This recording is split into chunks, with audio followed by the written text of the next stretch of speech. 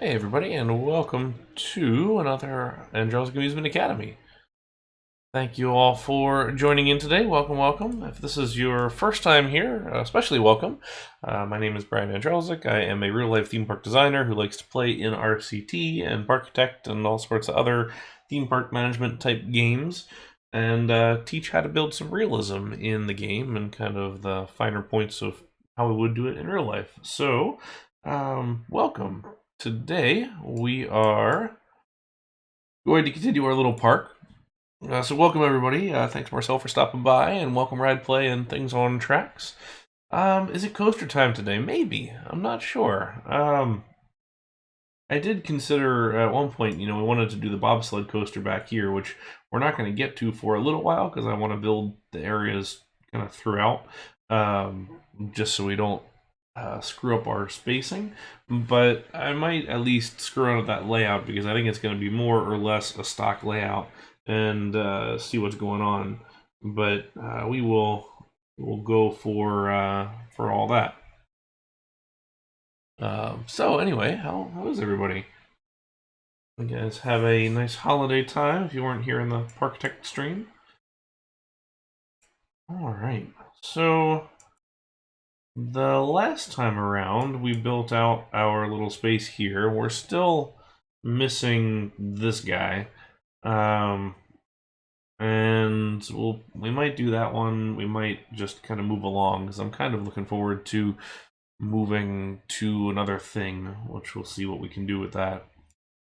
Still can't believe it's 2022. Yeah, it's. I feel like 2021 kind of at the same time as it was kind of dragging it. Man, it flew by. We also have this little. I kind of want to call it like a no man's land area because it's between the Salem area and the Boston Harbor area, and it doesn't quite have a space for it.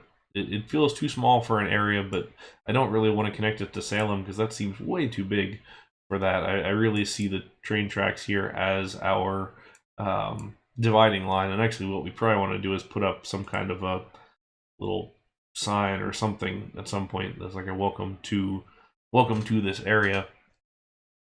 I do kind of like the idea of this carousel being like a Paul Revere's ride kind of thing, which for anybody who's new here to this stream, we're doing a colonial America type theme.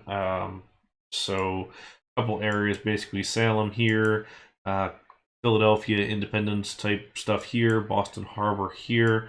This is like a Roanoke Jamestown village here, kids area here. Gateway to the west, so like a St. Louis here.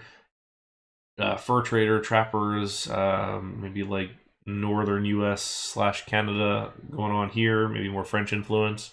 Some kind of a Native American village settlement here, and then across the way, like a Lewis and Clark expedition type thing on the other side. So those are our areas as far as they're concepted right now. That said, we might have some more things going on as it continues through. So naturally, we were kind of thinking to move to the Philly area next. Although I'm kind of on the fence about that, and maybe going towards this one and doing a Boston area. I kind of also want to build this bridge here today, which I'm still on the fence about what this wants to be. When Belgian guy was here a couple streams ago, he had suggested a nice covered bridge, which I like, but I don't quite feel like this is the right space for a covered bridge. Like I kind of want to put that on the side, maybe, and maybe that's here as we go into Boston. Maybe that's our entrance into Boston.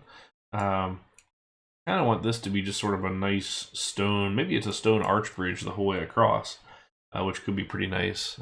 We could use the half diagonal, the half slope, and get us a little bit of an arch up and over top, maybe. So let's see what we can do with that. Maybe that's where we start. I also feel like this maybe ought to be a little bit bigger as far as this goes.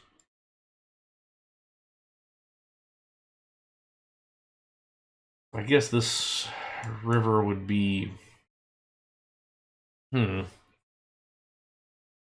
I don't know, I was initially going to say the Mississippi, but perhaps this one here counts as the Mississippi if this is St. Louis and this is the kind of across the way. This one is, well, this would be the Atlantic, I guess. Ocean. I guess it doesn't necessarily need to have that.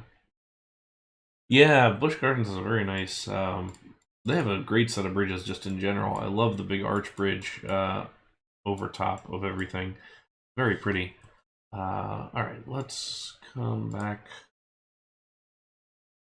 a little bit with this. Now the question is, do we want to come straight across here or not? We still haven't quite figured out what this area becomes, and it will be nice to sort of to try and figure out what this area is. Like, I don't want to put anything too big. Like, I don't want to put a show building. And we have our train coming through here. I thought about like a little living history type museum, but I honestly think this whole Roanoke area might become that rather than this. So I'm not quite sure what goes here. Like, it might be a collection of shops. It might be a little garden. It might be a, I don't know. Feel free to suggest if it's connected to Paul Revere's carousel here. Maybe that's a start as well. Maybe we work on that today as well. Ooh, this guy's having some trouble. Leon M looking a little queasy there. Hey, Bear, welcome. Thanks for stopping by. How are you this afternoon or evening, I guess, depending on your time zone is.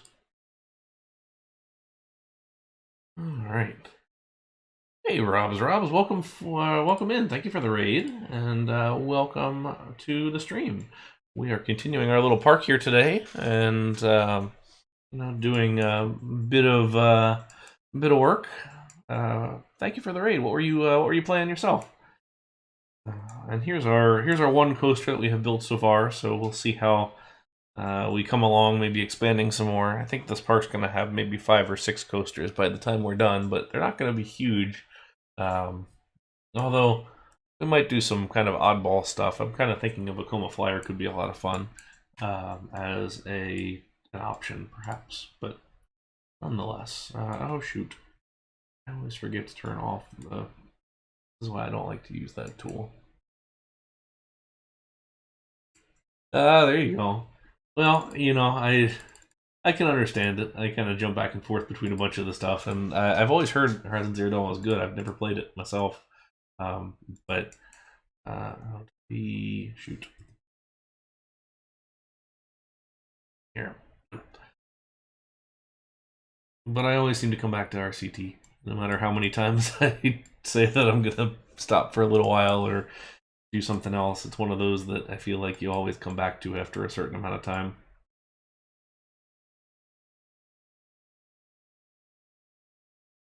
We'll do the unbanked turn after the turnaround. Oh, here? It's a little fast, but it's, I don't know, I feel like it's appropriate for a CCI type coaster. We're at 27 on that one. Let's check what our speed is. I think if we can be around 30, I'm probably fine with that. Because there's some fast stuff. If you go watch the POV of, oh shoot, what's it called? The one at Funtown Splashtown in Maine. That one basically first drops into an unbanked climbing corner, which is just absolutely wild and surprisingly okay.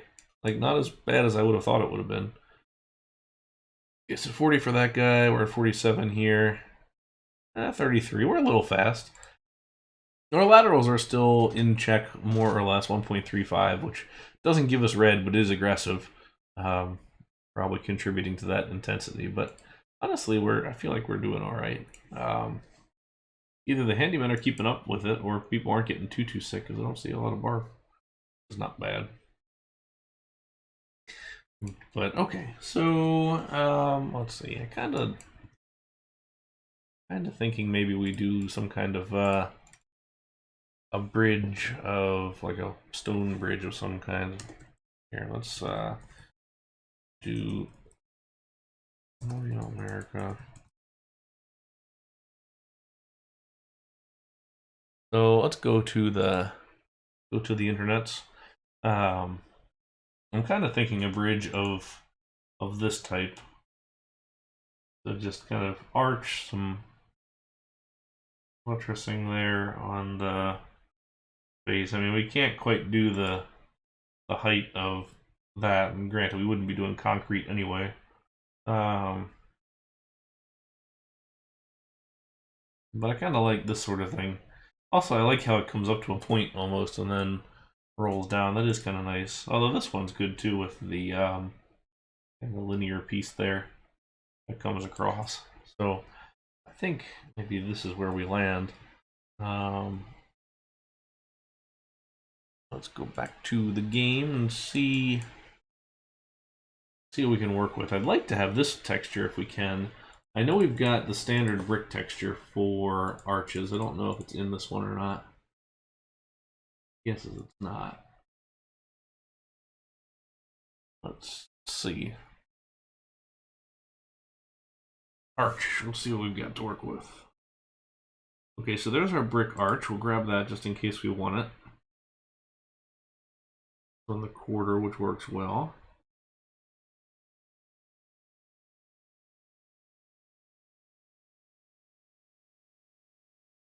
A lot of diagonal options, but I don't really like the diagonal bridge. That's not going to do it for us. We can get a lot more detail in this way.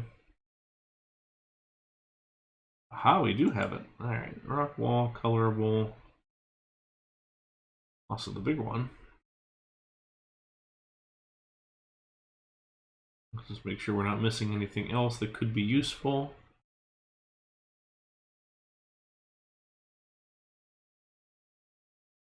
Remember some of these. Having the ability now to select so many different objects is nice, in the fact that I wouldn't have known about a lot of these things prior, but now that I'm actually looking for them, it's kind of nice to see it all. Okay, oh, we did grab those half diagonal walls. Thankfully, we don't need them here. I'm just gonna find it. Okay.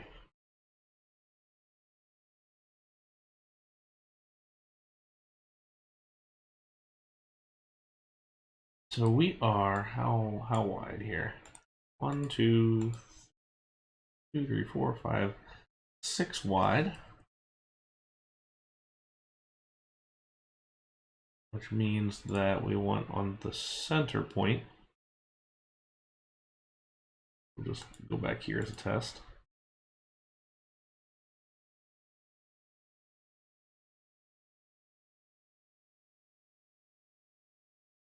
Okay. Or we can do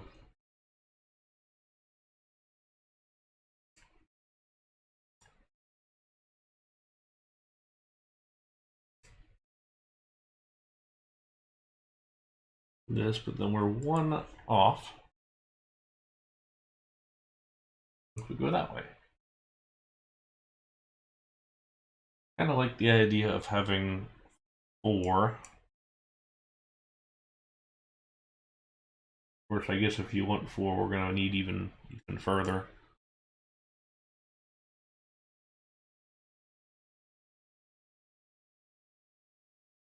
We might just have to screen one side, because I don't really like the idea of it being lopsided, because we'll have our kind of bearing points here. So that one's off, this one's on. The other question is getting up to our slope. We probably do want this to sit a little bit higher so we can have a little bit of a break there. We want it at least to be too high, I think, which means that we need 2 pieces of slope. Where are they? There. These will just be a stand in here, which means that I'm going to want something of that variety, I think.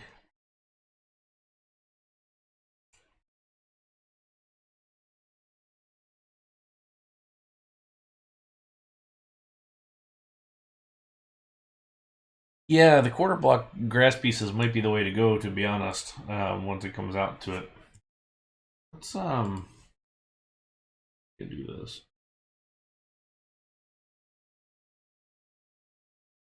And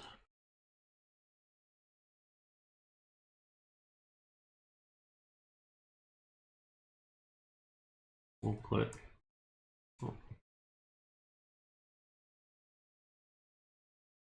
We'll expand our bridge here just a little bit. We can get a little taller there. I do like larger bridges as far as the game goes.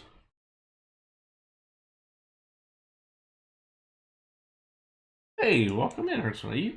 How are you? Having a nice afternoon, hopefully.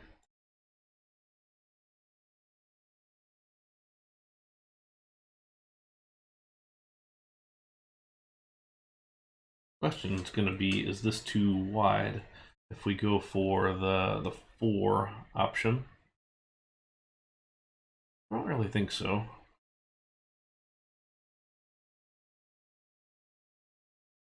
Maybe we do expand it in the middle. Do we have a triangle worth of this? Sure we must. Okay. Liam's objects.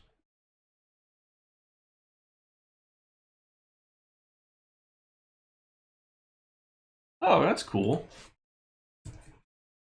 Sounds like a lot of fun. A rock.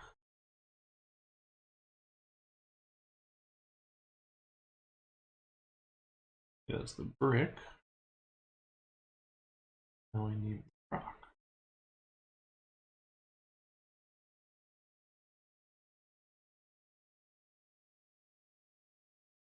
Urban brick. There we go. Oh, might as well get both of them just in case. Okay, so this will let us make this a little more dynamic, maybe.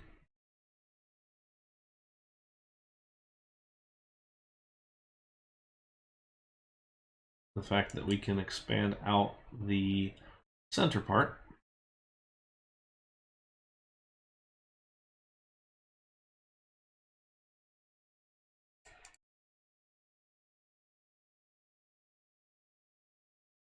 So it's a little bit more viewing space. Go.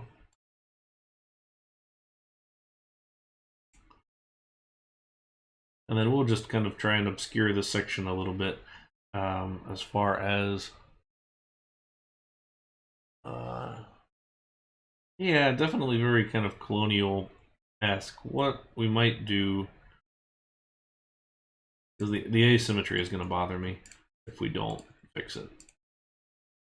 So let's, if we're going to make a space, we might as well make it in the middle. Of course, I could have easily done some half diagonals there, but let's not ruin things, shall we?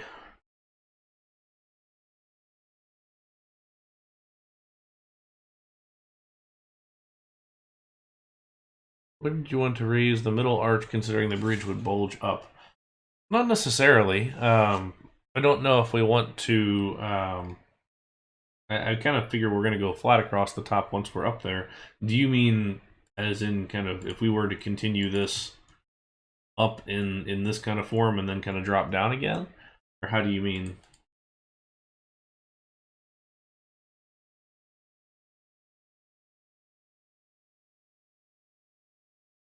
Use the 2 height pieces here.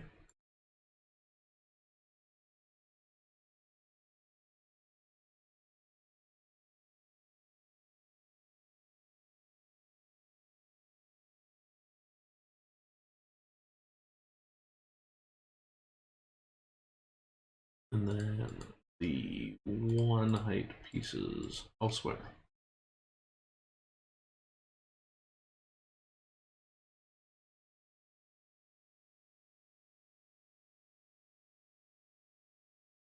Would be the basic elevation of our bridge here.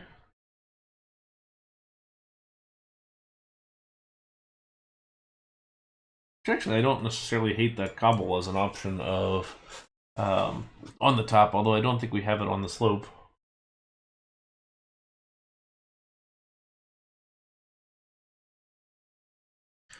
What's the time of? I don't know. I mean, you look at let's go back to our source here for a minute.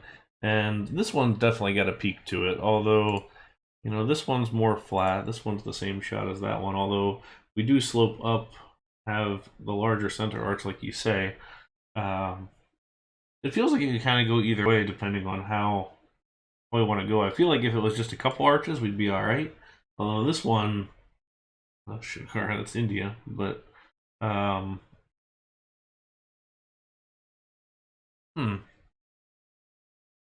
I feel like we can go either way to it. My worry would be going too high up on the slope. If we had brought this bridge in a little bit, I think it might work um, as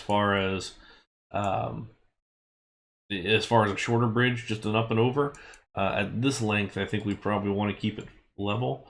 But what I might do is that sort of method. Maybe it's over here or something, um, and see. But yeah, you're right though. You know, certainly time it would fit as an option. Um, I think when you get into it, as far as length goes, you're not going to have that sort of breakout as far as. Sorry, let me organize my thoughts. I'm rambling. Um, when you have this length of a bridge, I don't necessarily think you're going to see that peak the whole way across. Now, I could be wrong. I'm not exactly a bridge expert, although I do quite like bridges.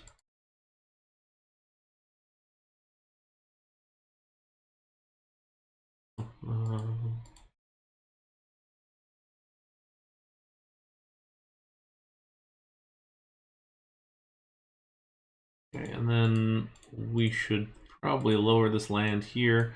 We'll put it back with some land slopes.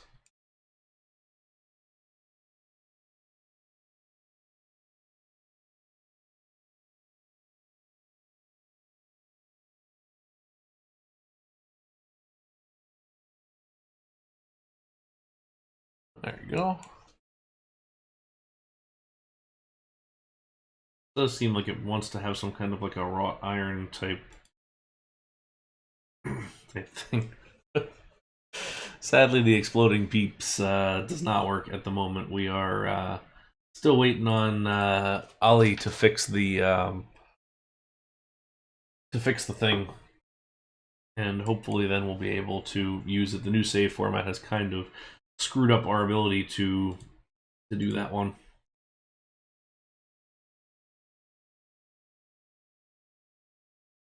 You got it.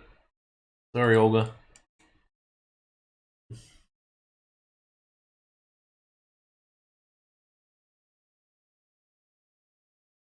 Well, there we are. Too bad for Olga. And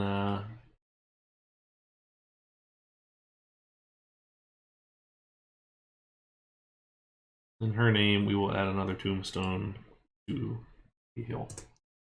There we go. That's Olga's tombstone. Sorry. Send condolences to the family, like a free set of fast passes, and we'll be alright.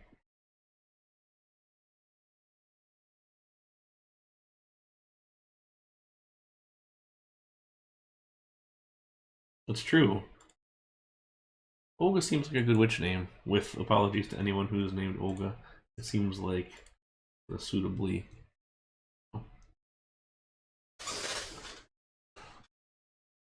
Maybe one of these things over here is Olga's Cantina or something. Not only give the family fast passes, we will name a restaurant in her honor. Don't ever say we weren't a generous park.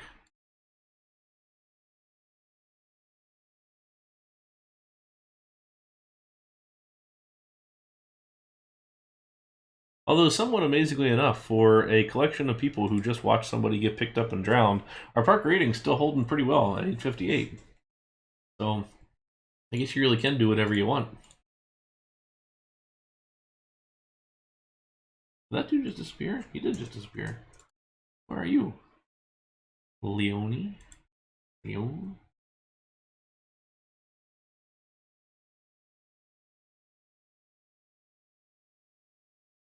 There you go.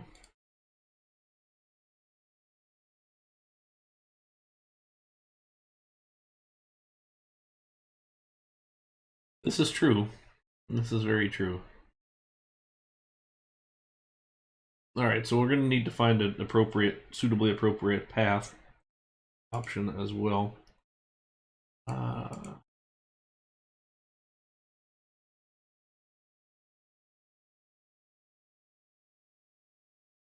If we do want to stick with solid slope here. Oh, load there.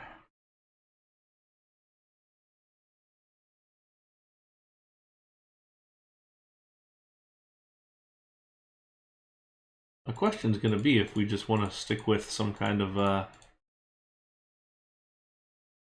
covering here. I don't think we want to, because I'm not really feeling this at the moment as far as a covering goes.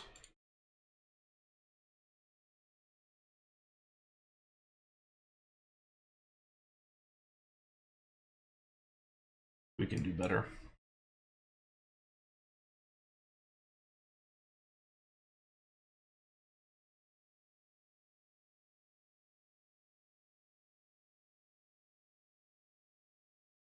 Alright, here's the question. Do we like this diagonal bulge out that this bridge is doing, or would it make more sense to continue this kind of straight across and then just have it bulge out right here in the center only? So it would basically be this shape in total. What do you guys think? Straight across and then just bulge it out right here in the front. We could honestly do it as the triangular pieces, perhaps. I worry that it looks really odd, and especially here when we have this, the isometric isn't helping things there. The bulge is just for interest more than anything. Sounded really dirtier than it should have been. The bulge was just for interest. Okay, then cool. Let's see if the single bulge out looks worse or not, and then we'll decide. And if not, then we'll just go straight across. I do think we'll need something there to indicate that the two pieces in the center is not just because, even though it is just because we want to be a little bit anal about symmetry, a little bit.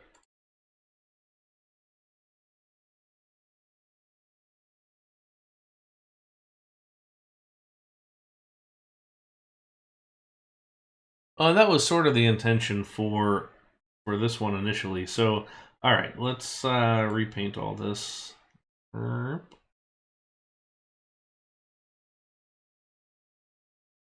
4 wide bulge. I think that would be too big. Also, welcome, James. Thanks for coming by. How are you this afternoon? Let's find out. Let's at least build this up as we would. We know we're gonna have to do this anyway. NCSO prison wall corners. I don't even know what object that is. Find out. Is that expansion object?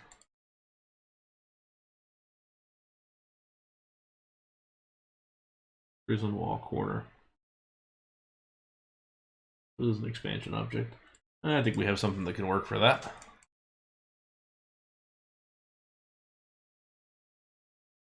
What happened to my selection? Go.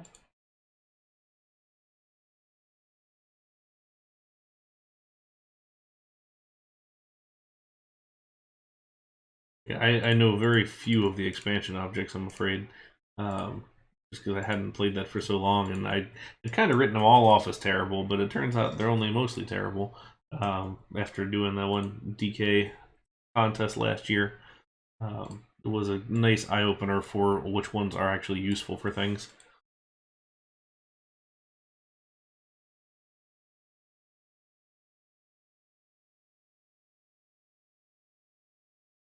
Okay.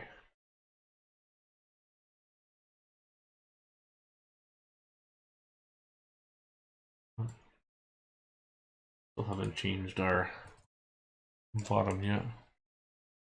Yeah, the skyscraper corner I did use a lot in my entry, which I guess makes sense. All right.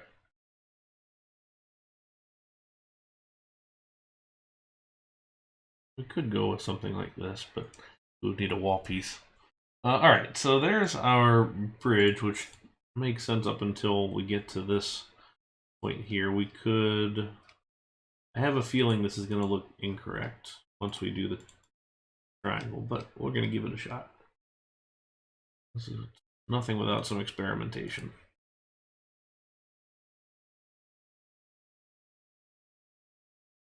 I actually don't hate that. I actually really don't hate that at all. And I feel like with just putting a railing across there, that could look okay. Thoughts? Concerns?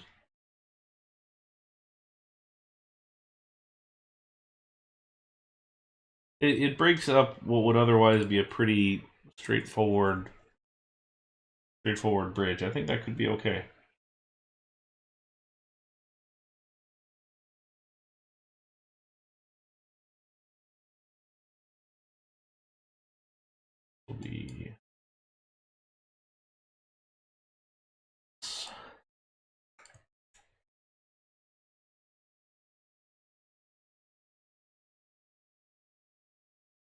Yeah, something a little darker or more warm could help break up the coldness of that whole thing. All right, get ourselves a proper slope now. We have the light path.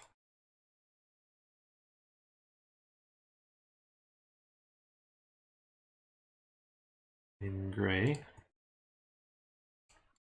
Let's see if that darker gray that may match.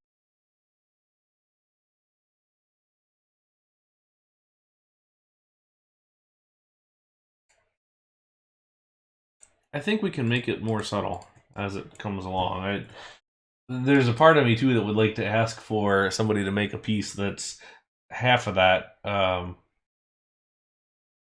like right there, perhaps, but I don't know. But I do think we can. I think we can dress it up. I think we can make this work.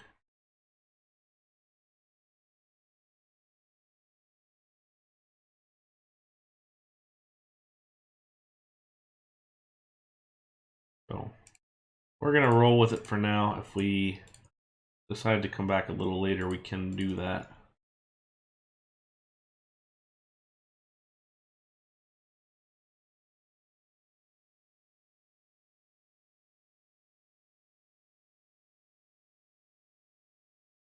Roll corner to the other pillars. Was it centered on the? Let's take a look. If it is, I will probably have to ask for somebody to make that for me as a custom object because I don't want to use expansion objects in the park. But okay, so it is on the edge there. We can. Octagonal corner piece is not bad, but I don't think I have the roof to go or the fence to go on top. I know which one you mean, I believe.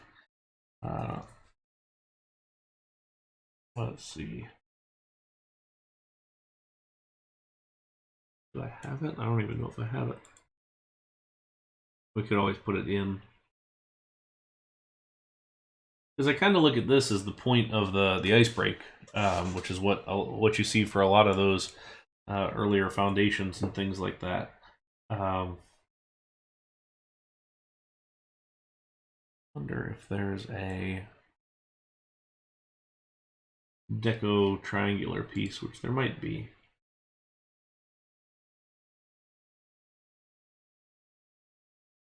Basically this in the opposite direction.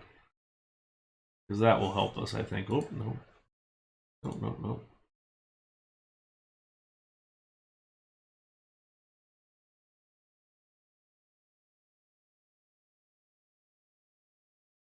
There's a nice little trapezoidal piece, but not quite on the tile where we are in the space where we want it to be.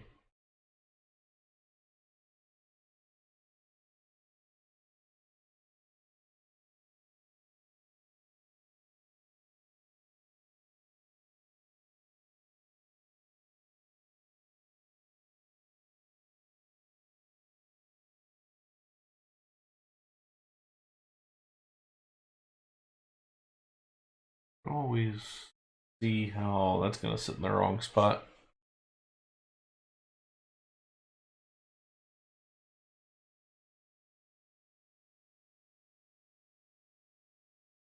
We're just a little off kind of your standard grid stuff. Because that's got the triangle we've already used.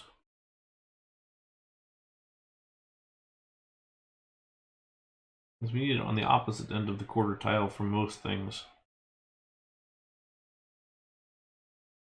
Anybody's going to have an extreme well. Actually, let's grab these trim pieces too. As we'll grab them both.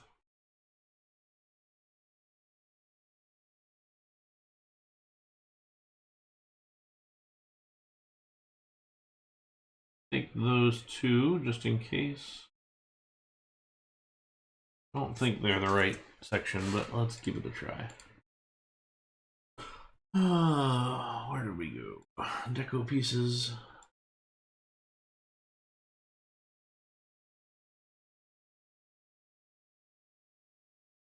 These are the colors so I can actually find them.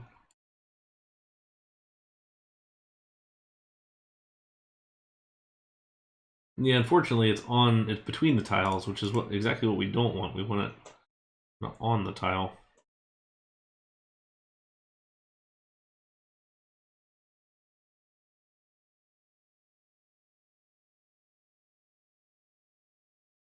Which I feel like that could be, if you guys see what I mean, basically replicating this on a single tile here so that I can just bring it up. Probably not even the whole way. Maybe it's just to a certain height here, and then it will sit better, I think.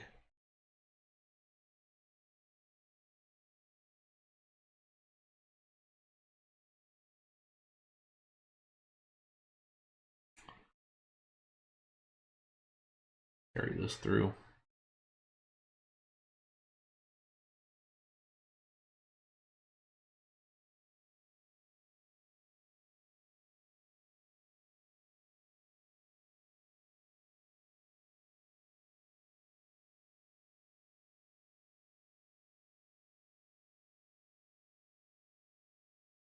Okay, let's bring him to bottom. Interesting. There we go. I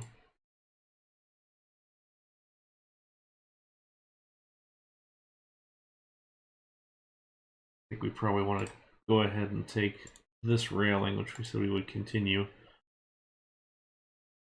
across the whole way.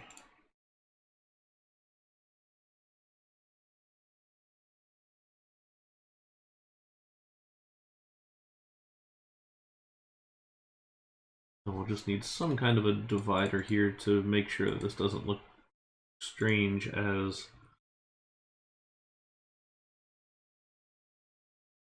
basically one brick of color turns into another brick.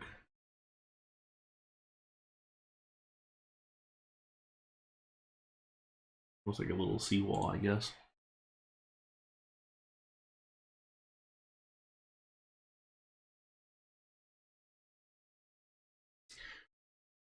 Interesting enough, they don't make this on a half wall, which is kind of what I was thinking about using, although it'll probably end up being this guy.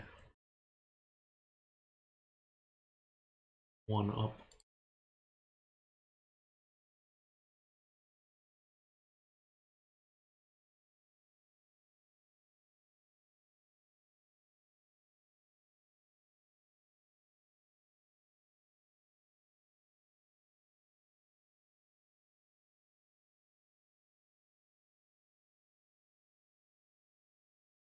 Next question become what actually sits in that piece there, and also does this quarter piece come, or this deco piece come in this texture? We'll look for that real quick.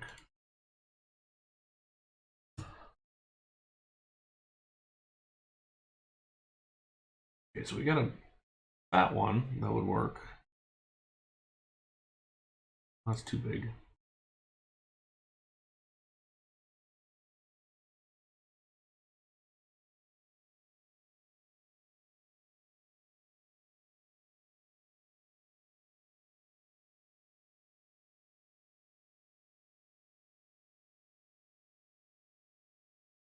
I can try. What is this called? That's called a deco block. This is called rock. Let's. Maybe they didn't tag Liam on it, and we can find it that way.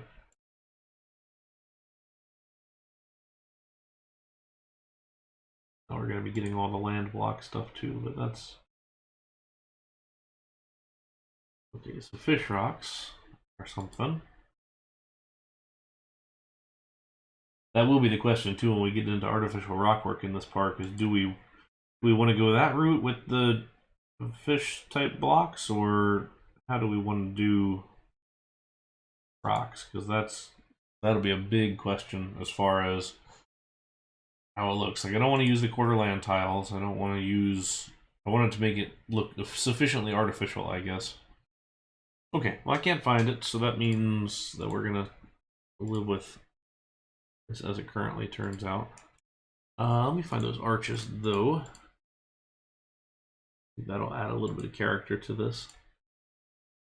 Assuming they sit right.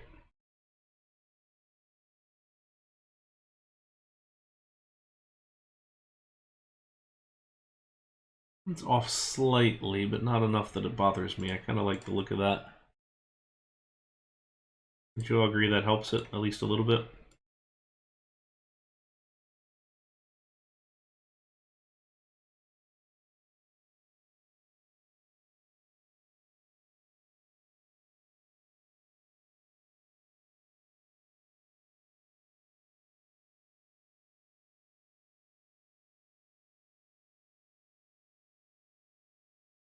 Okay.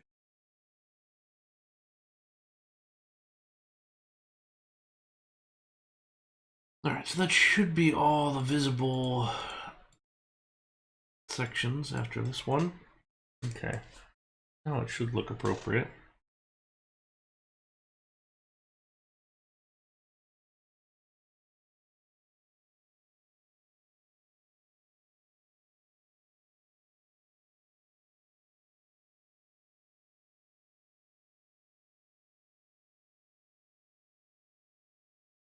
Oh yeah, sir, welcome.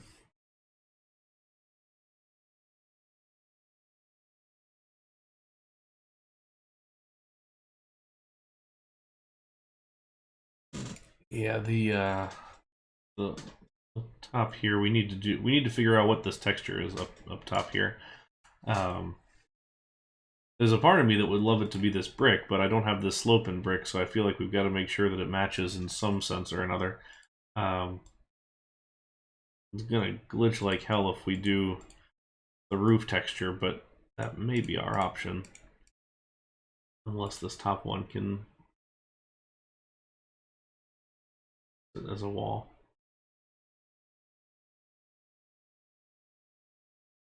Let me look at that one more time. MK98. You haven't missed too much as far as building so far, because we've just done this bridge. We've built it, I don't know, 3 times now. Is this number 3? Feels like it.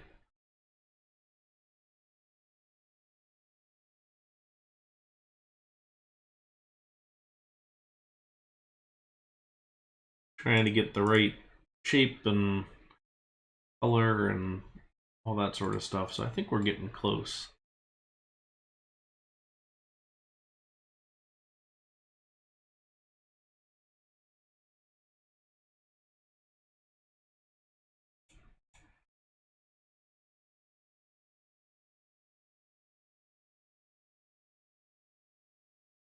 Yeah, that should be.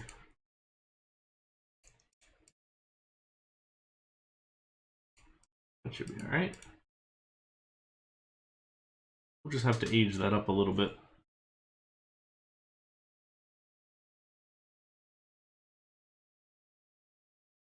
Now we could just put a thickness on this wall.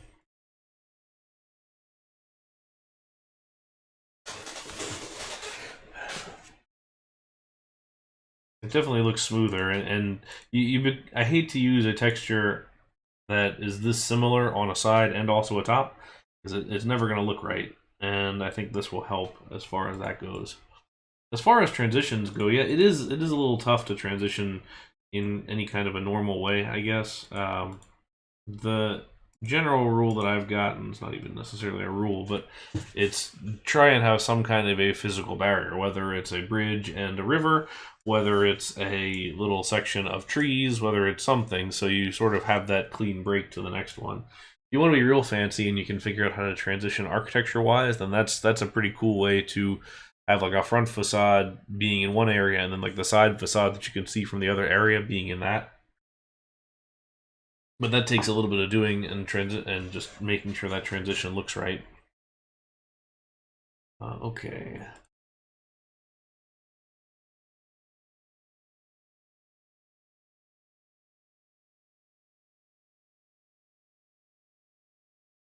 So one of the things that I was trying to do this last time was find over on this archway here, was find a lamp that sat perfectly on the crossing of 4 tiles.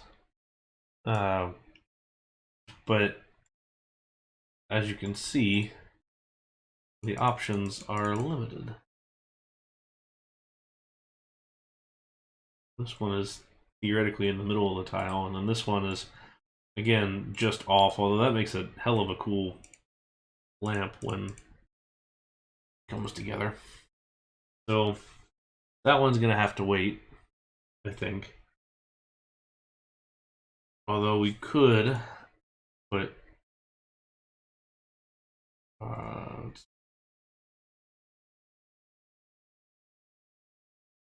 put it kind of here and here, but let's we were to do this.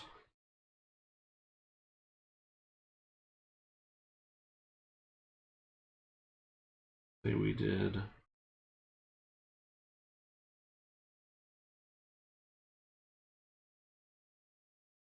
that's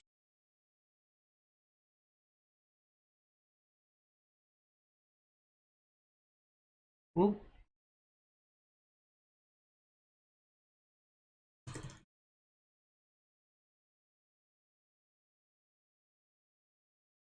There we go. We're back.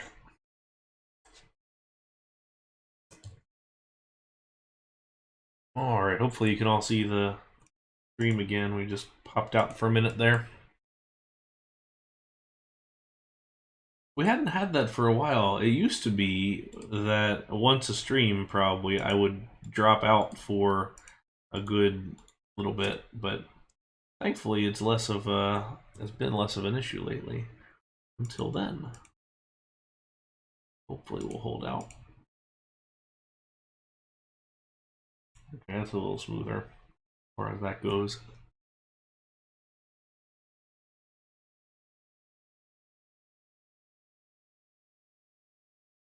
We're doing the double layer just because it adds a little bit of thickness, not a whole heck of a lot. And I'm going to grab this trim piece right here in the dark gray.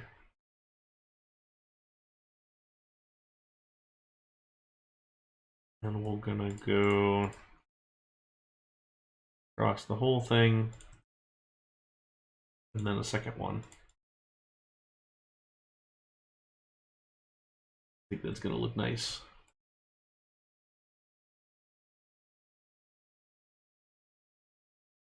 We don't have this piece on the diagonal, but alright. What we do need to figure out at some point is what happens on these transitions. Does it step down? Because we definitely don't have these pieces on a slope, at least on the shallow slope. So what we might be doing is we might be doing this, which I don't hate, to be honest.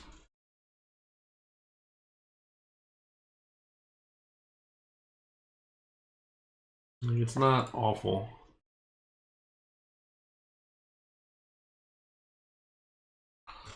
That is pretty noticeable though, that particular piece there.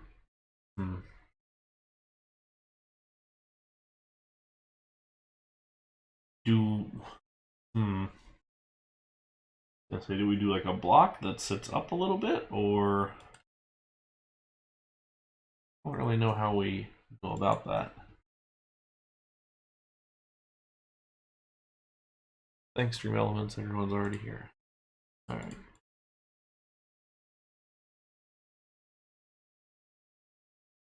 And this dude is eager to get over to something else.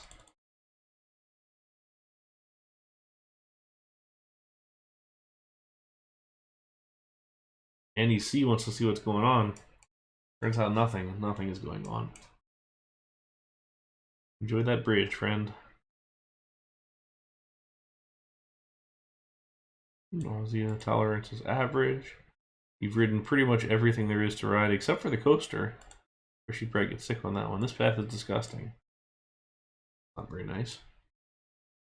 Oh, it is disgusting, isn't it? Well, there's only 1 or 2 or 3 or... Oh, yeah, that's fair. That's a fair criticism. We'll hire some handymen later. Or now.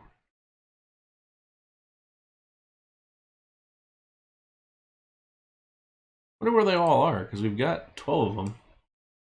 They better not all be down over here. Anyway.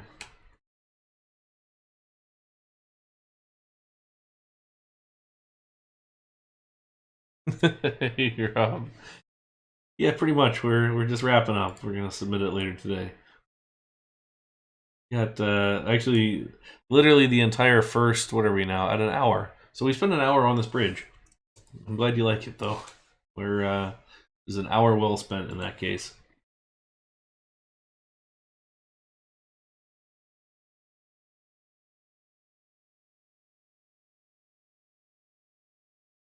Just trying to add enough little details to make it less kind of samey across the board.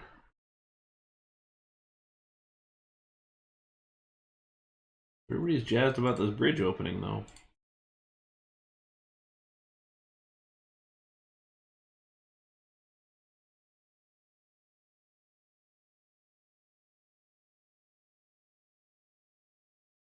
There you go. So the idea would be that this is your nice bridge view across, which is why we did not do the covered bridge, because I feel like this feels like a nicer, more regal transition for... I don't mean regal, but just a fancier transition into Boston that feels more appropriate. We are ADA compliant on this, except for this queue. Although actually, no, we are, because we've got the ADA lift right here on the side for the coaster, so we're doing all right.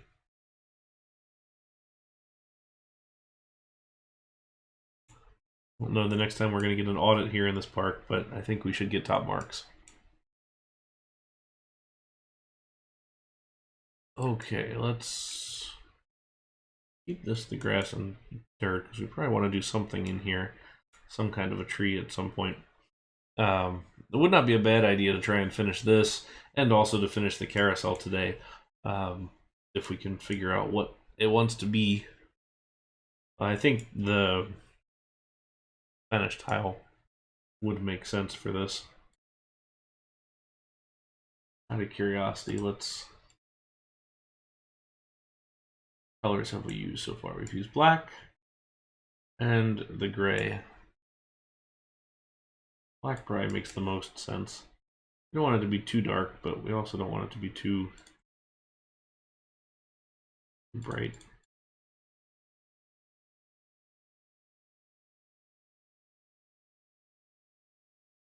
Question is going to be, is this the right height, or do I want to go one higher?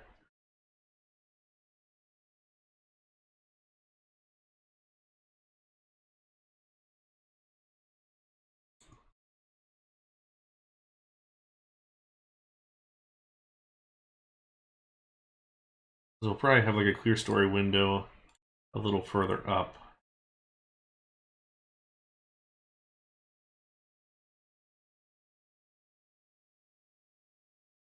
Which we could always do that as a square.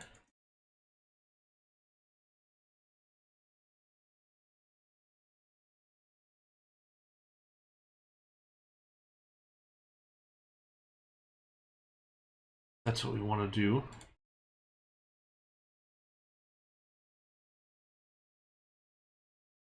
Oh no, I do like the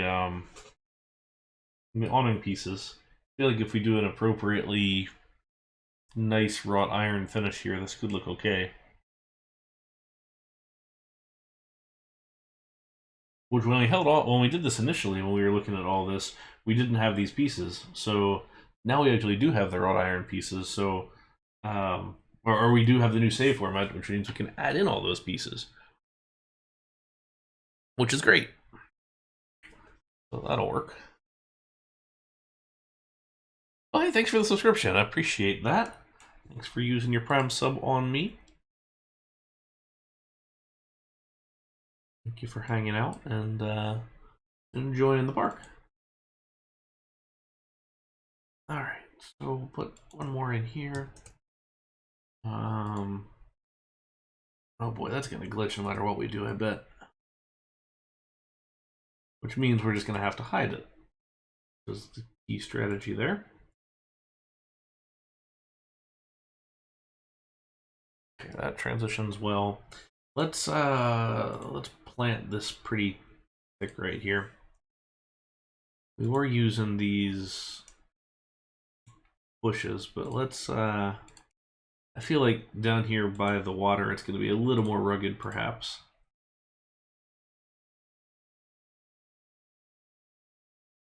Especially as we head under the bridge. It really is a nice fence.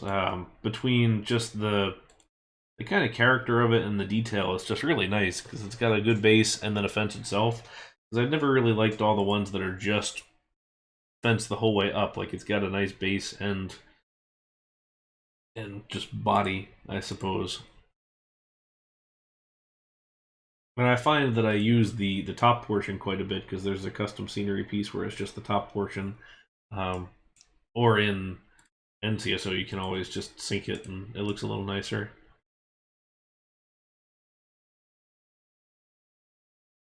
Uh,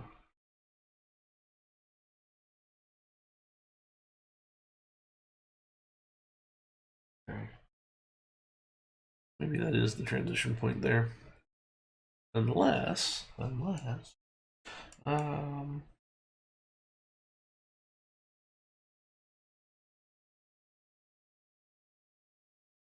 too big, it overhangs.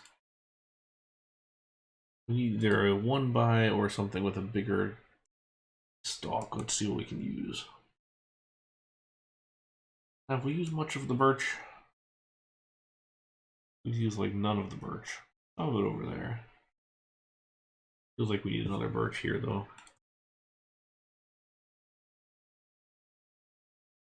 This could be a nice spot for a tree at least, just to give us some space. And would it fit a larger one? Yeah, I think so.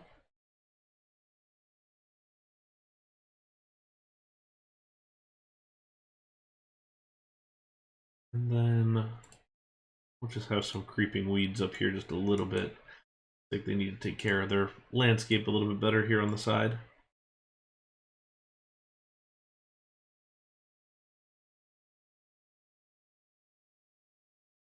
Take this, move it up or down.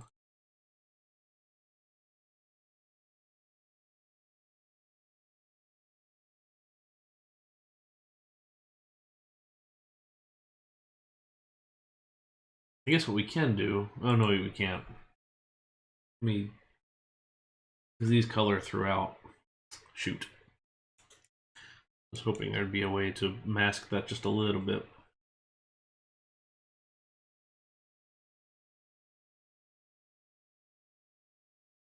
Probably should continue this type of dock type fencing out onto this one just to make sure that it matches. And we do still need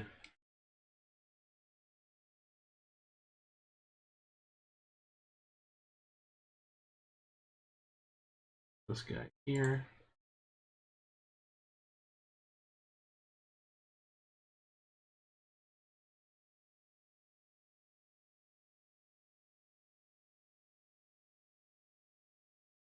reorder all these. Done. Okay, so there's more to come detail-wise on this. We definitely need some additional options. It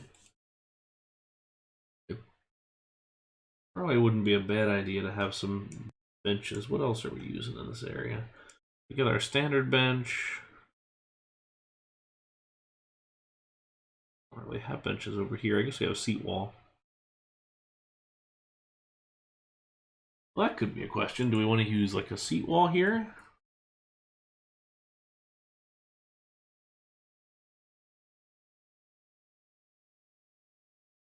I feel like that's just going to give people something to stand up on and jump off. Or just to stand up on in general.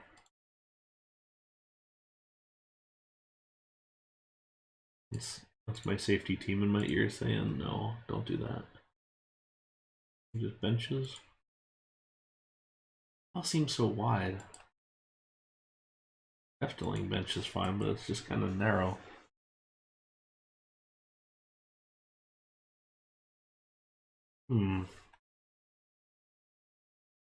Versus these.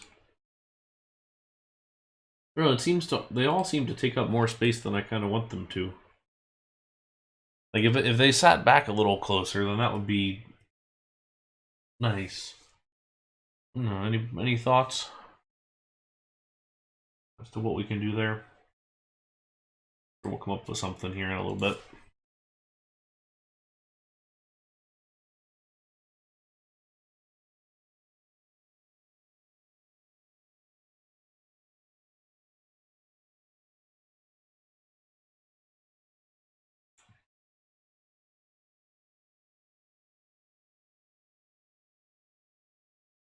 What I might actually do is this sort of deal again, like we did here, and copy it over to this side.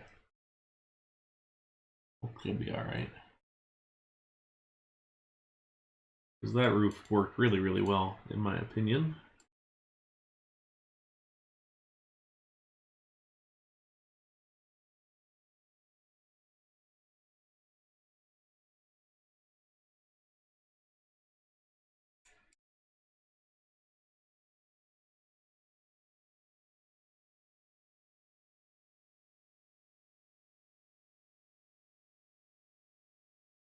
Okay, and then if we want to do something like this one, we can copy the same general architecture with trim pieces on all the sides.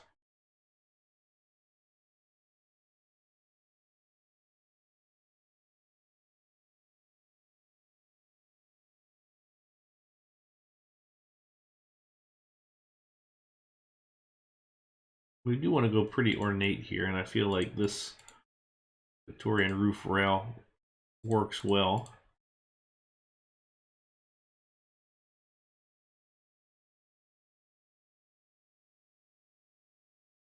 Hey Mav, welcome. How are you? You COVID free at the moment? Or are you still going?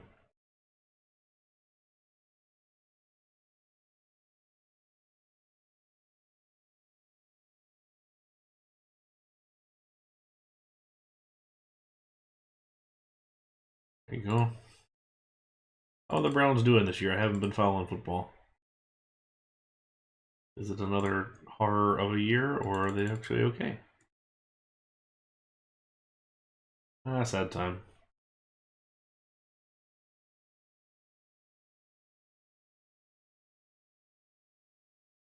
There you go, that's the right answer. Haven't we all? Okay. There's that. And we can put a nice little covered roof on that, perhaps. See if you want to copy that architecture entirely. Uh-oh. Hopefully your internet is working all right now. It's not at all in the right spot. Damn.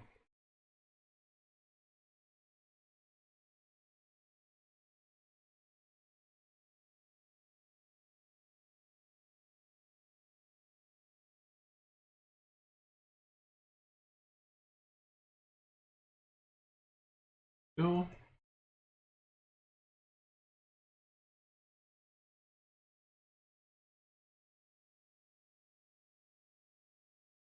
Then we just used a texture over on this side.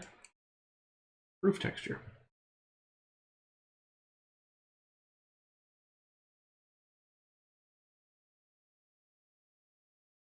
Suppose we can always put like a little dome on top if we want to. See what kind of dome options there are. Dome.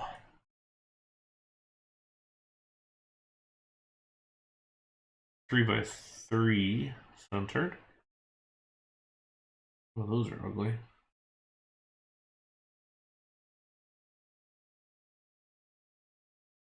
Arabian.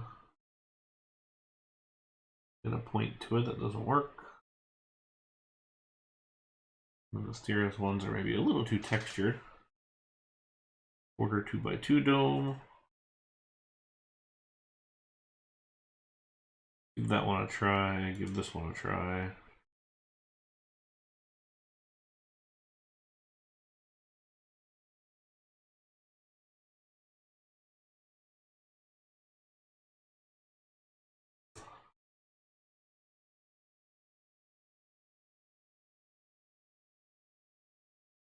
Our problem, as I'm just realizing, is this is in the center, so that's not going to work.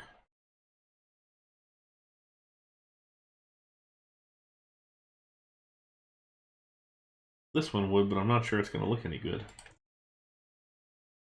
Yeah, that does not fit the architecture whatsoever.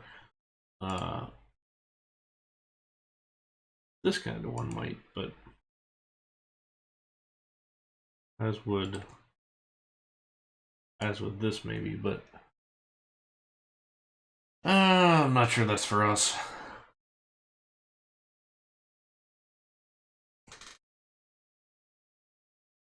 think it might be a matter of we do this and we call it a day.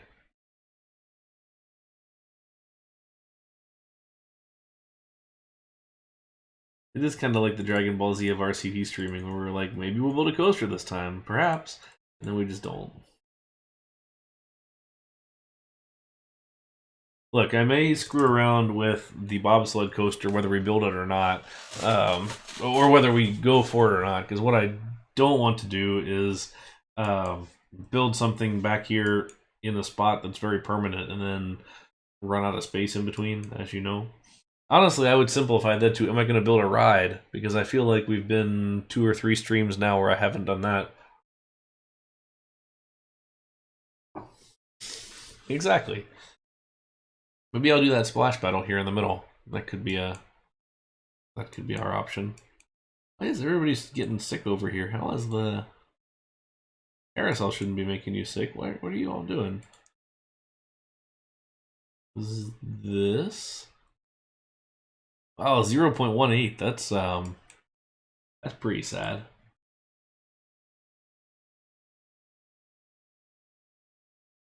All right, look. You're gonna I wasn't gonna put the areas down. I was gonna let everybody figure it out themselves, but you guys can't handle this, handyman, so because you can't handle it, now you lost your privileges. Alright, and then this guy gets to live here.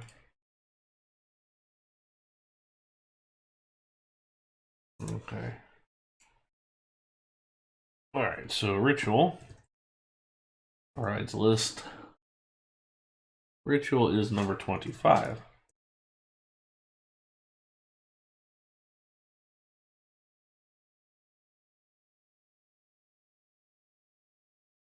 I don't know, 7 excitement seems reasonable for that, right? Nausea is awfully high on that one too, but I guess it is spinny, so. I do still want to redo the structure for this ride, but I figure that's maybe an off-stream thing, because that seems like something people would not quite enjoy.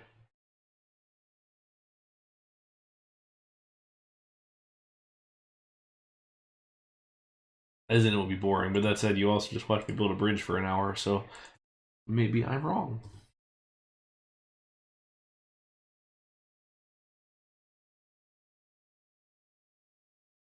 Come on. Oh, we're even zoomed in.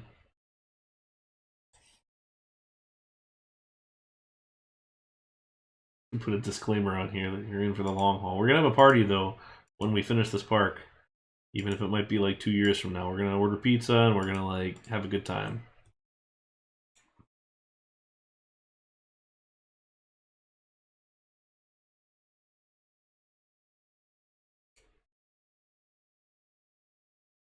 This will be the first fully streamed custom scenery RCT2 park, I think.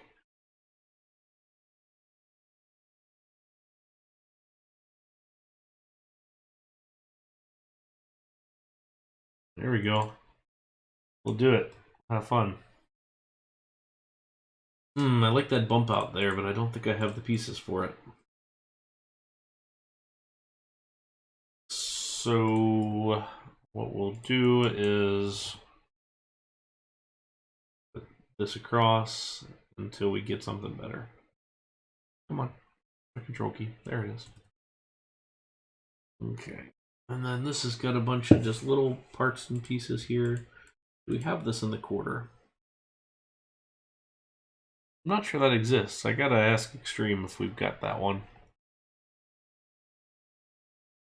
If not, maybe he will get it for us. We ask very nicely. Okay. Oh. So let's look at some arches. I think what's going to determine which arch we use here is which diagonal one we've got. Okay, so we have the diagonal with a little bit of trim in there. I kind of like this one.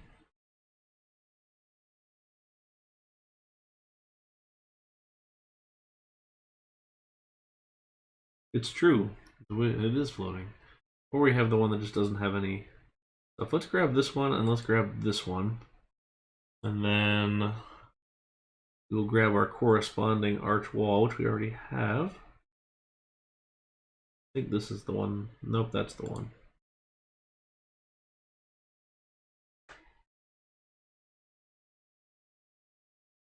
All right, decision time. Decision 2022. What roof do we want to go with? Also, do we want to go with like green and set it up like a...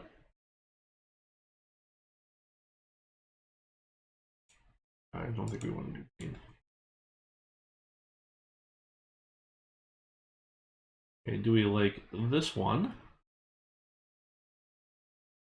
My other one. Hang on. Hang on. Find it one day. Where's the first one? Where'd the second one go? We got two. So here's the second one.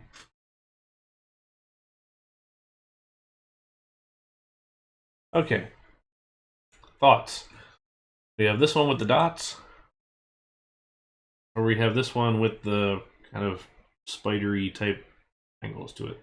At a distance, which is, I think this is standard game, you can still see that one pretty well. I think you can still see them both pretty well. So we'll call this one 1, the one with the dots, or the spider one for... We have 2 votes already for spider, which is kind of where I'm leaning to. Any objections? Anyone else? I think that may be the way we go. All right. Hey, J-Morph. Welcome. How are you this afternoon? All right. We'll do those, and then we've already got the corresponding piece here. Although we really can't see the side ones because of the awnings, but that's okay. We see a little bit of it starting, so we get the gist. Okay, now need some poles.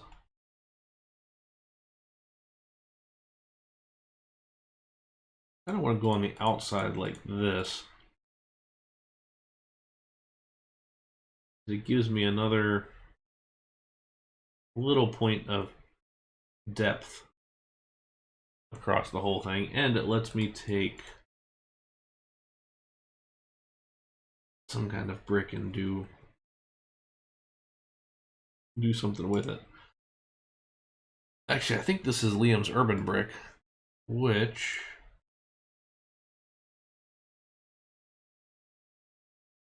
we don't have a piece for. Yeah. Maybe we do.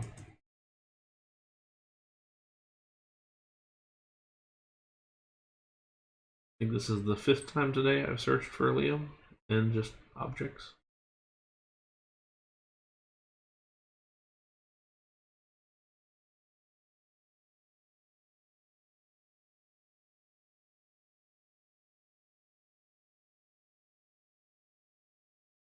You're required that any base block you make, you've got to make the corresponding deco blocks, diagonals, arches, everything. Make it all.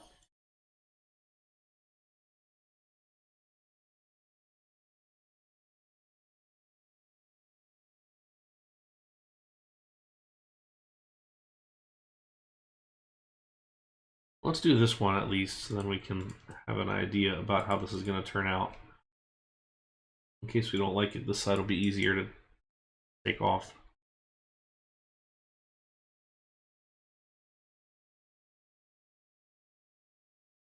Okay.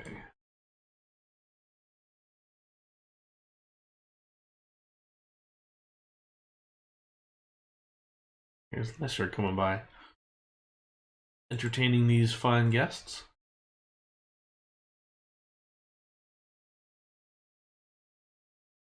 That is an offer, since we haven't done it this stream yet. If you are not already in the park and you would like to be in the park as an entertainer, a mechanic, a handyman, or a security guard, let me know and we will put you in.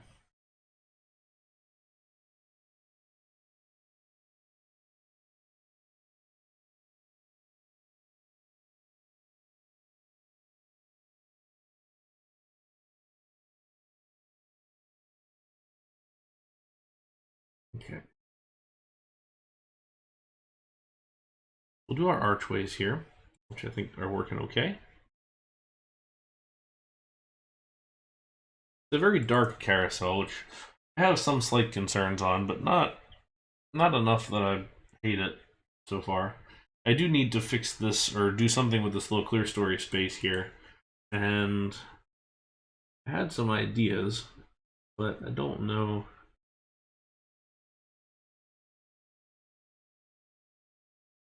Where does this go around?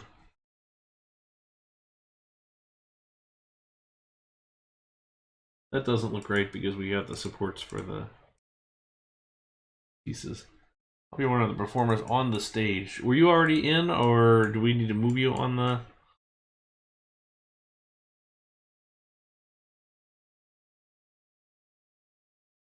stage? I don't think we did. Okay.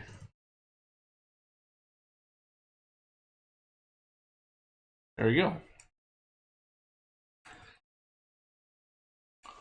I'll have some other stage shows as well, which we can toss in there later. I kind of wanted to do like stained glass along the top, but I don't think I have a good option for that.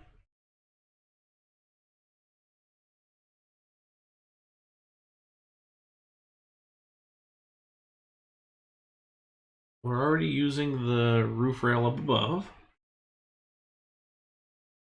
We're already using this down below.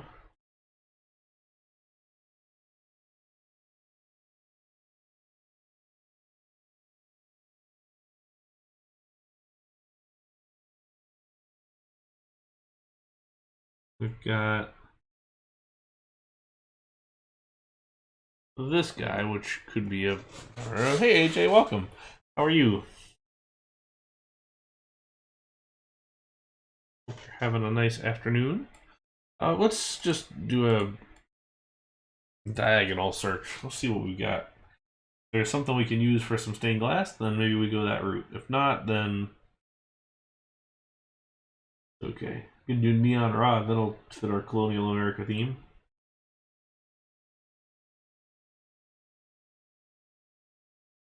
Paul Revere's Rise of the Resistance. Sort of fits. I like it. Yeah, some color would really be good if we can Make it happen. Diagonal trim. Grab some of that.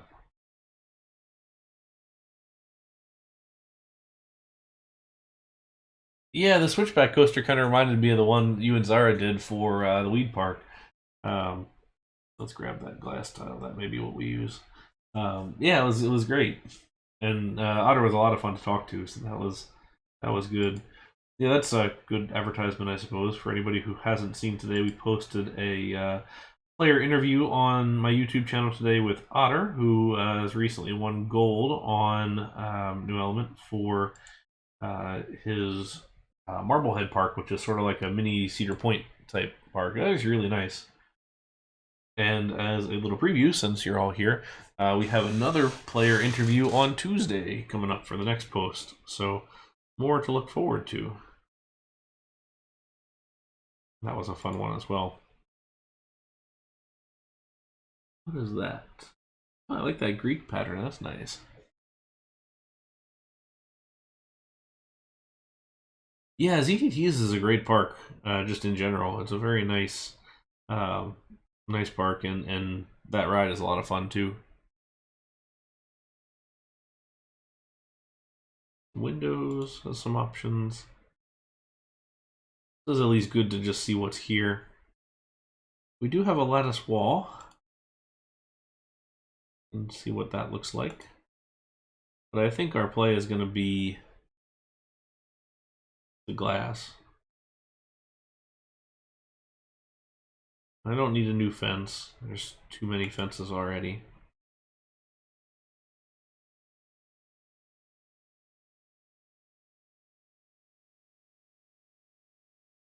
I like that LED string light though, that's nice.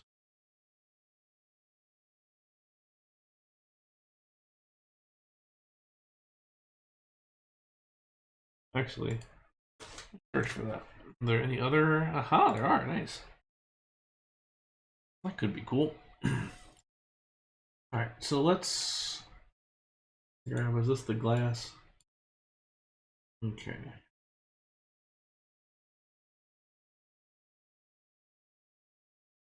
feel like this would be sort of almost yellowed glass.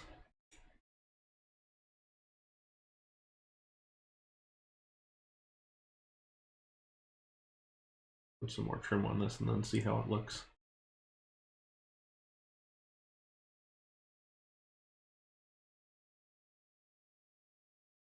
I don't know, does that look reasonably classy?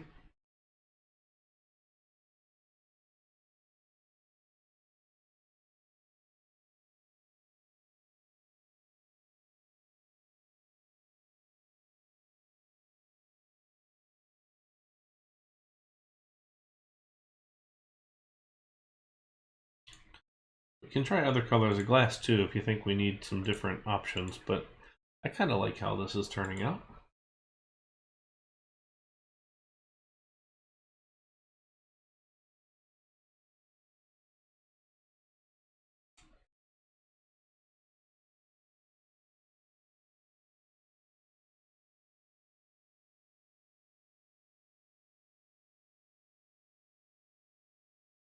And all that. And build our fences here.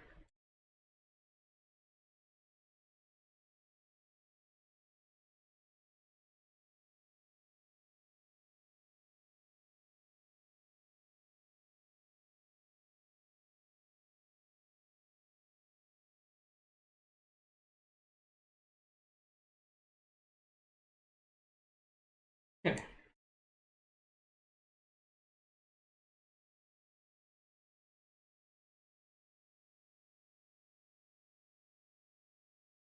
It is still a little spooky as far as the roof being such dark colors. Maybe we do change the color of the Spanish tile, just knowing that we've got so much black elsewhere on the ride.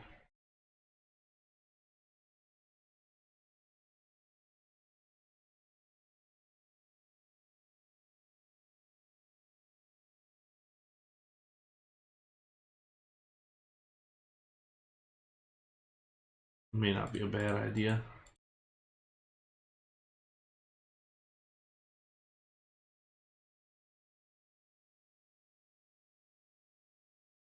It does, although I'm still not totally convinced as to which area this is.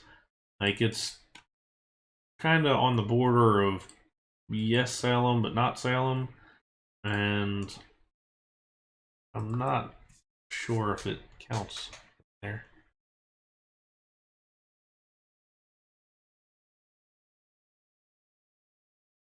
Half Salem. Half a witch. Just one. Let's see here.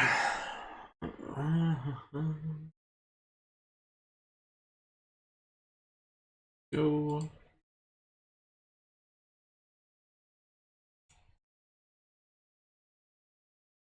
Okay. It's a big boy. I kind of like the look of it. I think it looks good with all that. We can try.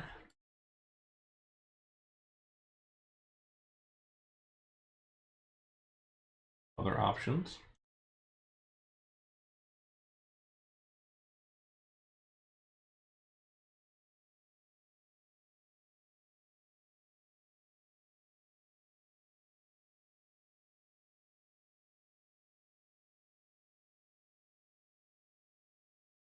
So there's a thought.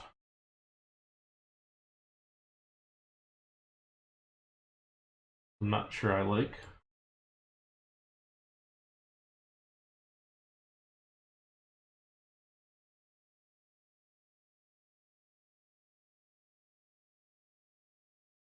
Here's a thought, which I don't dislike.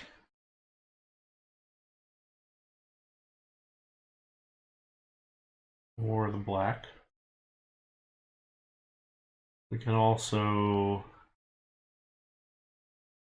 go the gray route like we did on the theater on the other side.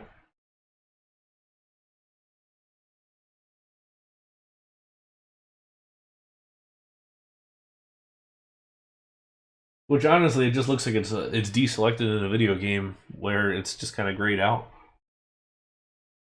Because I like this dark gray for some building materials, but then once you go across a larger span of stuff, it just kind of looks like the whole thing is washed out because it lacks the texture of the others. All right, so thoughts. Having seen all of those, we've got the black, the red, the green, this gray. What do you guys think?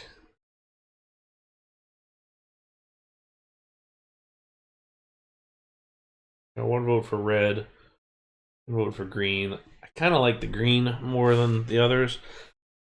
I'm not really sold. The other consideration is that we could go back through and make all the trim and the arches and everything else green, like the uh like just a iron that's patinaed. But I think we'll go green. All right, let's, and just to check it, just to see, since we did do the awning in that color, try the darker green, which actually I'm ooh that may be it.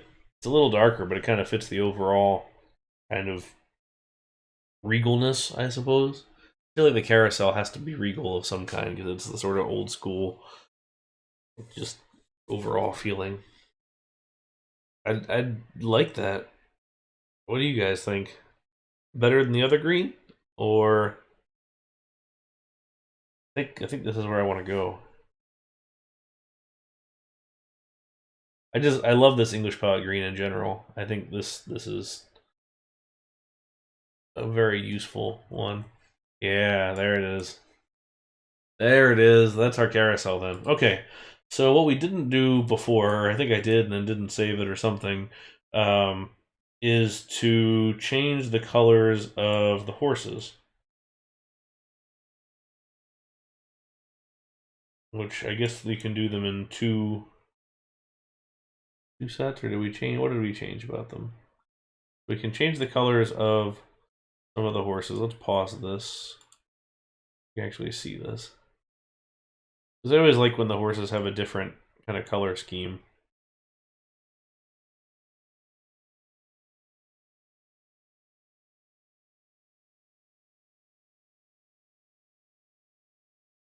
Alright, so we'll do... Alright, so we have light brown, white, black, brown. Maybe we'll do another white. We'll do maybe this like chocolate brown. And some different ones for the mains. 7, 8. Let's stick with that one as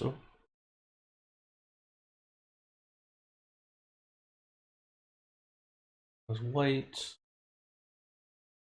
With a 9. I guess that's not. I don't know how horse genetics work, so I would imagine that if it's a black horse, they're not going to have the white mane like that. I imagine that's just a similar color.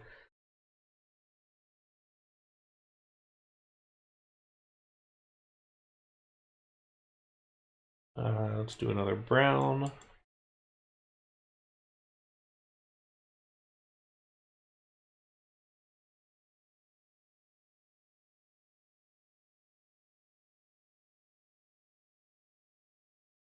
Then maybe we do dark brown with that. There we go. There we go. Now we have a nice variety of coaster.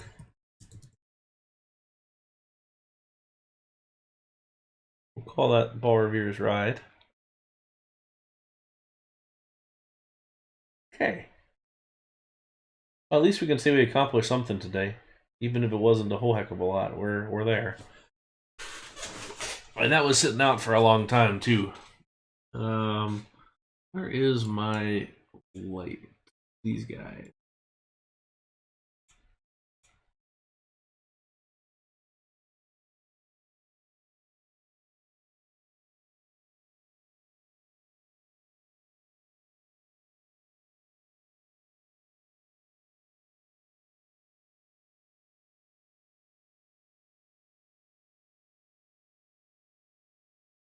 Okay, so we want this lamp sort of all along.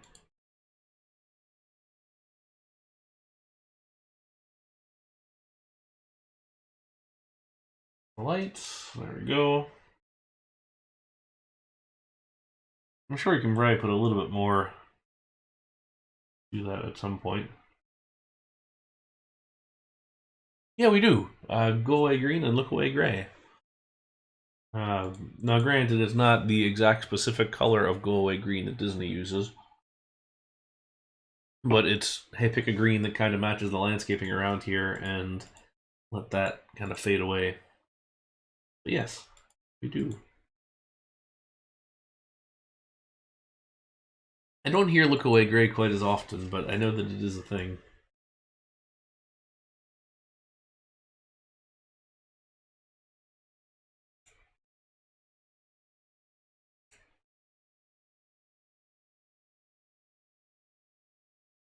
I don't quite know why I just did that, but it looks okay.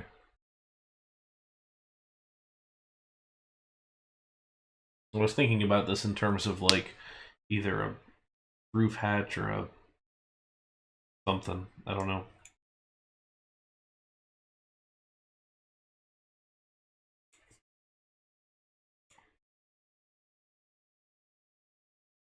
Ooh, very nice. You have to post some pictures when you're done with it. That new Poltergeist looks awesome. They did a really nice job with the rework. I do love what Jeff Seipert over there at Fiesta Texas is doing. They're really turning that park into something, which is nice. Okay, so we never did figure out what kind of benches we want to use here on the bridge, if we want to use anything at all. It feels like we want some benches, but they all seem to stick out a little bit further. So, I don't know, here we got 3 different types that I'm testing out. I kind of like just those regular benches over here. I think before I get back to Fiesta, I need to lose a fair bit of weight to get into Poltergeist. The last time I did it, that seatbelt was super short. And I don't know if it was just a matter of not being able to, or not having an annual done lately or what, but I was real close on it. And that was a lot of pounds ago, unfortunately. I like these smaller benches if they sat a little bit further back. Yeah, Jokers and Poltergeist are easily the two best of those bowls. I don't like the way that the Flight of Fears are trimmed as much as they are. But yeah, Joker's Jinx is maybe the best thing in that park. Maybe. Oh yeah, I remember you texted me when it valleyed. Oh, interesting. They might have redone the. AJ, were you too big for lap bar or for seatbelt? Because I was too big for, or I was nearly too big for seatbelt. It was the lap bar was fine. Uh, Maybe they redid the lap bars to match Joker's Jinx because I didn't have a problem with that one or the Flight of Fear. So interesting. And that feels good. So potentially, if I get to Fiesta Texas next year, maybe that could work. Right. So there we go. Look at that. I feel like this whole area would feel a little bit more complete if we went ahead and finished up the space there. I do wonder what they're doing differently at Joker's Jinx than they are at Poltergeist, because I don't recall ever seeing Poltergeist Valley or hearing about Poltergeist Valleying. So I don't know what the difference must be.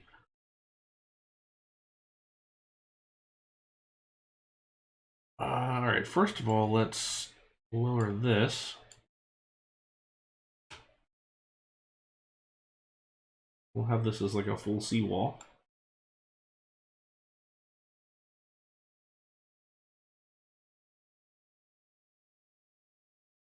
You know, just premiere things. Like the little tiny piece of track on Goliath at Magic Mountain that is there as a splice to fix up the end of the ride.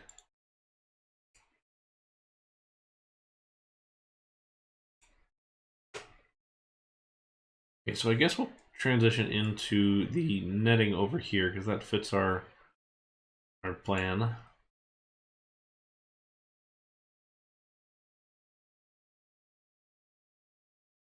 I don't think that this wrought iron and brick would look so great. Well, it doesn't make sense if we connected it out here because it doesn't really have anything to bear on. I don't know if I want to continue this post and mesh all the way around too. Like I think the Ferris or the carousel area needs to be surrounded by this particular type of fence. Unless you guys think that we ought to do something different with it.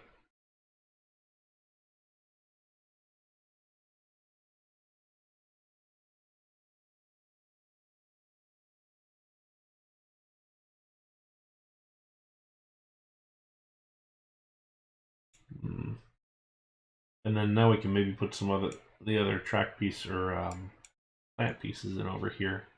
A little bit of trees on this side.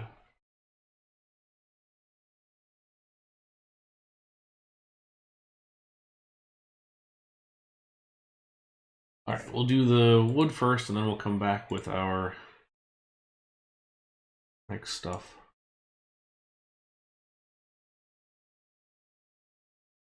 Oh, yes.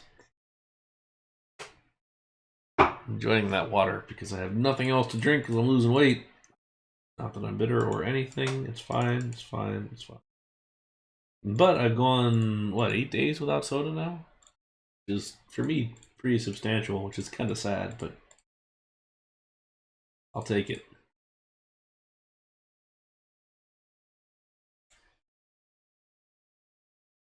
According to the scale, and granted, I don't know how inaccurate or accurate my wife's parents' scale was up in Detroit, but from there to what I weighed in yesterday, I'm down 5 pounds. I don't feel down 5 pounds, but maybe I am.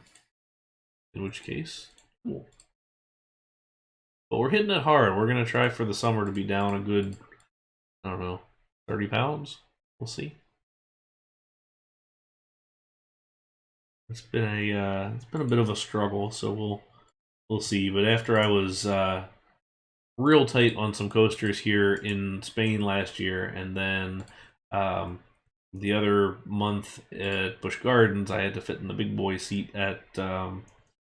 I was like, you know what? It's time to get on it. We really need to Need to get off the stick and lose the COVID. What was it? COVID 15, like the freshman 15.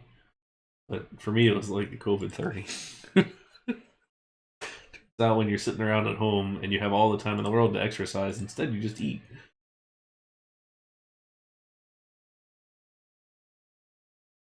That's how it goes.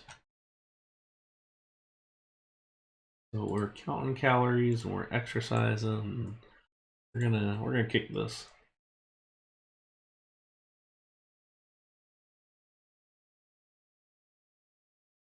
Oh no, yeah, I can understand it.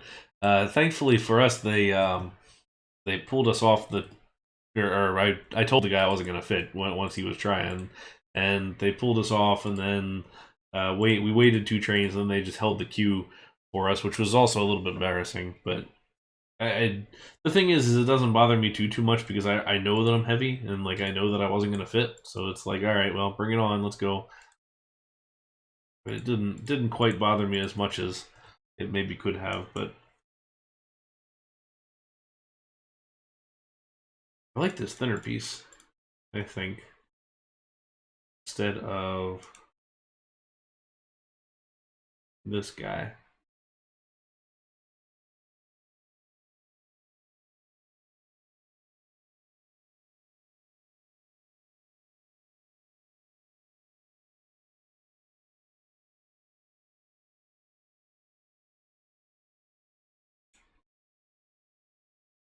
Get in there. What is it? Deco trim. Deco trim.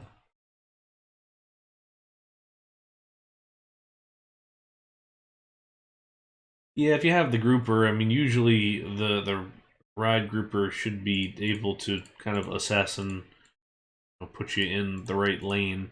I've gotten asked to try seats a couple times. The last time I had ridden uh, Hagrid at um, Universal, they asked me to try the larger seat, and I was fine with that. Or just try the test seat to see if I even fit, which I did, thankfully. Um, but yeah, yeah, the thinner pieces are great, aren't they? I feel like that looks a lot smoother, um, and kind of fits nicely. Uh,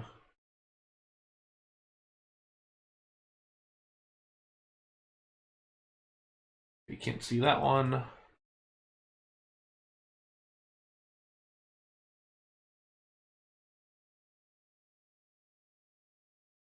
Let's see that. And then I'll just put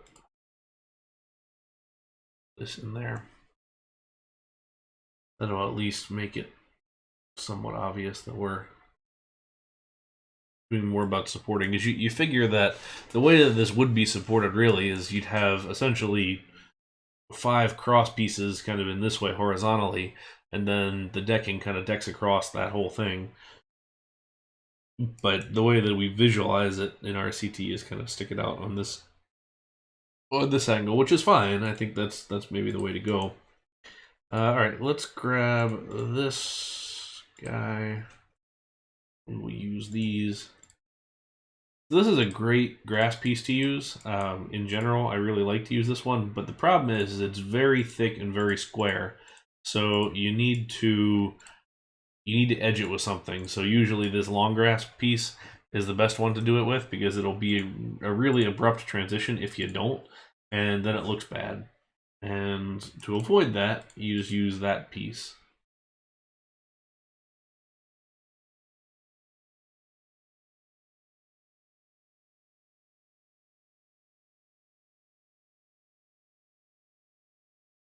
And the colors that you pick don't really matter a whole heck of a lot for underwater, but it'll help. Once we zoom out, we can kind of see, because you get just that nice sort of bluish glow. And granted, if you want to make it darker, you can paint them black or something like that. That's why I have the gray pieces on the underwater section of these cross beams, because it reads a little bit better. So paint one gray, one brown that's exposed, and it's just going to look a little bit better in general. All right, at the risk of all the guests getting lost, let's see what happens if we put this in.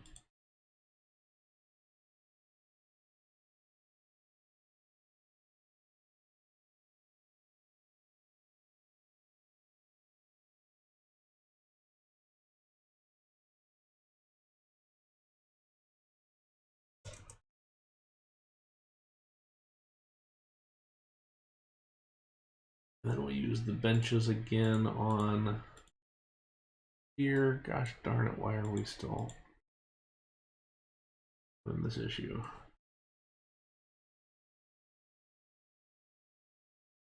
Oh, is it just gonna do that now? Nice.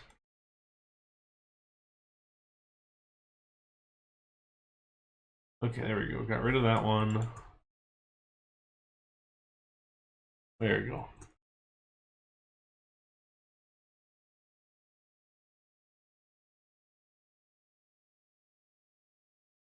Theoretically, we can take some lamps here now.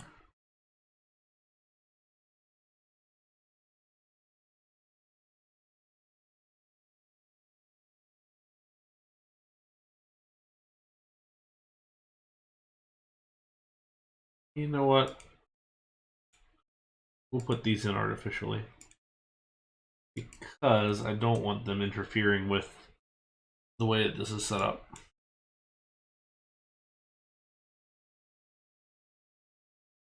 There's also a part of me that thinks that maybe this ought to be done in two halves and not connect through, so then everybody takes the main path around. But I guess everybody's kind of taking it anyways. That's not too bad. Hey, Belgian guy, welcome. We built a bridge here so far, but we didn't do the cover bridge you suggested just yet because we're gonna do that elsewhere.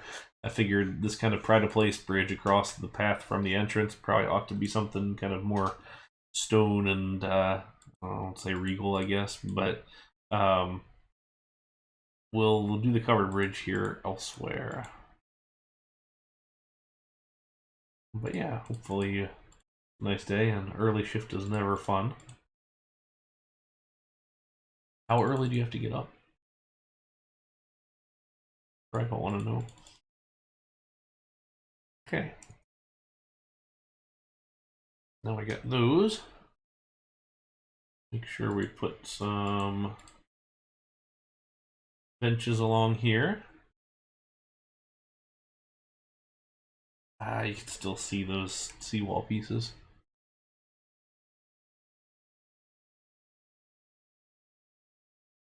It's low, but it's not that bad. I'm not going to actually put a ride that transitions through this. I did think about potentially having something go down the river. What we might have, though, is another kind of river cruise option that just kind of sits along this section that kind of turns around. Oh, 4:30. Ugh, 2:30. Yikes. It's like, when does anyone not sleep at that point? That's an early one. Boy, I feel for you there. Um, so we might actually use this section of the river potentially to do something, but I didn't really intend to cross it on here just because I don't want to go up too high. I really don't want a big climb, so we've got this just one piece climb, so we get this nice arch. And we're all going to be pretty close to the water on this side. I do think I'm going to raise up over here a little bit so that we have a maybe 3 across, or not 3 across, but 3 height crossing of the river, basically like this on this side, so that if we want to do something there, we can. So some options for sure. Let's grab a big tree, place him. Let's place him here. Set a little better. The 10:30 a.m. is nice, but you're probably exhausted after the day. You'll probably be right to bed.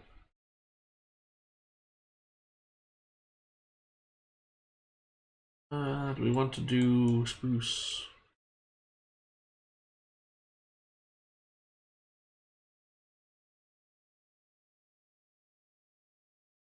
Yeah. Stick with that.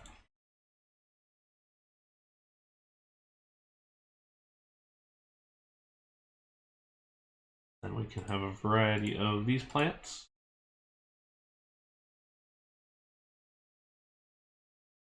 And let's see what looks better if we do the actual grass pieces here. This one probably wants grass and dirt. One probably does too. Well, there you go, as long as it works for you. I had to get up at like 5:30 the other morning, and that was early enough for me. I was whining and complaining the whole time.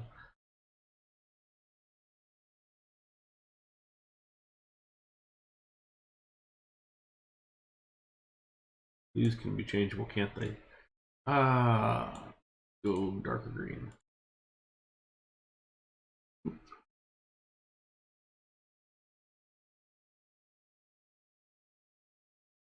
Huh.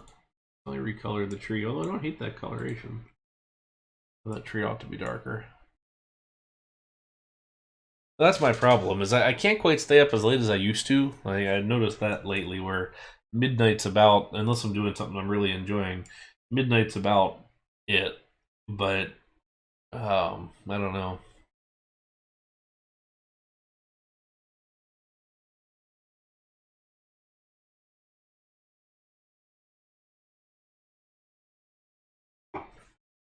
But I'd rather go in early and come home early or on time rather than go in later and work later.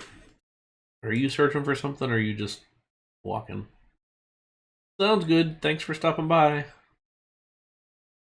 Man, this Jennifer has bought all sorts of stuff. The toy, I get the map, you got the umbrella, you got the drink, the on-ride photo. Man. Time do you work? Alright, let's plonk down a couple trash bins because I don't think we have enough of these.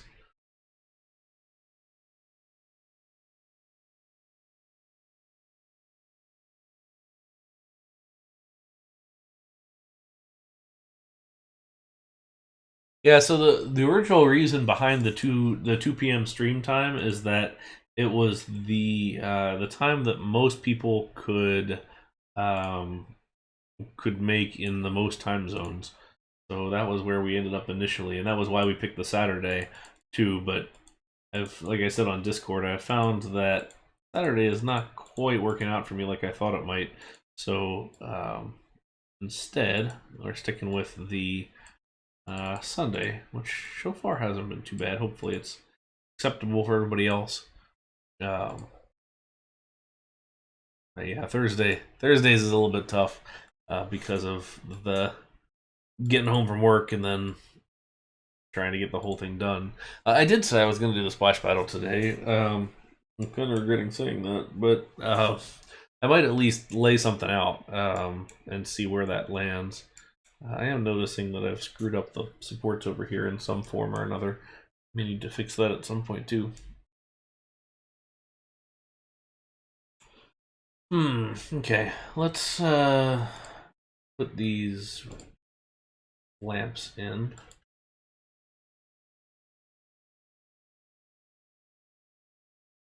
Honestly, more than anything, I need to do a different architecture, or I need to do something different than architecture for the YouTube title. I can't keep saying architecture and details every time I do this. I feel like everybody's going to be going, "Come on." Oh well. All right. So footpath up high. We're gonna connect those.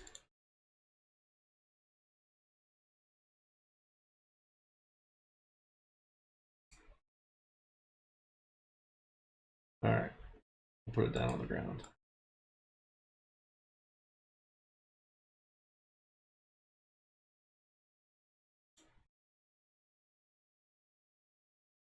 Four. Get this footpath.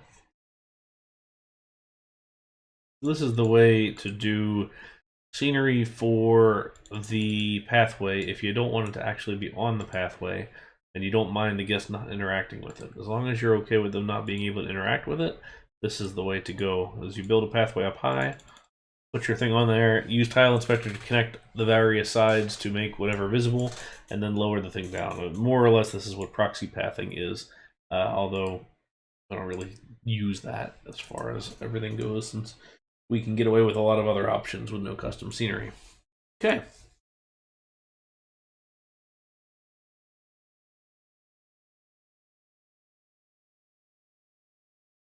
I had to think about it for a second because I'm looking at this carousel going, it goes the wrong way. And I had to think through my head as to find carousels that do rotate in that direction. And I've come up with a couple of them now. Nobles goes that way.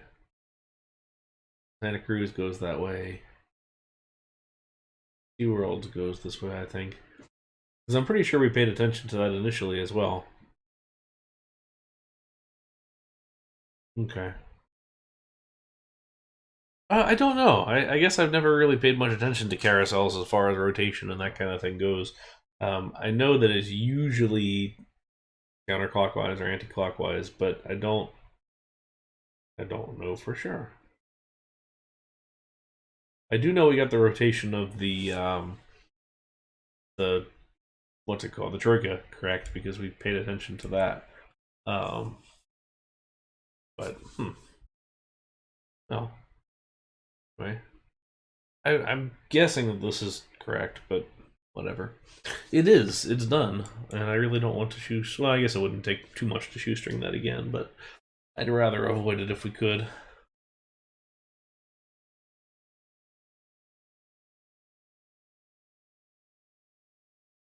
Very low excitement, intensity, and nausea, which is fine. Wait, what's nausea?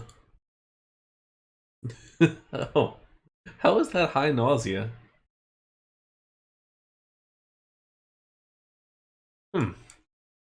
Interesting. There is a lot of carousel history, and I know there are definitely carousel enthusiasts, which I am not one, but I can appreciate it. If a park's got an old carousel, when I go, I will try and ride it. All right, this should be like the very first thing.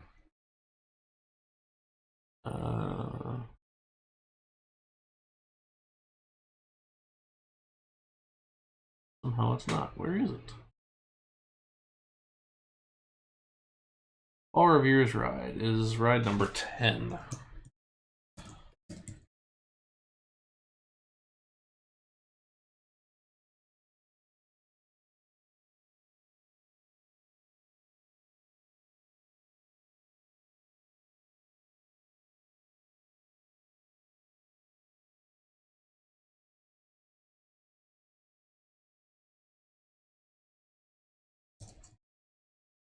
Oh, we'll call it reasonable. We'll call it medium excitement.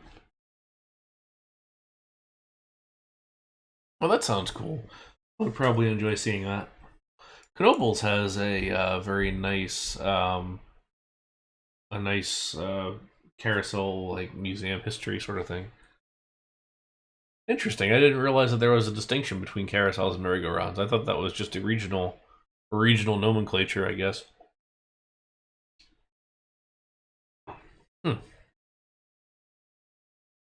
That might be worth reading up on at some point. I'm sure there are books out there for it. Okay, so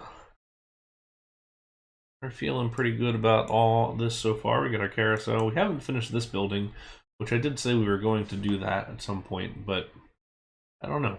Hey, Observe the Train, welcome. Welcome, welcome.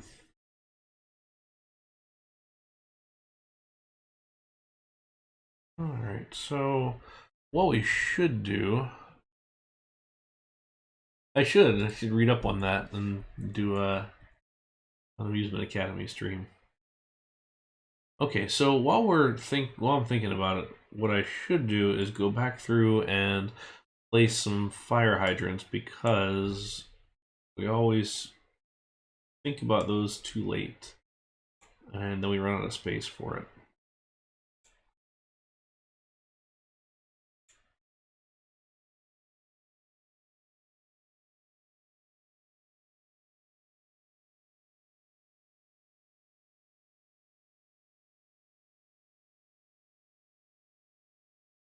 Yeah, AJ, I'd love to see you build. That would be great. What do you have in mind? You want to share? Always good to get inspired and get going. Honestly, the streams for this are great because it kind of forces me to build when I might not otherwise do so. Especially when I'm kind of sitting here going, I've got no ideas, blah blah blah. It at least helps kind of force that.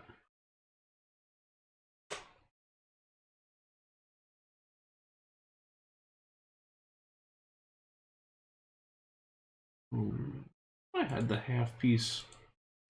I could have sworn I got the half whatever piece here the other day, but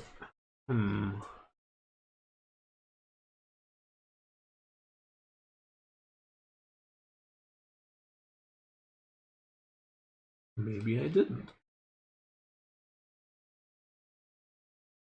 This just as a flat piece.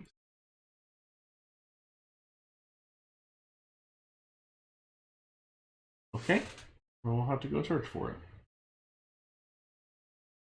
Oh, that'd be cool. Audubon Rescue. Have a lot of flight themed rides.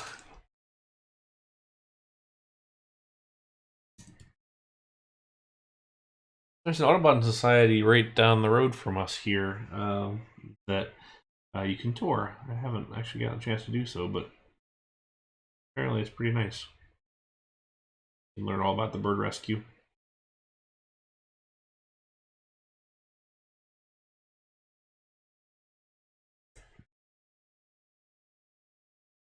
Okay, so that piece should be here. Here it is. We're gonna do this as sewer drains.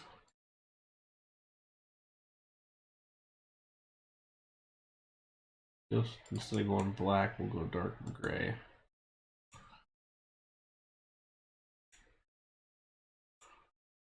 Another level of realism that we can try and get ourselves into is putting down drains. Have fun, Rob. Thanks for stopping by. I appreciate you coming out.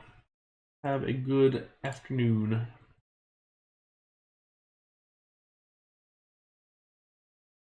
Okay.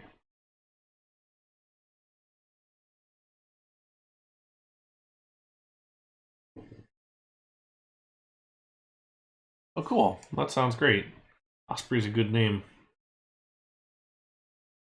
Okay, so we don't really have a ton of space over here because I don't really want to mess up these flower beds. I do love those purple flowers. Those turned out nicely. This may be like area drains, so we may plop down some of those a little later.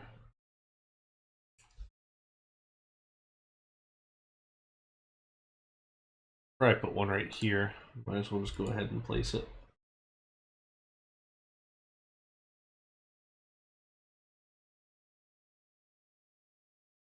Well, that's right across the pathway from another one, but that makes sense. That can be fine.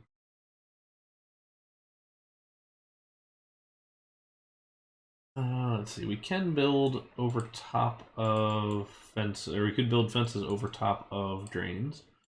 So we'll drop one right here. And if we can get that quarter tile version of this, that's going to help for sure.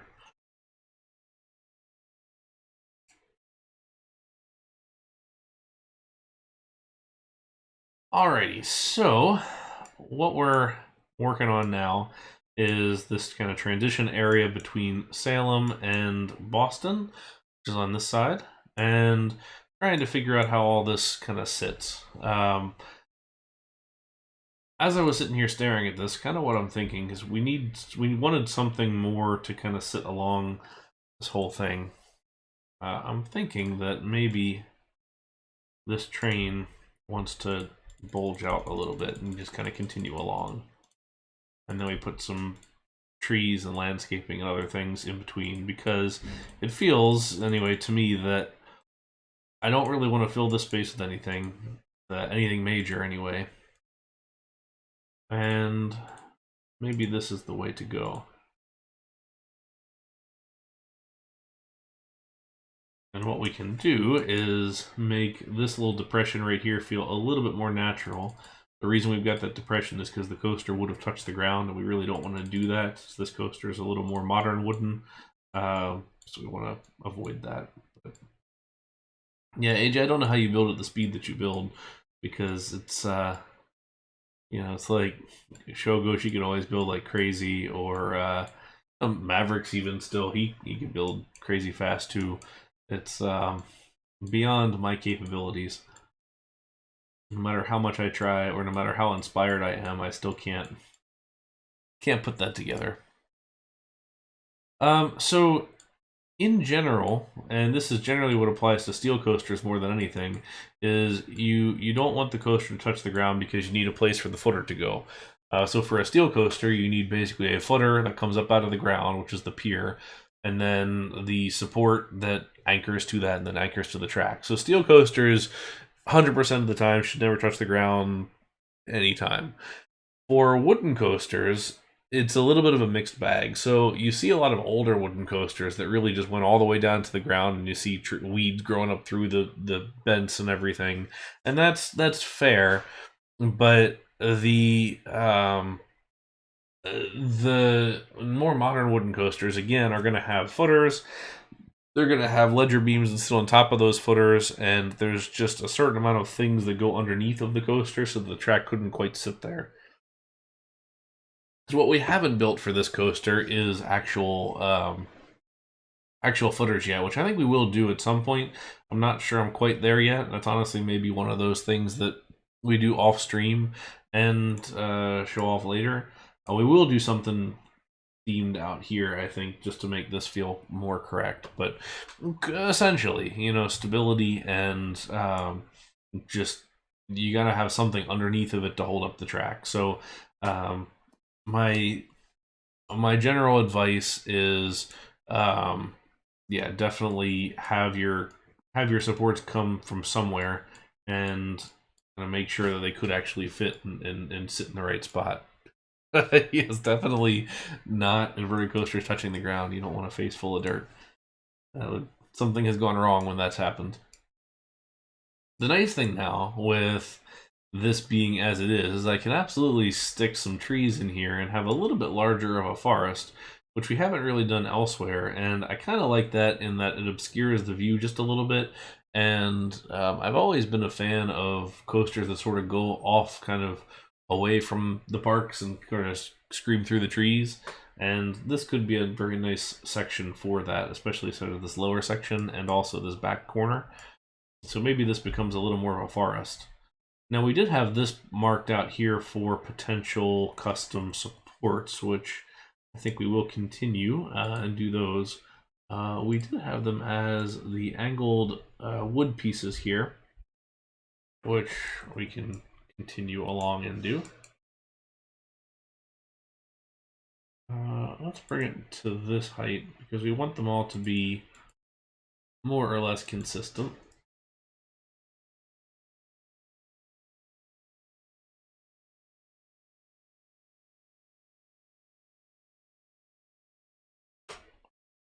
Actually, what we can do is make these top two a little bit taller. The front two, I suppose.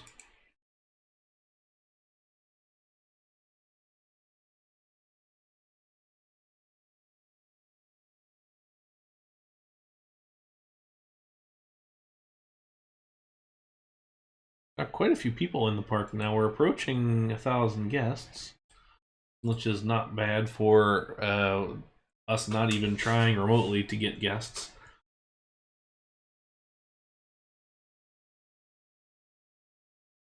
Be remotely trying, I suppose.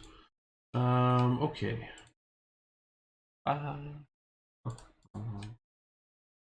Where that is, so rather than try and find it, I'm just going to do this.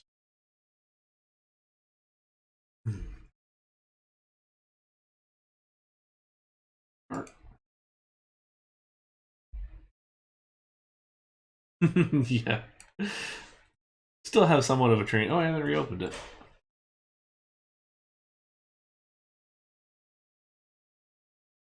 We'll stick with the one for now, and I'm gonna go that direction. We have the train. What we do need to decide is if we want like a sky ride or something in this park at some point. My gut tells me no. I don't really feel like it's gonna fit. But I do like my transport rides.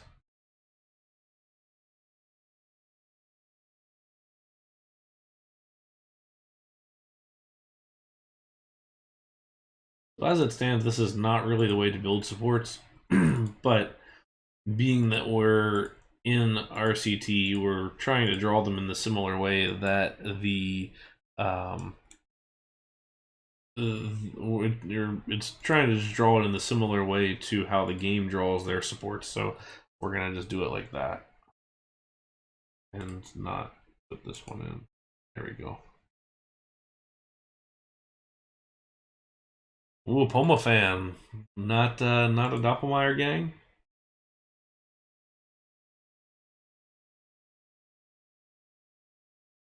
It really does. You know, the coaster just it reminds you that this is why the game is here and this is what you're playing after. So it's always nice to see the coasters and everything, and just how well that they're drawn with this game. So I do appreciate the whole thing. Bless you. I don't know if that picked up my wife sneezing.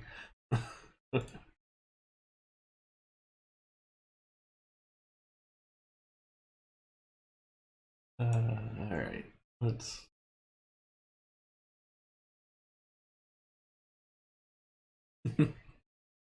Funny they picked up because she's all the way like upstairs, but she's got a loud sneeze.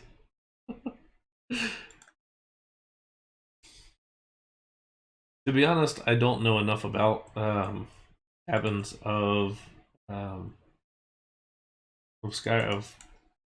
cable cars, but I do appreciate the kind of fandom around them at least.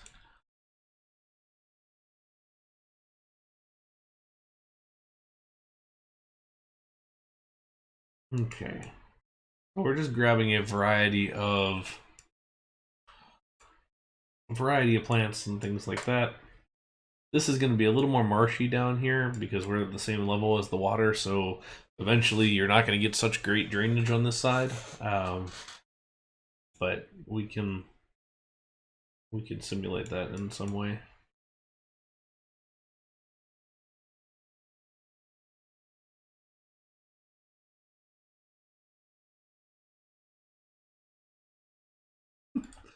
The Marge Simpson meme. I just think it's neat. Which I would as well.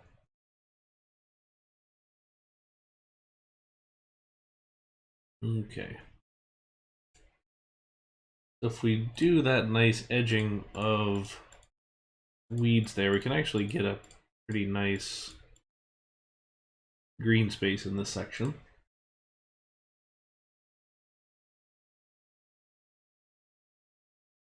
Good, I'm glad. That's always the part in this time of year when it's always really just kind of get a little antsy because you're like, man, I really want to go somewhere. I want to go to a theme park. I want to go do something. And then it's like, oh, yeah, it's actually January. Which in Florida, less of a problem. But for me, it becomes I want to go somewhere new.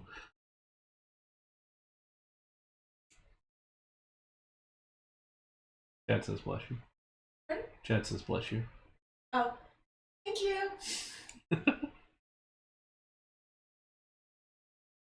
I was cleaning out the lunch. I know.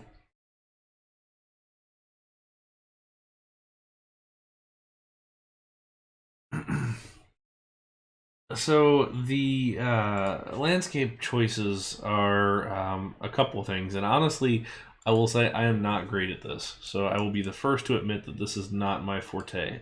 I actually talked with Steve from New Element, if anybody's familiar, ahead of time because he's very good at trees. So what I did is picked a selection of things and tried to kind of match their kind of overall textures and colors and have a little bit of variety. So we have our dark tree here, and with the pines here, we've got a kind of larger kind of leafy trees that we can use and try and mix them all together. You want a good mix, so you want like 6 or 7.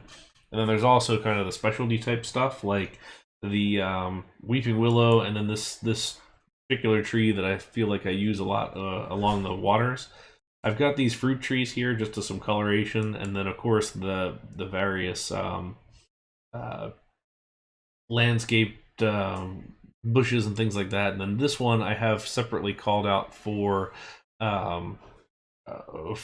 just decorative type stuff. So we're using this in different tree lines here and things like that. So there's that one specifically for this. You're not going to see it appear elsewhere. In my mind, this is one of those ones that gets brought in and planted almost. And then as far as the mixture goes, you really just want to try and mix it up. And in some places, it's heavier with some versus others, just to give it a little bit of mix. I like using the big trees, the custom scenery ones here, only because we really haven't seen a whole lot of that size up until recently, and the ability to have bigger trees really helps get everything in scale. I feel like the original game trees, while they worked, they didn't fit the overall scaling of the game. So it fits a little bit better as far as that goes, in my opinion, anyway. Anyway, Merlin, too, welcome. I don't know. I guess I'm a professional in some things, but I've been playing this game for long enough that I suppose I more or less know what I'm talking about. And I am a real theme park designer, so that's something too. So the bush, this guy, this cypress, is always a little bit tough because it doesn't have a trunk, and it's the only one that we're using that doesn't have a trunk. Which, in a couple ways, you can sink it down as bushes, but you have that point at the top, so you generally want it a little bit more rounded. But that's you can kind of take it or leave it as far as that goes. Watch out for your supports that you're going to get sometimes, and just knock those down a little notch here. It's a little bit of everything, and honestly, design is the easy way to describe it in like the one word answer. The real answer is construction management. It is basically, I am an overseer of developing projects and kind of shepherding them through the design process, in which case I do a little bit of we'll call it consulting of the design of the thing. I am not a licensed architect. I have a architecture degree, but I do not actually have an architectural license, so I'm not doing any of the straight up design, but I am doing a lot of the consulting as far as I'm meeting with the various park teams and saying, okay, here's what we've got, what do you want, what do you need, making sure that whatever we're doing kind of matches their wants and asks and everything like that. And then once that happens, I'm the guy who's bidding the project out to general contractors. I'm writing contracts. I'm doing the construction management once we start, to essentially make sure that everything is built correctly, to specifications, to drawings, on time, on schedule, on budget, and getting it open. So that's how it all rolls together as far as the kind of things that I'm doing. So it's a lot of stuff, a lot of things to juggle, and then at the same time that we're doing all those, we're juggling a whole bunch of projects at once. So we're definitely playing with multiple projects. I've got, oh geez, I don't even know how many projects I've got right now. It's a lot. But yeah, we're doing a whole bunch. It's fun stuff. It's a lot to juggle sometimes, but it's nice to be a part of it. Nice to be a part of things. Okay. So I kind of like the little gap that I've left here, little kind of viewing window into this space, so I'm not going to put a lot there besides some bushes. How do you get into the stuff? Nah, you're right. That's a good thought. That is a good thought. Although, to be fair, ours is probably electric. But yeah, let's leave a little bit of gap. I do like this kind of section here, but we'll pull that one off. This one and this one maybe. But yeah, how do you get into it? A couple ways. So first of all, you got to study the right stuff. So I have architecture. I work with a lot of engineers as well, mechanical engineers specifically. There's also just the fact of trying to get your foot in the door, which is honestly probably more important than what you study and what your skill set is. But I went and did internships at the park, and while I was in college, and I did a lot of internships, so I ended up doing 3 in total, and they weren't at all related to my career field at the time. Like I was selling ride photo or not ride, well, sometimes ride photos, but like the guys who asked if you want your photo taken at the front of the park, that was me for a summer, and then I did. Um, I came back and I was an intern for our design and engineering department, which is the department that I run now.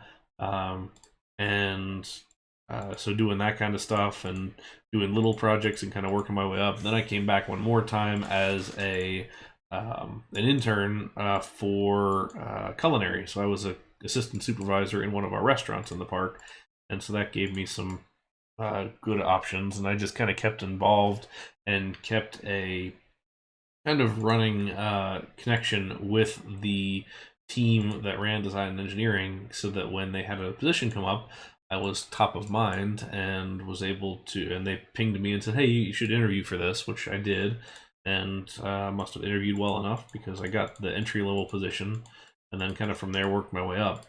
But I always say for folks who are looking to kind of get started in this industry, you need to kind of make sure you meet people and talk to people.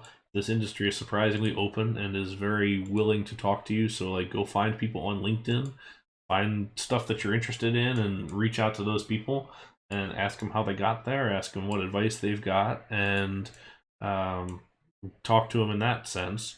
And then, oh, that blocks my space. I don't really want to do that. Yeah, Mavericks is people. Uh, and and then just kind of find out what the things are that you're interested in.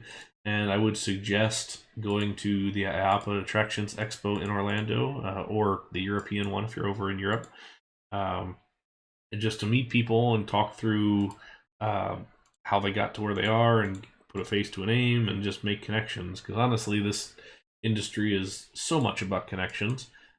So would recommend that you kind of learn those sorts of things. So that's sort of the short spiel that I typically give as to how to go about that process. It can be a little bit frustrating. The industry is big. I think what people don't quite understand sometimes is you kind of look at it and go, "Oh, I want to be a coaster designer," and that's it. And you can't really be there. I mean, that was sort of me as a middle schooler or elementary schooler being like, "I want to design roller coasters." But there are so many different routes that you can go to and do. There's park side, there's the vendor side, and it's not just ride manufacturers. It's theming, it's designing, it's programming, it's all those different things for the opportunities. So there's a lot more than just say ride design. Just keep your kind of ideas open as to what you're interested in and all that. And there's a pretty big variety of stuff that you can go be a part of. So many professions. Mavericks, you just got you just started again in one. So congratulations again on your job.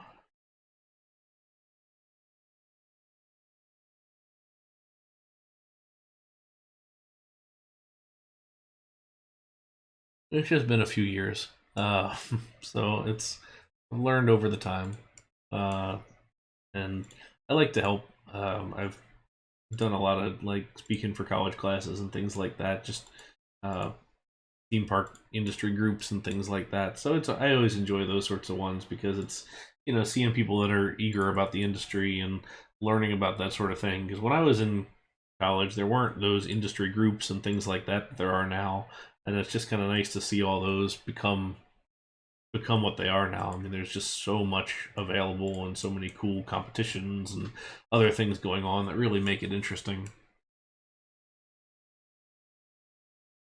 We're going pretty heavy on our landscaping here, and that is on purpose. I do want to be on the heavier end. Um, just texturally, it works. Um, and it makes it feel kind of rougher and raw. And it also helps the transition between your dirt and your grass.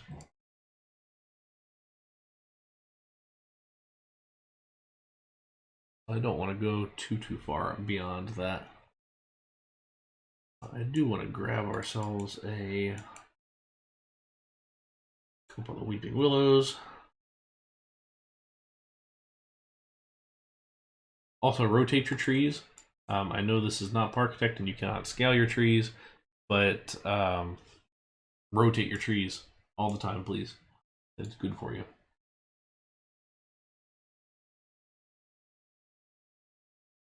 There really are. There's a lot of opportunities that you can get into to really get into the industry, and there's not just one way to do it. There's a whole bunch of different routes. So what works for one may not work for another, but it's still good to know. So something to think about as you're doing landscaping here with coasters is how close do you want to get to the ride. You don't want landscaping overhanging typically, but some of these older wooden coasters, you may have that. And so you want to make sure that you keep a section for kind of walkways getting through, or in some cases, like on some steel coasters, you want to make sure that you have like a crane path to get in to service the ride.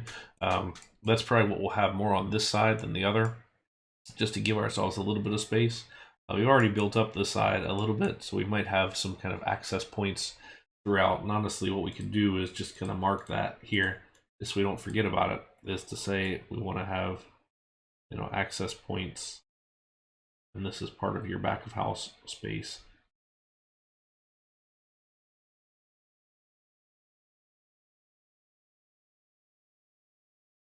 Hey, Marcel, welcome. Welcome, everybody. Hope you all are doing well. Welcome. Thanks for stopping by. How was your stream today? What were you working on? Are you still doing that Gigapark? What was the build today? Hey, everybody, welcome. Thanks for stopping by. My name is Brian Andrelczyk. I am a real-life theme park designer who likes to play RCT and Parkitect and all sorts of fun stuff like that, and teach how to build realism within the game. So we are building a little, well, maybe not little, but a park with some custom scenery. Because it's custom scenery, we're taking a little bit of time here to do it. It's definitely a slow-moving process, but we've got a colonial America themed park is sort of the idea as far as this goes. The idea is we're going to start here with our Philadelphia area. We're going to transition into this area which we built so far, which is our sort of Salem themed space. And then on this side, we're going to have Boston Harbor. We're going to have a Roanoke or Jamestown themed area here, a little kids area here, maybe like Johnny Appleseed, things like that. We're going to have a Native American like village space here. Over here, we're going to have like a St. Louis, so gateway to the west kind of thing. Fur trappers, traders here, with little forts and wood things and all that. And then over here, this like gateway to the west. Oh, this is gateway to the west, but this is more like a Western exploration type thing. So maybe a Lewis and Clark. We're maybe going to do a bobsled here. So lots of cool stuff like that. But cool. Thank you for all the follows. Thank you, Omniume. Thank you, Taylor, and thank you, Ferrari Fan 98. Now, is that F1 Ferrari or just Ferrari in general? I have to ask. I do appreciate fellow F1 fans. So yeah, we've been building slow, as I said. So far today, we did this nice little bridge here across the way as we transition out of our one area and into our Boston Harbor space. On this side, we've got our Paul Revere's ride Carousel, which we finally put a roof on, and have a nice little pier here that we're working on. So that's going well. Thank you, Shadow Asylum and Guldian for your follows as well. So I still have this little building here, and then our Salem area, which we're nearly done with. We're gonna have some one more building here, which is our gift shop. Yes, we do need a tea stall. We're actually going to do one better. We're going to have the Boston Tea Party Teacups ride. So we're going to do a custom shoestringed teacups ride. somewhere around here, and that's what we'll have. But long time perhaps. For me, this isn't very long. So typically a custom scenery park of this kind of size will take me 2 to 3 real life years, which is about accurate. This is our 6th stream of this park, and typically our streams go about 4 hours. So we're probably approaching a 24-hour period here working on this park. So like I said, it's not the fastest, and I am absolutely not the fastest builder as far as all that goes, but that's, you know, because we're spending a lot of time making sure that we're doing things realistically. We're considering sight lines, we're considering all sorts of material build, or like materials that you build out of. We're considering safety and all sorts of other fun things. So that's the process. I suppose that's it. Quality over quantity. So it is slower, and it's certainly certainly something that it's not for everybody if you just want to see building fast. But hopefully it's interesting enough, because we're talking about real parks and what they do, and kind of talking through all that and just what we can do. So. But yeah, I hope to think of it as a little bit of a masterclass. But thanks, Right Play. Appreciate that. So we're kind of working our way out of this space a little bit, and seeing where we want to land. We don't have a whole lot of architecture in this area, and it's a little bit of a no man's land space. I kind of like to think of this as a transition land, I suppose, between Salem and Boston. That's sort of on its own, and all that. And thank you for Tim for the follow, and also 5262Y2Y2YW for the watching the stream as well, and all that. But cool, that's pretty neat. That Joe Rohde's excellent. He was certainly fantastic at what he did for Disney and all of that. So keep up with it, and keep on working hard at schooling and all that, and get in there, get on it.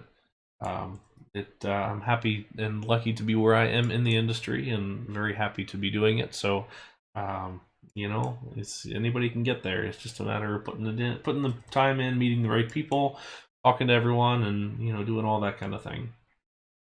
So I raised this up as considering what we wanted to do as a building here, but I think this is a little too close to the railroad. We want to give a bit of a space. So this will be a smaller building, and probably a 4x2 plus maybe 2 on the back side.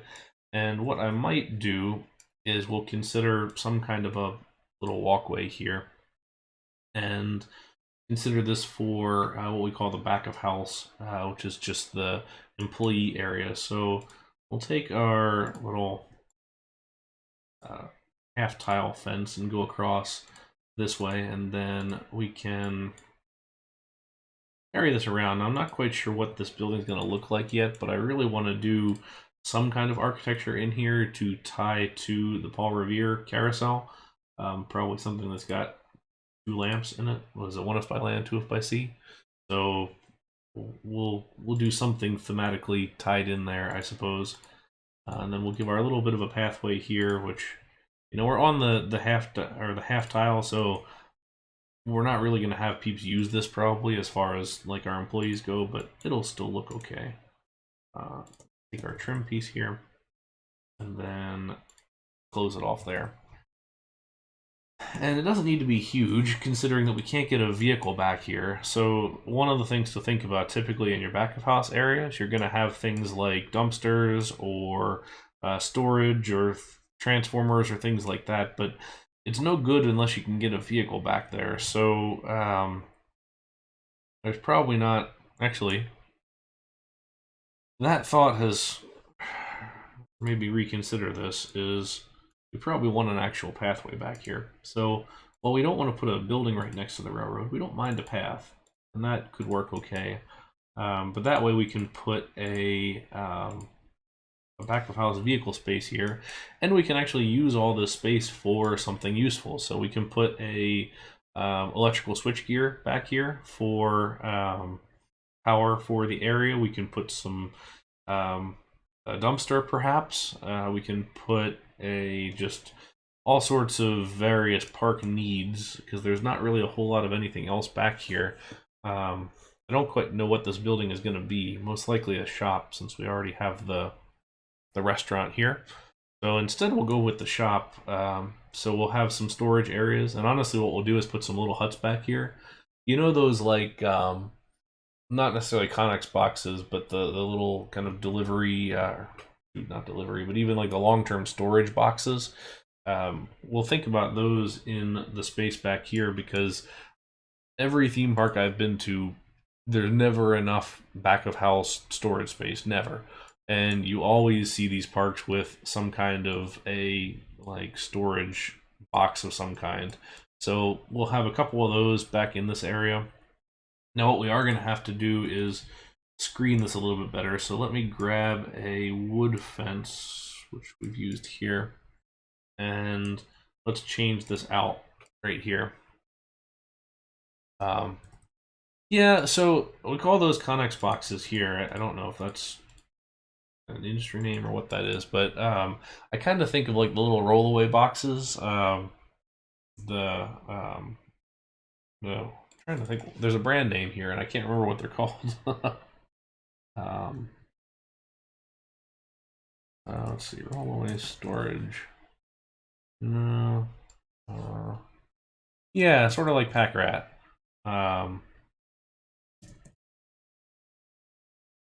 Yeah, all right. So here, let's jump over. So this kind of thing. So a couple of these guys that you just have delivered across and just dropped in your driveway for moving or for long-term storage, and then they get picked up and moved to some facility warehouse. We have a lot of these like long-term storage type things at spaces. So we'll consider that as something we'll do here. And I could see those being a 2x1 kind of size. So maybe that's one here, and maybe we just build two of them together right next to each other right back here. And then the only other thing that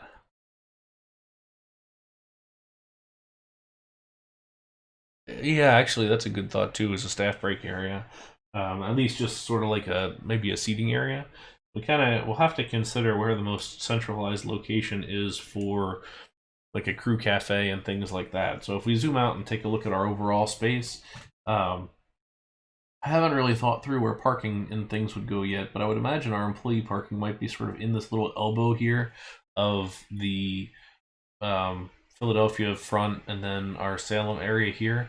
So this may be employee parking, and then somewhere back here is sort of like a secondary employee, because I figure most of them are going to be sort of two kind of things. But maybe the space in between these areas, because it kind of is all going to be like back up to each other. So maybe this becomes our centralized main space that's got like a crew cafe and other kind of stuff. So right now, 526, the red areas are delineating more or less where the lands are going to go. The reason that I'm trying to keep clustered as I build outwards is I don't want to jump over to here and then find that I'm missing something, and then I've just spaced everything out all wrong, because I've not quite figured out exactly what's going in them. But I know that at some point we'll figure that out. So we're kind of jumping into the Boston area next, which is actually going to unlock a whole bunch of stuff.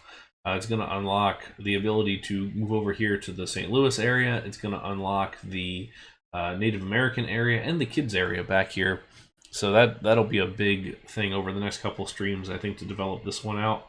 I thought about going to the Philadelphia side yet, but I'm just not sure I'm there yet. But we'll get there.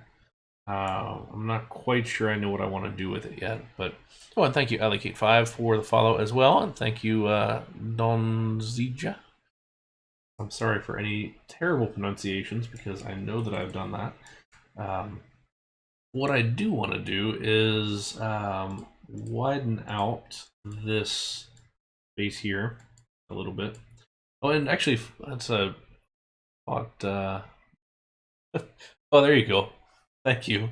At least it's fine, but we'll I want to get close at least be somewhat accurate. But for everybody who's new here, so I have a YouTube channel which you can, if you go into the profile here on Twitch, you can see all the links and everything. So I have a YouTube channel where I post all of my stream archives and RCT reviews of like current parks that are out there right now that people have just recently released, and hacking tutorials, things like that. We also have a Discord if you want to join that, so the link should be below. Hopefully it's still active. Thank you, Major Geeks, for that follow. So yeah, that's where all that kind of stuff goes. Typically right now we're streaming on Thursdays with Parkitect, and as we're playing through the campaign mode on that game, I've just kind of recently gotten back into that, so trying it out again. And here we're doing RCT on the weekends, and right now, and probably for the foreseeable future, we're doing this this park here. I do kind of plan on getting into some more theme parky type stuff. I've got some kind of models here in the house that I want to build and things like that. So we're kind of doing all things theme park. I expanded this waterway just a little bit because I want this this turn here over top of the water to have a little bit more prominence. And that doesn't necessarily mean prominence for the pathway. Like, I really honestly don't care if people see that or not. So this ride, if you're familiar with coasters in real life, is based off of the Raven at Holiday World in Indiana, and has a similar kind of drop and turn, which is visible from the campground, but not from the main park.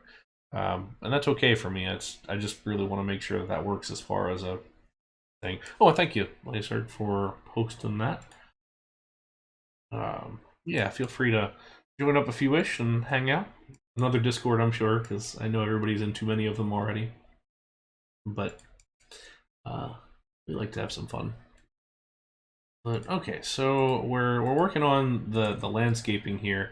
We were talking earlier. This is our tree selection, and this is kind of what we're working to pull from to build out our stuff. So we want to have a nice variety, so it looks homogeneous. It looks well, homogeneous isn't the right word, because you want different clusters of different trees at different spots, but there's enough that you have some variety, because you're going to have a bunch of species of trees, a bunch of different types, and that's all pretty important there. So I am on the park side of in real life, so I do, which honestly touches a lot of different things. I'm more of a construction manager than a designer per se, but I do some design as far as I take existing or I work with designers and our park team and figure out, you know, what it is that we want, what it is that we need to develop, and kind of work through that design process, through the bidding process, through contracts and all of that kind of thing as well. So I do a little bit of design, a little bit of mostly construction management, some project management, all of those sorts of things to get park or our equipment and things up and running. So that means that I've done some coasters in my life. I've done let's see, a lot of water slides, three water slides now, I guess. And then just more mundane stuff too, you know, sidewalks, piping, restaurants, gift shops, shows, animal habitats, you know, all sorts of stuff like that. So it's a nice variety and it's fun. Certainly been I've been lucky enough to be in the spot that I'm in. So it's very cool. But yeah, thanks Marcel for bringing your folks over. Yeah, so hopefully you guys enjoy your time here. But what I'm trying to do at least is to bring out the things that you should the things that you should look into if you want to build realism in the game. And some people just want to learn about it. So I don't, if you want to build it or not, that's, you know, no skin off my back. But if you want to just learn how it's done, then yeah. But all sorts of them. Thank you, 26 for your follow. Thank you, Fakio and Hardcore 050 for your follows. Yeah, stuff like that. That's definitely a Disney one. The trash cans must be 30 steps from from one another. Actually, I'm very bad about putting trash cans down enough. I really need to do more of that because I always forget until the end. But for me, it's things like right here, this little red guy is only seen from like one spot. This is a fire hydrant. So trying to think about stuff like that you wouldn't think about, that has no function in the game aside from aesthetic, but being able to say that you thought through those things of, here's drainage, here's fire hydrants, here's back of house storage, here's things that all make sense, here's our maintenance area for the coaster with a davit arm that you can use to take the train off at the end of the year when you're doing annuals, or all sorts of things like that. Here's a back of house for a little restaurant, so we have a cooler and a freezer back here. We've got we've got the washout and things like that. Yeah, work dog break areas and things like that. We actually have not put in a dog relief area, whether that's for working or for service animals. That should be something we'll throw in. Maybe 2 of them. Hey, welcome, Epic Flames. Thanks for stopping by. Which football were you watching? Were you doing FA Cup or were you watching NFL? All right, so we're gonna continue this across, and I as soon as I said this back of house area, I thought about it a little more and said, oh shoot, I need to think through what we're doing from a visual standpoint, because we do have the train coming by here, and the last thing you want is to have the train coming right by your back area, just staring into all your junk. And so we'll see how that goes. But then we also want something on the riverside, not because we're going to have anything on here, but I very much would expect we'll have some kind of a river walk of sorts here, but we'll see. But well done for your Browns winning.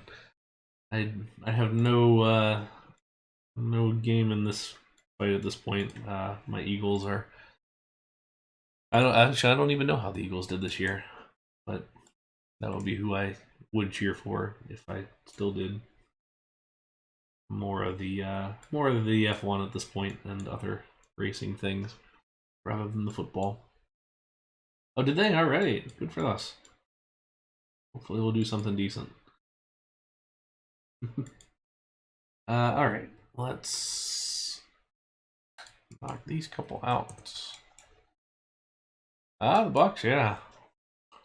The local team with Brady and all that. Ooh, 51-26. Yikes. That's a loss. How come the Cowboys are all of a sudden doing something this year? I did see that. They were very well ranked. That's surprising. So we'll lower half of this and we'll put in the diagonal.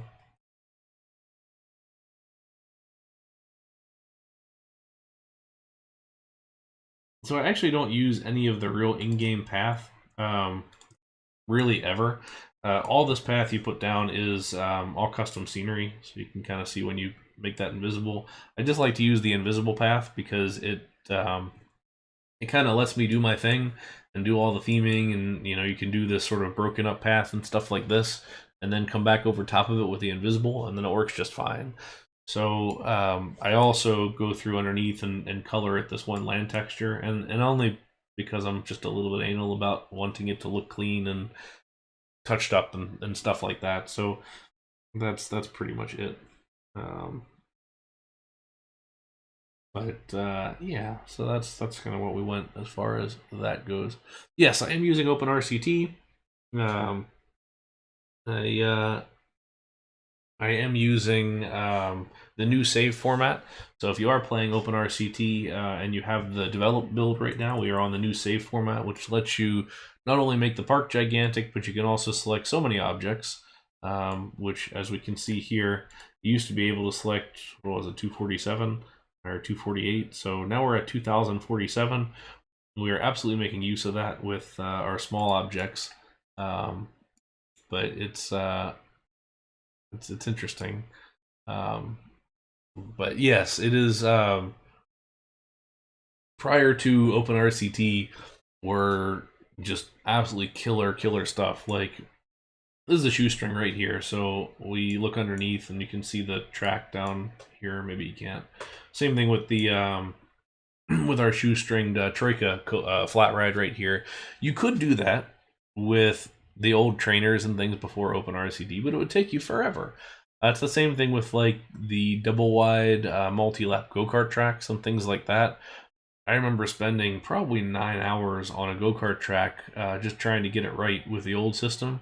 I mean, it was just difficulty after difficulty. Making things invisible, things like that. I mean, merging was a pain, absolutely. If you wanted to make something invisible that was on a diagonal, it was just an absolute disaster. Took forever. So if you wanted to make huts invisible, so just your standard ride huts like these, now we can just go here and just say, you know what, no entrance, and we're done. Before, you would have to raise the land up real high, then go through and put a ride up top here. Then you'd have to make that ride corrupted, lower the land, and insert all sorts of different things. And it was just absolutely terrible to do, and it would take ages. It was just very very challenging. Honestly, if it weren't for OpenRCT2, I still would not be playing this. I've been playing this since the day this game came out in 2002, and it's been a journey for sure. And it's very nice to see the game A still doing as well as it is, and B just actually working in a cool way that has nice features and can be more easily put together. It's more accessible for everybody, which is great, and more people we can get playing this game, the better, because it's old, but it's still lots of fun. All right, I have an idea about a Colonial Virginia reel and theme of Jefferson. Interesting. So it's kind of funny you say that, because I've got a separate series that I've been doing on YouTube called Fix My Layout, where people can send coaster layouts in to myself and Andrew from Mick and Man's RCT Station YouTube channel. And basically we take the layout and offer realism suggestions and kind of improve flow and stuff like that, and release a video of it. And the last one was a Virginia reel, which I haven't done one of those in ages. So it was kind of fun to do something unique and different as far as that goes. For this park, I probably would avoid it only because I'm talking about this as more of like a more modern park. So we'll call it we'll call it maybe 1970s perhaps, and then carried through till the modern day. And your Virginia reels more or less kind of died out. You had some couple unique ones here and there, like in foreign countries. I know there's still some things that are sort of kind of classed as a Virginia reel, but it's a little harder to find those sorts of things. So that would be the only thing that I want to avoid with it. But I do want to consider, founding fathers and things like that as far as theming goes in this park, because I want to make sure that I think this through just a little bit. I think my wife, who's a bit of a history buff, has been sort of consulting me on this one too, so it's been a lot of fun. Yeah, you should definitely go ride Leap the Dips, because it's unique, and it's, I believe, still the oldest coaster running. When I was at that park, they were still working on it. That was a couple years ago when they were doing some renovation work, and I missed it because it was closed because of the renovation. So I was a little gutted from that. I grew up in Pennsylvania, so I had all that time, but I never went, unfortunately. So perhaps one of these days I need to get back up there. I was up there last year doing theme parks, but not that theme park in general. I was sort of on the Hershey side of things, which is a little bit further away. But yeah, great park. Is anybody planning trips for this year? Coaster trips and all that? I've got a couple going on that I'm thinking through. The big one being to the UK, because I've never been. And I was first going to go in 2020, and then, of course, things happened, and that didn't go through. But we tried last year. It didn't happen again from access standpoint, so we went to Spain and France instead.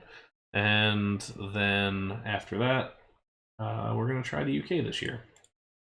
So we'll see how it goes. Hopefully I can get there. I was able to hit my 1,000th different coaster last year, so that was a fun milestone.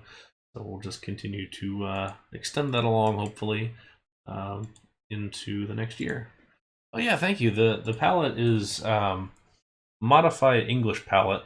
So the English palette, which was first released in Head-to-Head 8, so that was what, 3-4 years ago now, is really great colors. So here's the color listing. So really nice blues, really nice purples. You got some darker reds and some various browns for construction colors. Mine's modified. It replaces one of the reds with a darker gray, which I've been using for just various construction type details. But it's working really well for me, and it's honestly my go-to palette for pretty much every park that I'm building these days.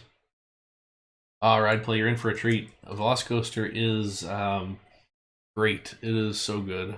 So it is one of my favorite coasters, easily, I would say. You'll have a good time with it. Where can you get it? So there's a couple places for it. If you go to my YouTube channel, which you can find the link just below in my profile here, go search the Andrelczyk Amusement Academy playlist and download any of the parks, which are in the descriptions for the video. I know that sounds complicated, but I'm sorry. And once you download it, you'll automatically have it, and then you can select it. So if anybody's never selected a palette before, it's under object selection, and you go here and click this little water one, and these are all the various palettes. So you can see I'm using the English palette with extra gray, and there's a whole bunch of different ones now at the moment, but that's the best way to find it. So I'm thinking through here a little bit, looking at this pretty long row of flowers, and one of the things that I don't necessarily like to do is get too long of a strip of any one thing, and that's what I'm afraid I'm doing here. I'm trying to think of what we can maybe do instead, and maybe what we have is these plants interspersed through, just to give it a little bit of something. Maybe we're doing that every 3, I guess. But yeah, Velocicoaster is great. It's one of my favorites out there. I don't know if it's my favorite, but it's pretty darn close. Mavericks, are you still here? Is it yours? Is it your favorite? I can't remember if you said or not. Because I know you had some other ones that were pretty high up there. Okay, so we'll stick with this for now. Those little custom plants there, or not custom. Actually, are they? Ornamental tree? I think those are vanilla game objects. It's just been forever since I've used them.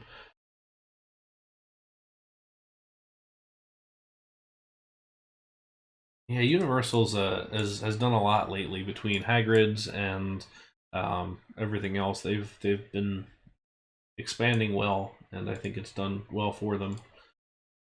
Because we have this, I guess, fence here, we probably want to thicken this up just a little bit. So I'm going to try and drop one of these thicker trees right here. Here, I think. But yeah, it's great. I need to get back over there and and go back ahead. But yeah, Disney's certainly my go-to if I can. Although I need to get another annual pass since once they start selling them again. But Universal's doing some cool stuff. I mean, as far as coasters go, Disney can't hold a candle to it, unfortunately. But that's not their demographic, which I wouldn't expect them to. So it's good though. They're both parks are doing a lot of really good stuff, which is good. Okay, so well, Seawalls is where I work, so I understand it. It's not for everybody, but it's always something I'm up for talking about on Discord or in DMs if you feel free to that. But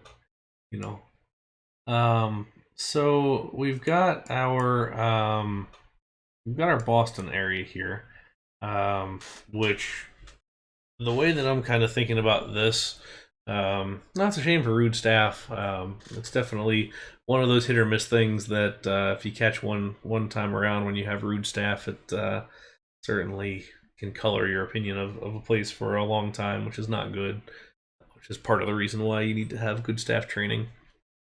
Um, but so the way that I'm thinking of this Boston area is a couple different things. So first of all, we've got our harbor space here, and I think I want like a big kind of pier slash maybe breakwater or something that comes out, and then I want to have a splash battle in here, kind of in the Boston Harbor. I want some kind of a decent sized boat here. Initially, we had a Ferris wheel in this spot. What I want to make sure is that the Ferris wheel doesn't just totally block everything. So that's one of the reasons that I'm not doing the Ferris wheel yet, because we will have a larger Ferris wheel that shoots tea, maybe on the little sticky, maybe. It's not soda. Let's go ahead just so we can have the various sizes correct. Let's go ahead and do this. Here we go.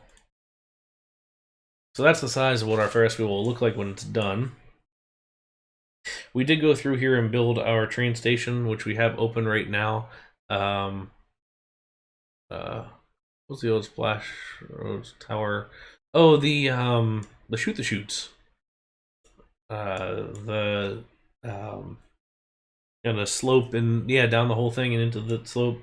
Actually, and you know what? We might as well pull this up. Give me a minute. Let's save this, which actually we haven't saved today, so that'll be good to do. But on New Elements Head-to-Head 9, my team and I were working on a park from the that era,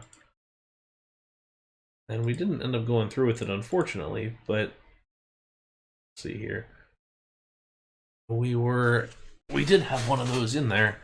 Thanks, Lyserg. Thanks for stopping by. Let me stop the rain first.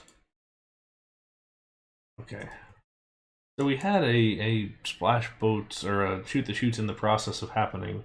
So this was the idea with this park is it was going to be themed to kind of a 1920s seaside park, sort of Coney Island feel to it, and it was going to be set in on the day of the stock market crash. So it was going to be set as the Great Depression was starting, and we had all sorts of just little theme ideas and everything. So this square represents the maximum map size that we could have.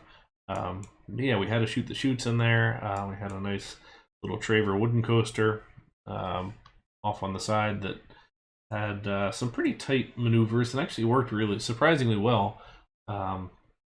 We had a nice little Virginia reel and everything, and then there was this this big coaster towards the front, this chariot race coaster that went over top of one of our water rides and was double stacked on the front and jumped across the park entrance, crossed the elevated rail going through the whole thing, and then we also had a flying turns bobsled coaster as well. So it was going to be a tight fit getting all the things in here. Credit to Bubsy41 from New Element for most all of this architecture. He did a pretty substantial, like a fantastic job on all these things.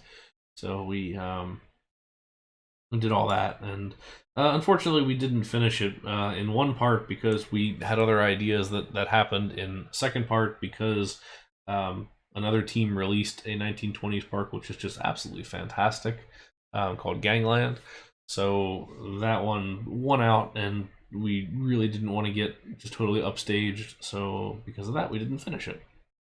So yeah, it was a lot of fun, but we didn't quite finish it up. I had a lot of good ideas that we were going to turn out, but I don't know. Oh, that'd be cool. Your World Delight Park. But yeah, this is yeah. If you want, I'll post some download to the park on the Discord. Just let me know. Remind me because I'll forget. We had one other one that we were trying to finish. What was it?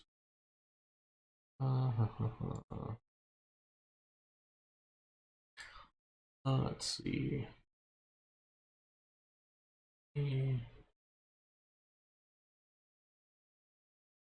Why can't I find it?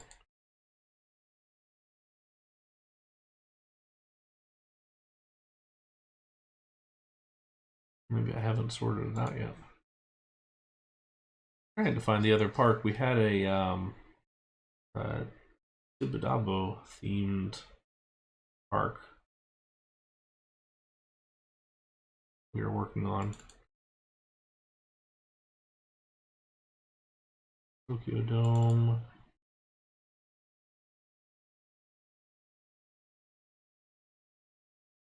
Firefly Mountain Park. For whatever reason, I don't see it. Oh, here it is, TBD 21.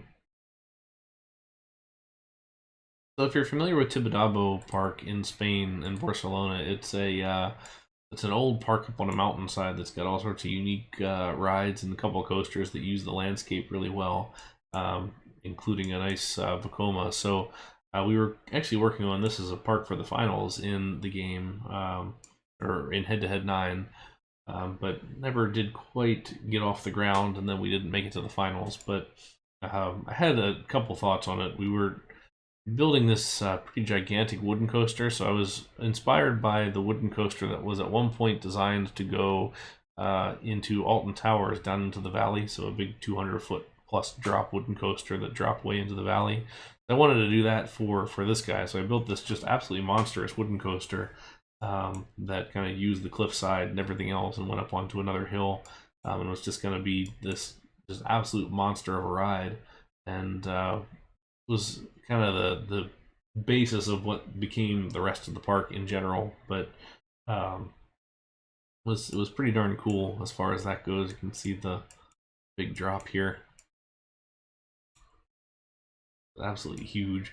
And then we also had this nice little Vekoma that was cruising around here. That turned out pretty nicely. I was happy with that. And then this little tiny Jetstar 2 Schwarzkopf, which I was pretty pleased with the support work on it.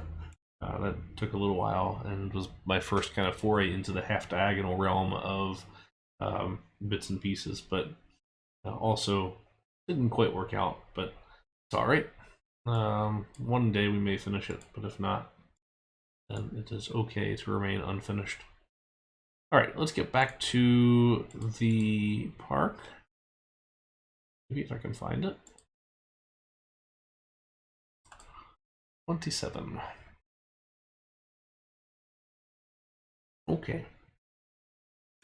So what I want to be careful with here is that I'm not hiding all of this back area. A, because I still got to build it, and B, just because I want to make sure that it doesn't just kind of disappear. Alright, let's move that, because then I can put in a nice little opening down to the water. I hear that. It's unfinished parks were kind of where I started, and it took me a long time to actually follow through with something enough to get it finished, especially when you can see how long some of these parks take. It wasn't gonna happen, so it took a while to get there. But thankfully I did, and I've got a couple finished solo parks now. But stick with it. Hopefully you can make it happen and get there. So James, my suggestion for that would be don't ever start with an entrance. So as you can see in this instance here, entrance is not even built. And most likely that entrance isn't going to get built until halfway through the park construction. I find that for me, I can't do an entrance because I just don't really know where the park's going to land initially. In some cases, I don't even know where it's going to sit, but I always know about a coaster. So my trick is that I always start with a roller coaster, no matter what. So in this case, we started with a wooden coaster here, and I wanted to do this sort of CCI Raven themed ride, so that's how we began, and that's where it landed. So from there, we started our theme around it, and we built off of that. And now that that's down, every thing and ride and building and stuff after that builds off of that same area. So we can continue on trying to get to something finished, hopefully. Yeah, oh, dog. All right, go. Yeah, palette is important too, because if you decide you want to change it partway through, sometimes you can't do it because you've already colored things in so many different ways, and sometimes the palette swaps some pretty contrasting colors, and then you're stuck with a palette you don't like, or you're stuck having to recolor a whole bunch of stuff, which I just wouldn't recommend because it's a pain in the rear. So would suggest not if you can avoid it. All right, this is a little haphazard as far as this goes, but to be honest, you wouldn't be seeing uh, horticulture really getting over here very often because it's a pretty narrow spot. So I don't know. We'll keep that pretty open. All right, invisible litter bin. Drop some of these here, only for the fact that we want to just make sure the guests are throwing away their crap. This is true. I get inspired by certain things and I get like super jacked up about it and I want to build that thing and that thing only, and then 2 weeks later you're like, maybe not. That's where my problem lies, and it's a common problem, I think. I had a Happy Valley Park, Happy Valley China, that I was starting here just recently, and I got very excited about it and got a palette and got a map and built a coaster, and I was cruising, and then it just kind of all went off the rails. And thankfully, we're here now with this one, so it feels a little bit better and all that. That is a problem with going too far into the planning side of things, because especially if you like the planning, once you get through it, you end up with clear grass. You end up with a situation where you've planned the whole thing, but now when you're actually building it, it doesn't hold the same kind of interest and excitement. So I can kind of understand that, because it's harder to get started. So I kind of am in the boat here where I've planned a lot of this roughly, but at the same time I'm kind of planning it as I go. So it feels just a little bit better in that regard, because I can kind of take the time to do what I want and figure it out as I go. Because if I plan too hard, like if I get too excited about what I'm going to do down here, and that's all I can think about, and then everything else just kind of goes away. This is just a reminder here that we're going to have a bobsled at some point. But it's just tough. So unfortunately, the redemption ones don't quite work. The puke and all that. It used to go, but since the new save format for OpenRCT, they have broken. So Ali414, who wrote that code, is I believe working on one that's updated for the new save format. So hopefully we'll have that again. If you redeem one of the name ride things and all that, then I will, just manually do it. But unfortunately, I can't make everybody sick. Oh, and also, I guess for anybody who's new, I do have the names of people who want to be in here as security guards, as mechanics, as entertainers, as handymen. If you want your name in, your username, just send a message in chat and let me know. It's tough going from the scenarios where you have a very defined thing to all that. No, because the puke isn't that. They explode, I think we would have killed somebody, so then we would have drowned another guest. But Olga remains our one victim, as it were.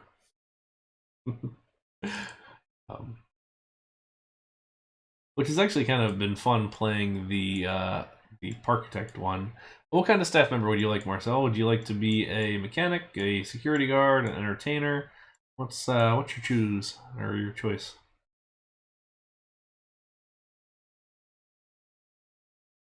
Entertainer, you got it. Any specific one of the entertainers? If it's anyone that I don't have, I'm gonna have to remember how to change it or the code. Classic Panda. Got it.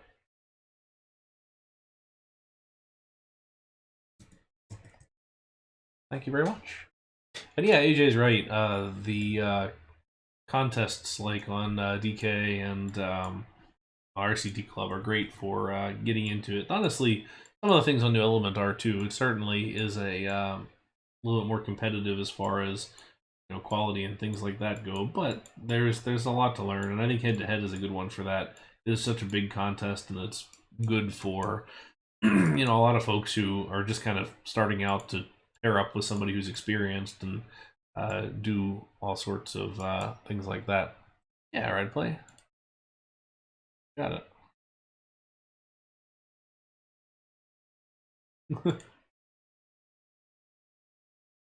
You gotta watch out for that. You can do it by volume now too. We've seen what it can do. Alright. Red play 8. 98. Shoot. 98. It is true. A contest that really just anybody can kind of jump on and take. So I'm deepening the lake here, and honestly, this is probably a little bit premature for this because I want to do something in here, and I don't want to interfere with our harbor area here, but I want to at least get a little bit of texture through this.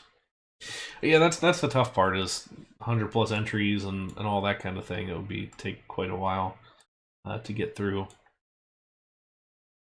And there are some pretty amazing stuff. I mean, that's why I enjoy some of New Elements stuff, is there's just so much interesting quality and different stuff. I don't know if any of you all browse the site, but user Split Vision just released essentially a video game in the game, so it's like Asteroids almost, where it's like a shooting arcade type game.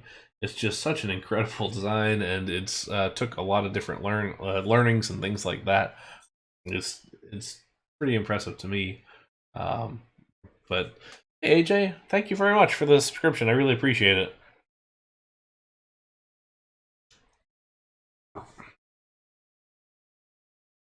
Yeah, so it's definitely some pretty cool stuff. I'm not sure I would be down for too much of the accurate food. I'm sure I'd eat some of the stuff, but I don't know how much colonial food I'm up for at the moment. But yeah, it is very cool what Split was able to do. He was asking me to do some testing on it, and it was just mind-boggling some of the stuff that he was trying to think through about how to work some of essentially coding within the game. I mean, Marcel, it reminded me of some of the stuff that you've done, like your working computer and things like that. The calculator, it had that sort of vibe to it. Just it was very cool. You'd be a bandit. Do you remember what the bandit code is? I only have the couple to pick from, but yes, AJ, you can absolutely be a bandit if you can give me the code for it, or anybody can give me it. I do not remember what it was.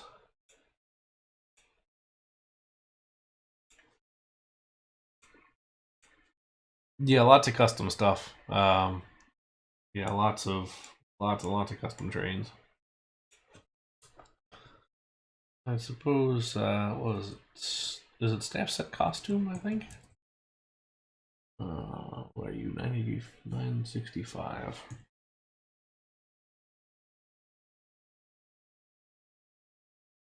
Costume, 965.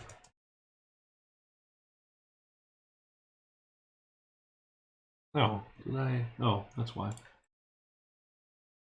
Need to get an entertainer.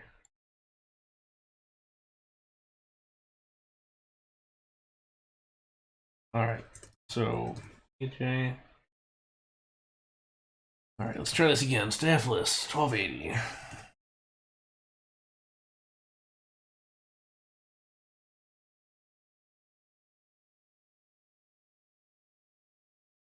What is this one? That's the pirate.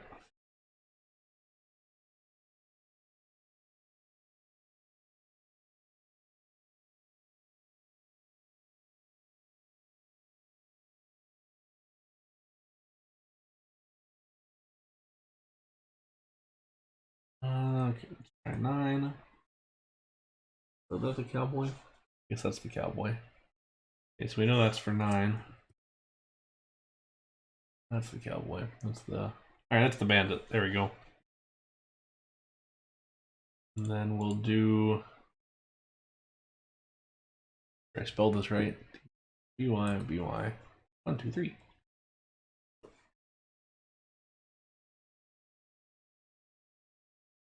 F list.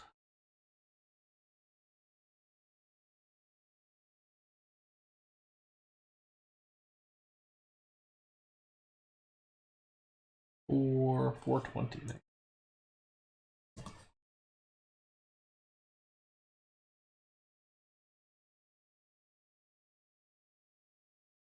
Curiosity, I just want to see what the other ones are. Snowman. The Roman.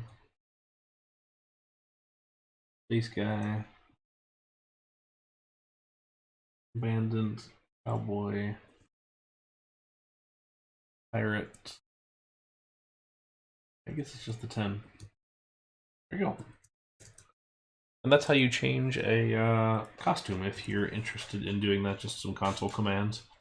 Console commands can be super useful, especially for changing some various things. For whatever reason, the carousel had a high nausea earlier, and it was just causing everybody to throw up everywhere.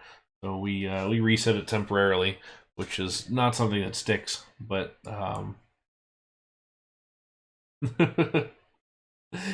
there you go. That's a classic. Alright, so we thought about the potential of building this building here. So we actually have a couple of food stalls in here. Find them. There's our food stalls at the moment. We want to build a building of some kind here, probably with a bit of an overhang too. I'm not quite sure what I want to do with it just yet. As far as a space here for a splash battle, and Lyser's gonna kill me if I build this when he's not here. But I will expand this out just a little bit. I don't quite know how this area is going to line up just yet. We've talked about it a little bit so far, but we know that we want a splash battle here, pier here, boat here, and then at some point at the front we're going to have the Boston Tea Party teacups, because that was funny, I thought.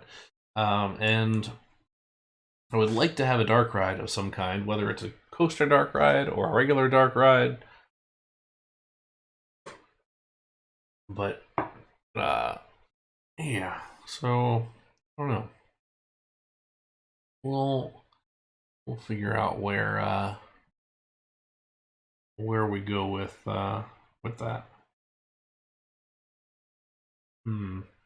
So my thought is, we look at the probably more brick streets throughout the space, and we're probably going to have some kind of a larger entry building here on the corner, and then that will transition kind of out to this kind of dead space almost area in between St. Louis and Boston here. I'm not quite sure what we're going to use for all that, but maybe it's just some fields of stuff. And then on the front side, we'll have a couple of just harbor type buildings, and then we definitely want viewing probably down the whole harbor throughout the whole space. So we'll probably look up some reference pictures for that, and see what we could figure out. Feels like this bridge maybe needs to come across to a building in the foreground, almost kind of right here. And so you can, this is one of the big things that we're trying to push on so far, is this view from across the lake as we go across the whole thing. So maybe I don't want to block the bridge by this much, but we'll come close to it.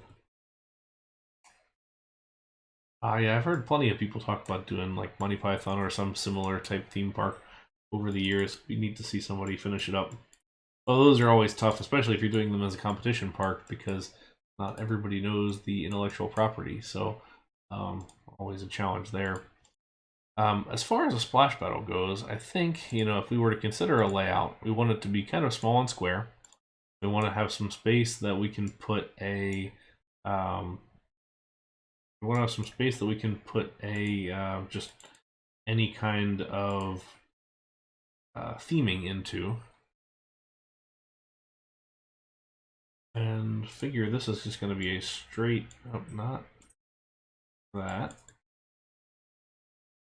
Go. Get rid of that. Be a straight cutoff. This will be the harbor, the whole thing.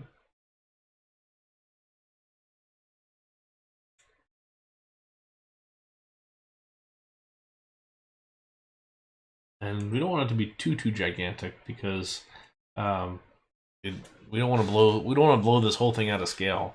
The other thing is we don't want long sections of straight track or straight anything really. Just with this game, the more just offset you do, the better it's going to look. So this would be something basically that would kind of offset part way down and just kind of do that so we don't go too far straight. I mean, honestly, this train station is about the longest I would want to go as far as that sits. But yeah. So if we were to do a splash boats, and we would have some kind of a station along here, perhaps.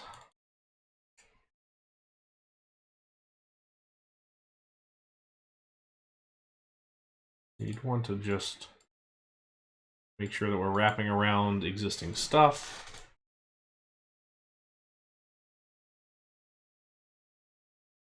Maybe extend, although that almost feels too big.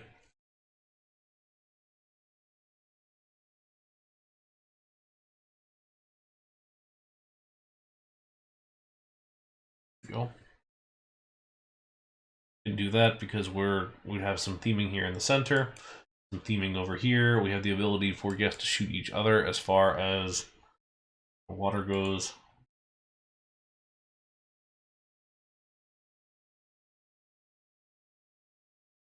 Not too long. We're just a little bit too short. I would love to be able to do just a quick little S bend of some type there. Maybe we could make this happen without it being. Let's take this. This.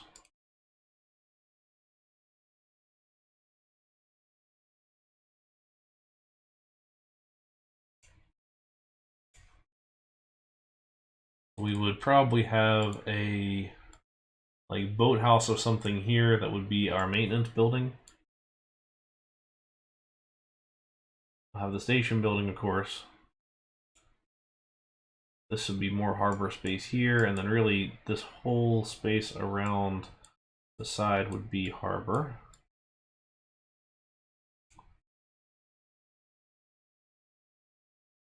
And then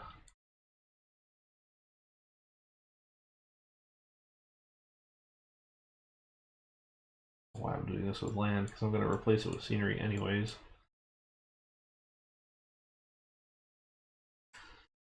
This would be our space here, and then temporarily place this in.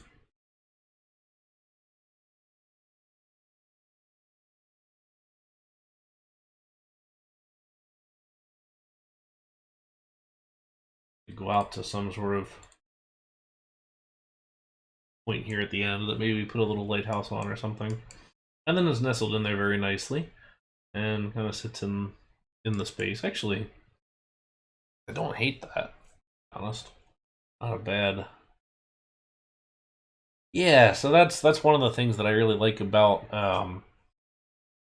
the splash battle rides is that you can shoot the other guests and or guests off ride and on ride. So it's that interactivity that works really well. Port Aventuras is fantastic for that. it's kind of off on its own. I feel like that was maybe a mistake because there's just not as many people that go back there. I do hope that they expand that area over time, but I think what we would end up doing would be having our guests on. We'll adjust this straight piece here just to keep it a little less obvious. Maybe it's doing that. So then this is our Boston Harbor type space, and maybe we can do like a sunken ship or just like a mast that kind of sticks up, and I don't know, but yeah, I kind of figured it would go quickly. Now I don't know if this is going to be the final layout or not, but it actually works fine. There's not a whole lot to these, and they don't take too long. I wonder though if I could almost get it to go back out and back.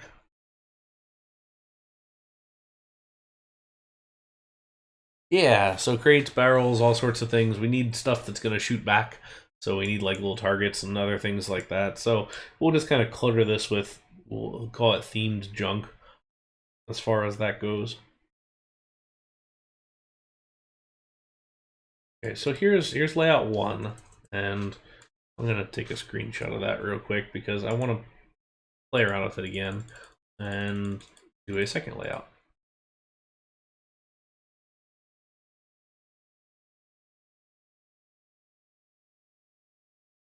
Close.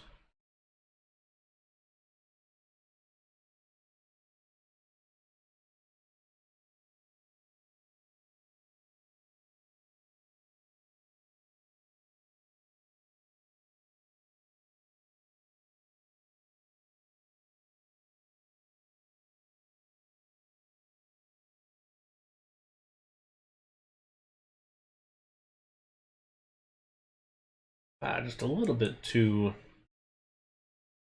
short in that regard.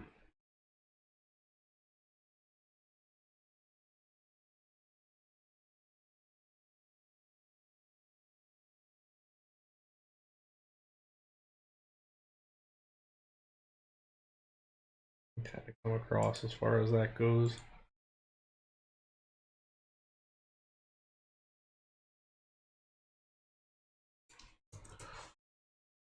It seems like that one's got more interactivity than the first one did, and I don't really know why, but it just kind of feels that way. Any thoughts on that?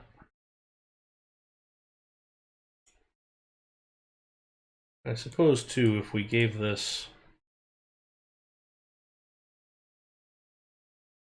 kind of one section of straight track here, could get us a lot. Gets us the ability to do that.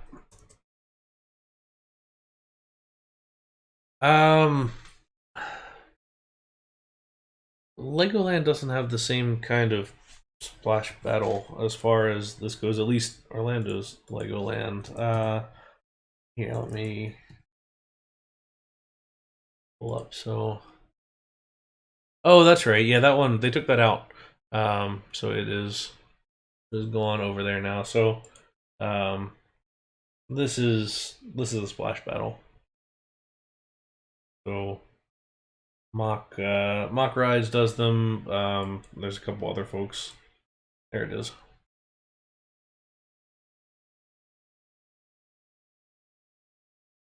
So just the but yeah, Legoland Florida had one. They're kind of all over Europe. They definitely did better over there. Here's the PortAventura one that that Mock did. There, it's gorgeous. It's gigantic too. It's probably like a 10-minute long ride. This one is super cool. I kind of think some of this, from a theming standpoint, we'll be able to rework some of this. But I really like this one as far as that going through the boat goes there. That's pretty neat. I think you're right, though. Ride play is that the first one maybe was the right way to go. I did like how this one was gonna shape up, but maybe Maybe this is a better option.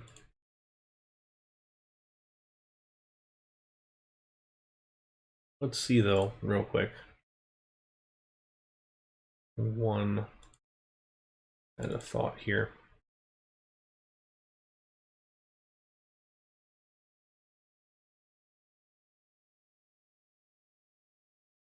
It is time to hydrate.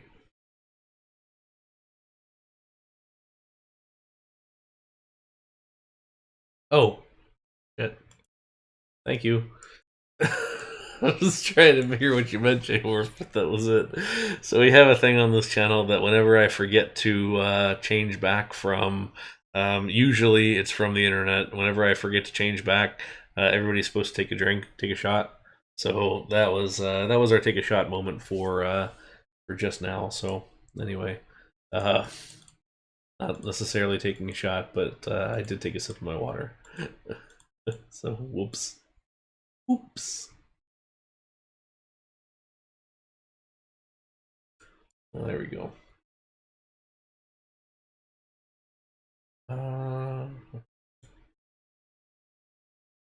Need to be up to that point.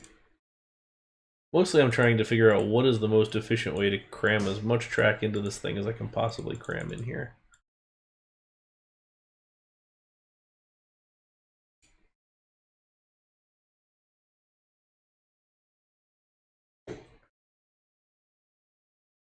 And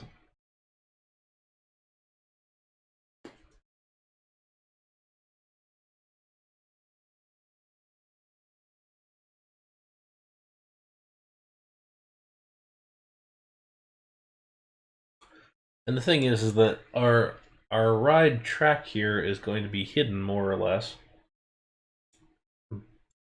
So we don't really have to worry about that so much. That's a little too far.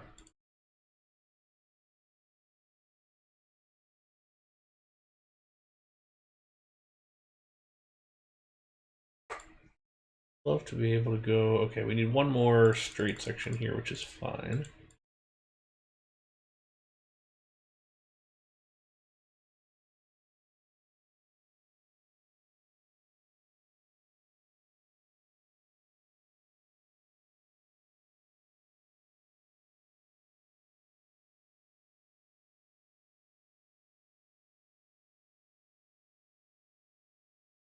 How do we feel about that? That feels like it fits a little better.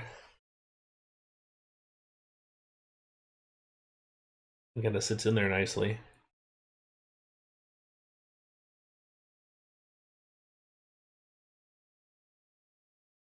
The only challenge is I'm still trying to think about how I want to build this in the game, and I think I want to do it with a half buried log flume.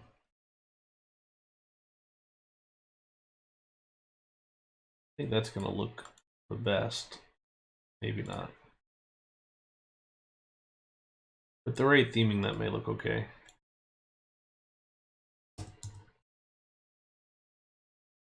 Got the trough. Water coaster maybe, although I want the channel, but I don't want it to sit up on top. So like I'm really not looking for the river ride kind of stuff where we're sitting up on top like this, because I figure, and at the risk of another shot, here we go back to this, to see all of these are staying basically flush, and I could do that with theming, which is an option. But I think it makes more sense. I mean, here we've got a little bit of a lip over the whole thing, which we could do with the roadway lines. So roadway lines may actually work a little bit better, just depending on how it goes. But I don't know. We'll see what the best thought is. Boat hire only has the tight corners, which makes it a little more difficult. Otherwise, that would be something that would work, but I'm kind of thinking we've got our where are they? Where are they?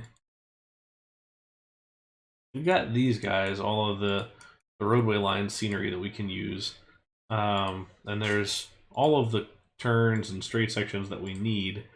Problem is when we go through like diagonal stuff, it's going to look a little bit kind of wonky where it gets a little more narrow there. So that's why I wonder if it might make more sense to just go ahead and do this half-buried flume option. The only challenge being, with enough scenery, I don't think you're really going to see the corner pieces here. And honestly, it might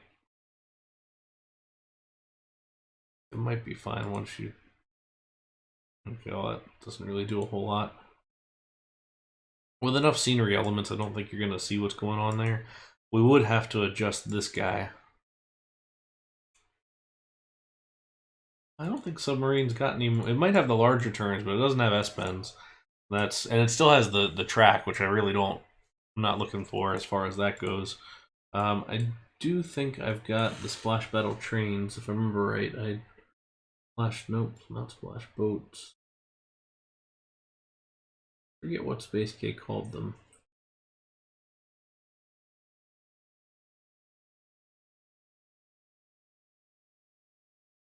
Anyway, we don't have the smaller, or we don't have the large corner, which means that this is the one we'd have to edit out.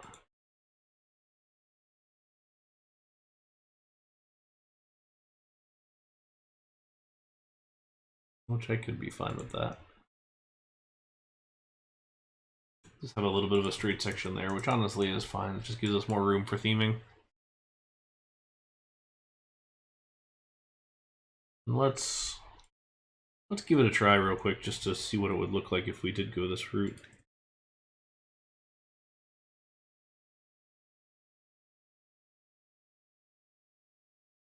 I want to see what kind of glitching it's going to do. We build backwards so we don't accidentally merge something in. I don't think we're at risk of that at the moment because of just the way that this ride is set up. We're at different levels, but just in case.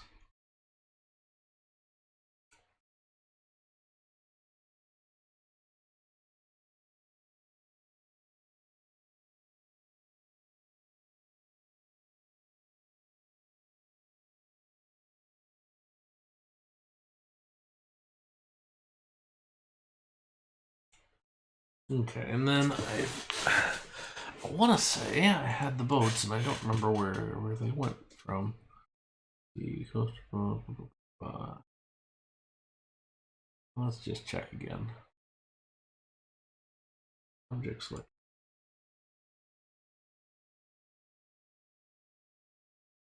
There we go. Splash battle, and I had not added it in. Okay, there we go.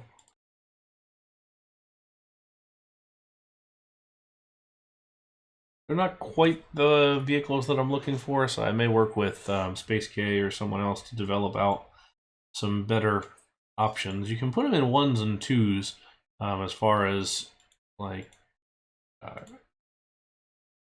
compound setups here. So we'll look at this entrance towards the front, exits towards the back. And then if we went Crooked House, that should drop these just a little bit. There it is. Okay, so we already got a little bit of glitching there. Let's see how the theming goes. Let's go back. So we can color these real quick, just to color them a little bit different for contrast, just so that we can see what's going on. Yeah, so these are custom ones that just aren't quite the right look, I don't think. They're based on the different manufacturer, and I would just as soon see something else. So I do like the submerged look, even though it does glitch a little bit. I'm not hating it, mostly because I know that once the theming gets in there, I can make that really blend a lot of this, that you don't see the glitching. That's gonna be fine.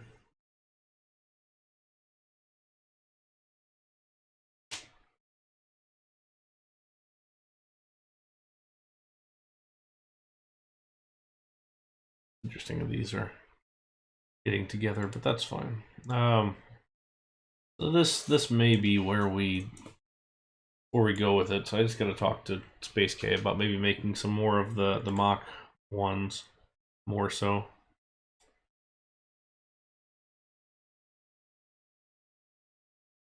All right. Typically, our stream time is 2 through 6 p.m. Eastern on Sundays, but today we're going to go probably just a little bit longer, only so I can kind of lay this area out just a little bit more. So we have our potential splash battle location here, and I'm actually pretty happy with how that's sitting. I just want to lay out the whole thing a little further, and we might go back through and theme it, just or just make sure that it's set in the right spot, because we may have to go back through and move it depending on how things go. I mean, this is a big area. This will be, I shouldn't say that, it's about the same size area wise as Salem. It's going to be denser, that's for sure. So excuse me, as far as Salem goes, this is our largest architectural area here, and then we've got some architecture on this side, not very much, but that was on purpose. We want Salem to be a little bit more, we'll call it rural, I guess. Oh, and I didn't see there, Dr. Pang Lost. Thank you for the follow. Welcome in, welcome in. This, I think I see this here, I think, as opposed to the wood that we have over here, I feel like this would be more of a stone, kind of more permanent sort of thing. I do think this could be some wood along the edges here. We might have some like faux railroad track kind of dropped into the ground. And then, I don't know, we're gonna have to look up some pictures of what we could do here. It's Boston, so we're gonna have to have like some church steeples and some things like that. So those will be kind of standing here. The idea would be potentially having the splash battle here as we have it, and then a dark ride is just maybe going to be hidden behind a bunch of facades right here, and then we can take our pathway and sort of wrap it in between these two, then have a bunch of just different facades here that hide this whole building, and then this kind of sticks out to the back of house, and then maybe more kind of smaller streets along the backside here, transitioning to these other spaces. But then we have our connections to the other areas here, here, here, here, here, and then this kind of seems like it's going to wrap around, connect across this way. Also have buildings in the middle here, and then we may even go back like this, and then have a little bit of a dead end, so then we have some buildings throughout. Now that means this train is going to push way out. We'll move him out of the way, and actually we can go ahead and just do that now. We want just to get him out. We've always said that this is a temporary situation as far as the train goes, so this does want to sit further out. We will put a second station, I think, at some point. More than likely, we'll drop it over. Just pointed at my laptop screen and realized how silly that was. At some point right here in this sort of dead zone. So that would at least fill in that space, especially because we got to make the station pretty darn long. This is, what is this, 10 tiles? 1, 2, 3, 4, 5, 6, 8, 9, 10. So we've got to make the station at least 10 tiles long, which means that this all probably is going to push out a little bit. But I could see it kind of sitting across on this side and then turning. And we might pull one of those classic Disney tricks where we make the train go through the back of this dark ride building, and then you can kind of see what's in the dark ride. Now, the question becomes, if we're going to talk dark ride, what do we do? Do we do a tracked dark ride, just like a standard kind of bus bar type thing? I don't think we do a water-based dark ride, only because we've already got a water-based tracked ride right next to it in the splash battle. we could also do a coaster. So if we did a coaster, it would more than likely be a wild mouse. But we could always try and come up with something a little more clever. I've got the Jetstar coaster that I made that we looked at earlier here. So let's see, where are we? What was that done with this? So we've got this Jetstar as an option, which is a pretty small setup, although you'd have to sink it down a little bit. Oh, that's funny. That's good. You'd have to sink this down a little bit if we did do it. A wild mouse would be smaller. That's... Where are we here? Right, there's the top 1, 2.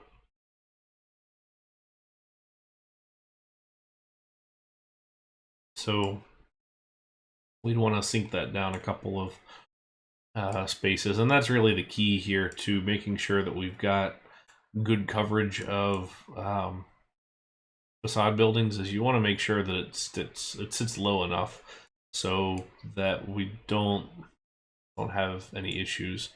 Oh, I do love Temple of the Nighthawk. That's a classic for me. I know most people say it's boring, but man, I love it. It's a great ride. So, yeah, I'm right there with you. I do love that coaster. So if we sink this down, let's say we sunk it down to 4, that's a reasonable sized show building. So we'll think about that a little bit more, and maybe that'll be a question on the Discord here in between this week and next week, is what we want to do with that, because I could see a couple different things, either coaster or tracked ride. I don't know what the theme would be yet. I need to do some research and figure out some kind of an event that the theme could fit into. But the yeah, so yeah, Guardians of the Galaxy coasters, the Vekoma launch coaster that's got the spinning cars, basically what Intamin did with Gringotts at Universal, just with more coaster than not. So it's one of the longer indoor coasters in the world. So that'll be pretty interesting to see. It's a substantial ride. The layout looks great, so we'll see how that all goes. But yeah, and then the teacups may sit more kind of out towards the coast, the edge. I wanted to say coast, but it doesn't feel right. And then maybe this is our dock for the boat that we're gonna do.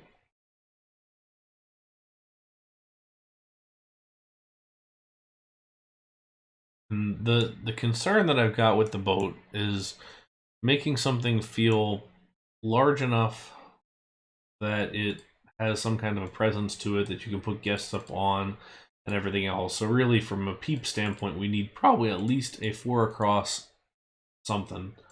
So let's say it's got to be like 4 across by whatever, but also not too big that it dwarfs everything else and feels way out of scale. So that's the concern with big boats. So I honestly probably limit it to a 4x8 section here, and it would probably be something along the lines of, where's my monorail?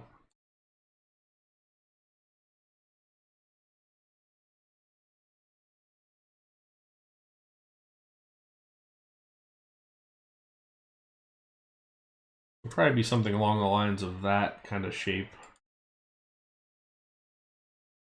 That is true. Mummy is excellent. And it's about to go down for rehab. So get it while you can. I think actually it closes maybe next week for a multi-month rehab with getting a brand new control system, which is good. It needed it. It was about time.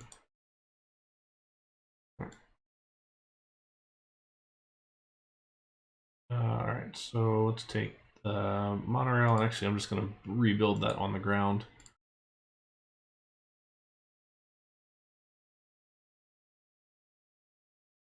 Yeah, the dynamic attractions ones are neat, although they've been taking quite a while to get finished, for one. And it's or at least they've been taking a while to get finished with both of them. There's the one for over there at Fox World Studios, or actually it's not Fox anymore. The one in Malaysia, and then there's the one at Ferrari World. Under the top deck, you make it a walkthrough attraction. That is a thought. That is actually a pretty interesting thought that we could have, is a walkthrough something. The challenge that I run into with it is I don't know if a park of this scale would have the means to do that. And what I mean is I think of this park kind of at the level of, and it's changed. Initially we were going to say Holiday World, which would have been much less themed than it already is now. But I kind of see this park as like a Dollywood level of theming, which is good theming, but not Disney level where we're going to excavate an entire building space, put a walkthrough, and then all of that. So it seems like that might be a little bit beyond their means, but we can do something maybe. Or at the very least, we could just do a simple walkthrough, perhaps. So good thought, at least. Yeah, Runaway Mountain at Over Texas. It is a good one. Premiere, actually. It's the SDC Hurricane layout, which is interesting. Just built by Premiere, and it's incredibly smooth still. It runs very, very well. So that's always good. All we could do is, dog, you're all right. But okay, so we could come across. Hold on. Back it up. Back it up.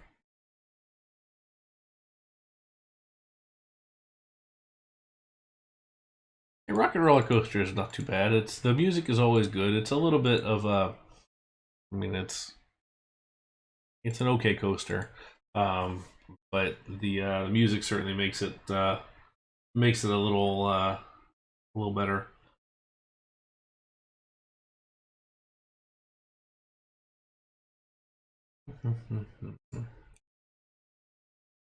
But it is interesting to see that layout outside at Wallaby Holland. I was kind of hoping I could get through here.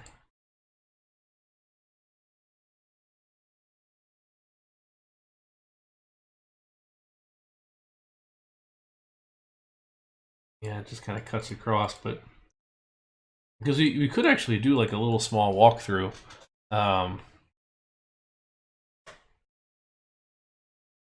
But we can figure out that tangle. What I'd probably do is use the miniature golf track for it and kind of run up that way.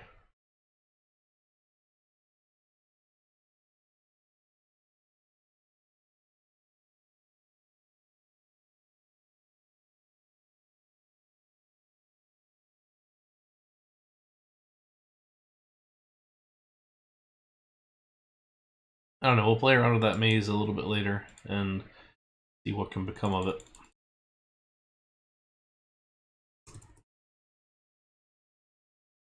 Now this space here seems like it ought to be more cobble than anything, so we'll probably look at like a cobblestone type street. Let's look at some different color options for that. That's maybe a little bit washed out. That's sort of standard color. A little too dark. A little too orange. Did that one.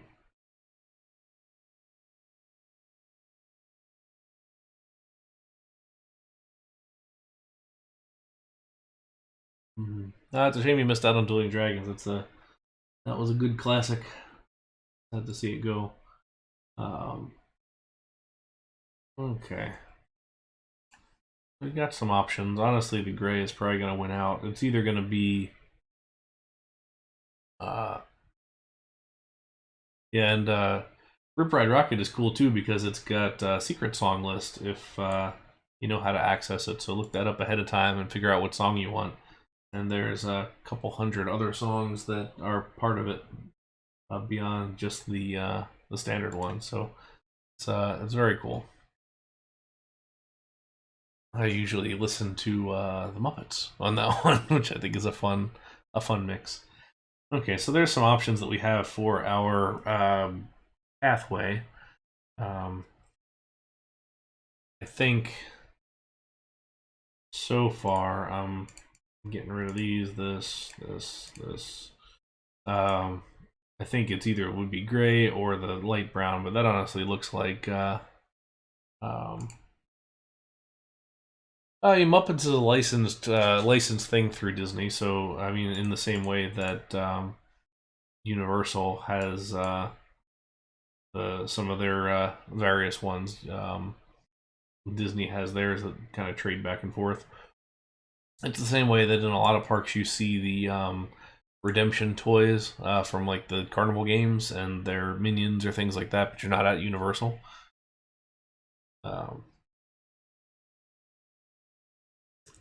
So you see a lot of IP getting traded back and forth as far as those kind of things go. I do kind of want to have that broken ship, which I thought was a pretty cool option on that screen or the screenshot from the mock rides thing. So I'm kind of wondering how that might sit.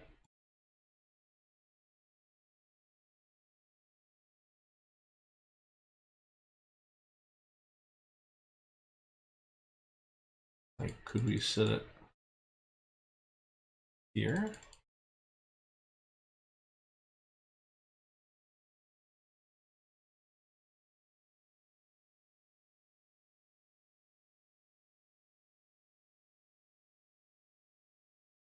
It is true. Well, we will have some things that move a little bit more south, like the Roanoke area here.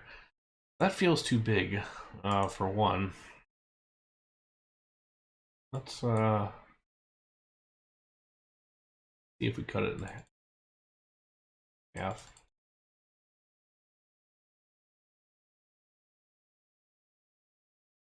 Oh wait, shoot.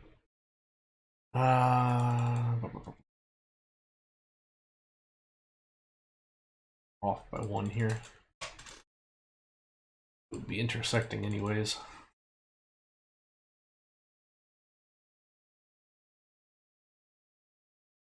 That's an option as long as I can delete enough pieces of the track that it looks correct, which I think might be more trouble than it's worth.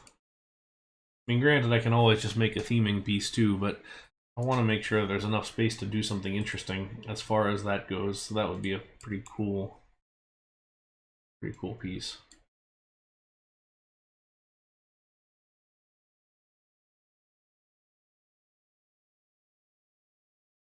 We might slide it in one direction versus the other, because we don't want to cut off. The problem with putting it there is that we cut off the view of a lot of the ride from the general guest. It would almost be more of a, could we set it out here at the tip of the space?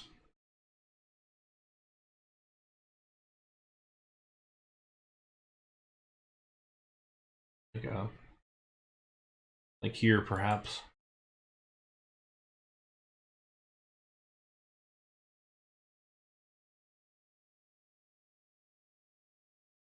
That barely even registers across.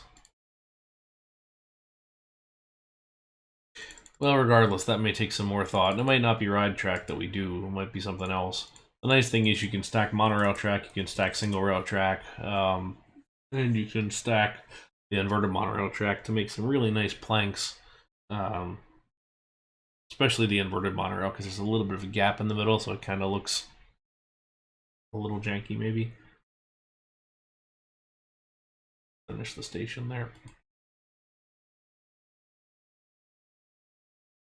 You know what? I'm going to leave that for the time being, at least, and come back to it. Okay. So as we start to pull away some of our guidance here.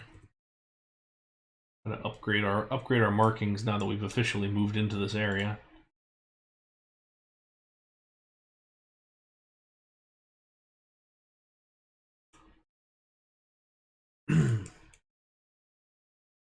I did say that I wanted to do a bridge on this side, and we're transitioning from Philadelphia to Boston, so that makes sense. This is going to be another one of those no man's land areas, which I'm actually okay with. I think that space works well because we're not hemmed in by land like a Universal or like a Disney where we don't have quite the space to move around. So really, I kind of see this as you exit Philadelphia here.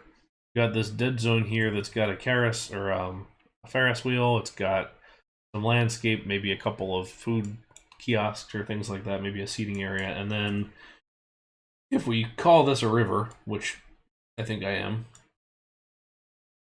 calling this like a river through here, so a second, I guess that's another river coming through.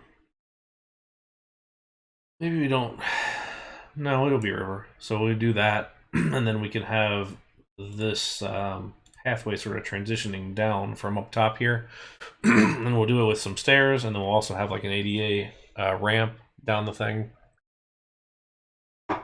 So it'll come across to this bridge, and then maybe right here is where we do that covered bridge to the space. The only other possibility for a covered bridge I could see is over here towards Roanoke, Jamestown, but that was probably a little early for that. From a timeline standpoint, this is the absolute earliest of the areas that we're theming to, and this is the absolute latest of the areas, I think. Although these colonial Boston, colonial Philly can really vary depending on how much architecture we do and kind of where we set that. But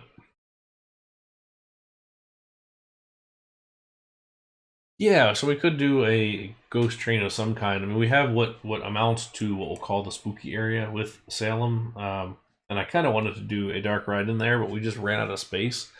It would have been cool to do some kind of a Salem Witch Trials dark ride, but you know, it'll give us more opportunity. And I do like a good dark ride, so I want to make sure that we have something. Because what I kind of envision, at least at this point, is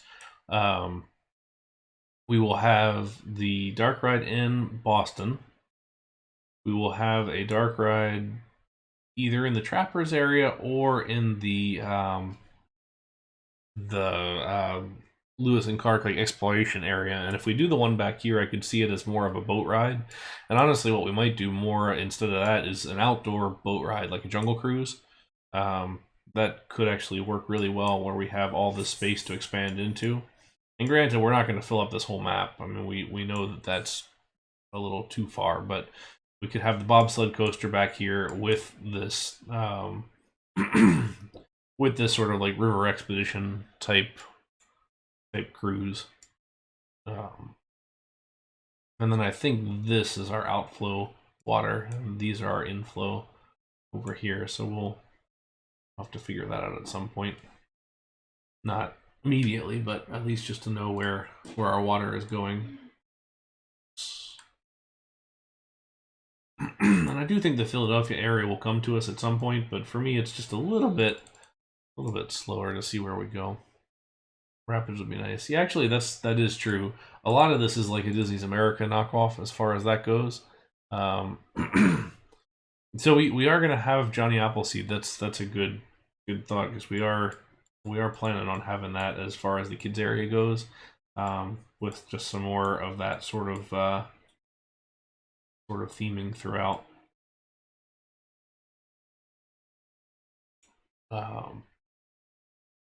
Yeah, Rapids could be a good option. I do like the idea of having some kind of a slower boat ride as well. I do like the idea of more dark ride type stuff.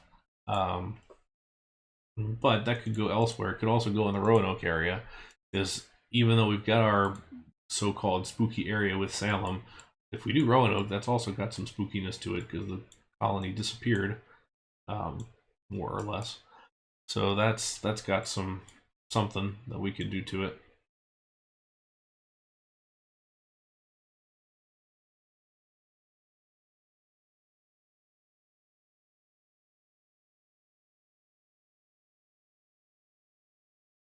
Let's see if we want to keep that slope. That.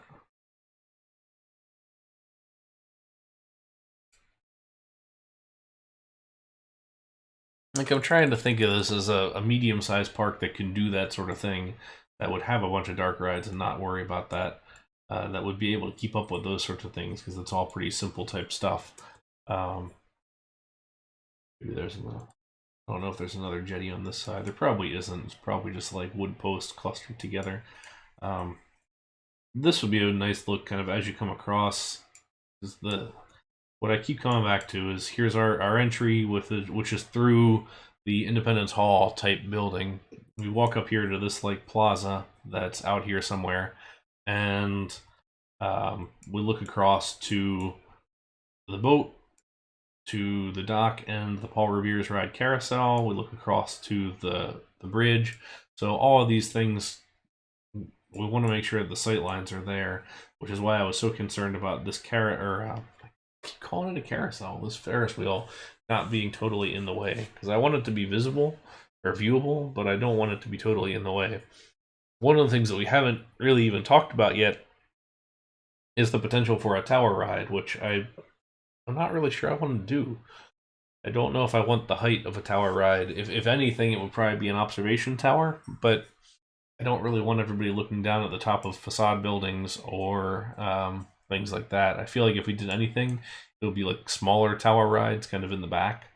I do intend to build those, I don't know, the Sun Kid human-powered towers where you sit in 2x2 or just 2x seating, and you have a rope in between you, and you can kind of pull yourself up with it, and it's got a pulley advantage, so you can do it very easily, and then you have this kind of controlled drop back down. They're a lot of fun, but I could see putting 2 of those in one of these areas here, probably the Native American area back here.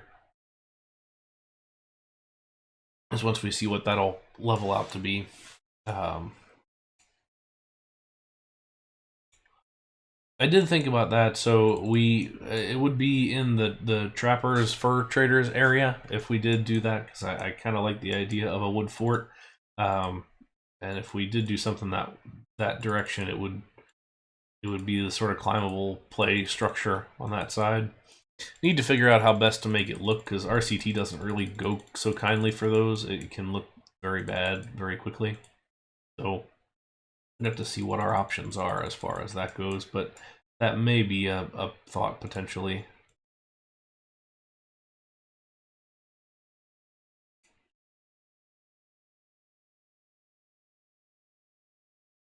Let's see. Kind of like this coming through the Native American area there. We can have some conflict as far as that goes. And then coming through the kids area, although that's not having a railroad crossing into your kids area, maybe not the smartest idea from a safety standpoint.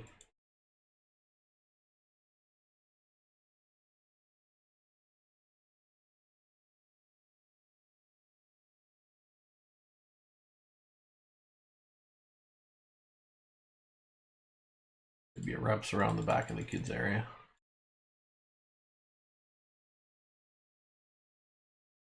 Maybe I'm trying to keep the or the pathway relatively smooth over here. So if we can avoid it, we're gonna try and figure that out. Yeah, you're right. From a timeline, the Roanoke area is a little bit lacking as far as that goes. So what I'm thinking as far as Roanoke areas, we know that the colony disappeared, so that's our big play right now. So we'll have something to that. I mean, it was, I've called this throughout Roanoke / Jamestown, as to I didn't really know where I wanted it to land, but I could see it lands more towards Roanoke, and you have that mystery of the civilization just kind of disappearing. even though there's pretty strong evidence of kind of similar or what has happened. But I could see a couple things. I could see a water boat type ride, like an open air dark ride here. I could see this as a living history museum, which is kind of where I would maybe like to go, is some more open spaces here. So having little crops and things like that with little buildings, almost like a Colonial Williamsburg within the within the overall theme park.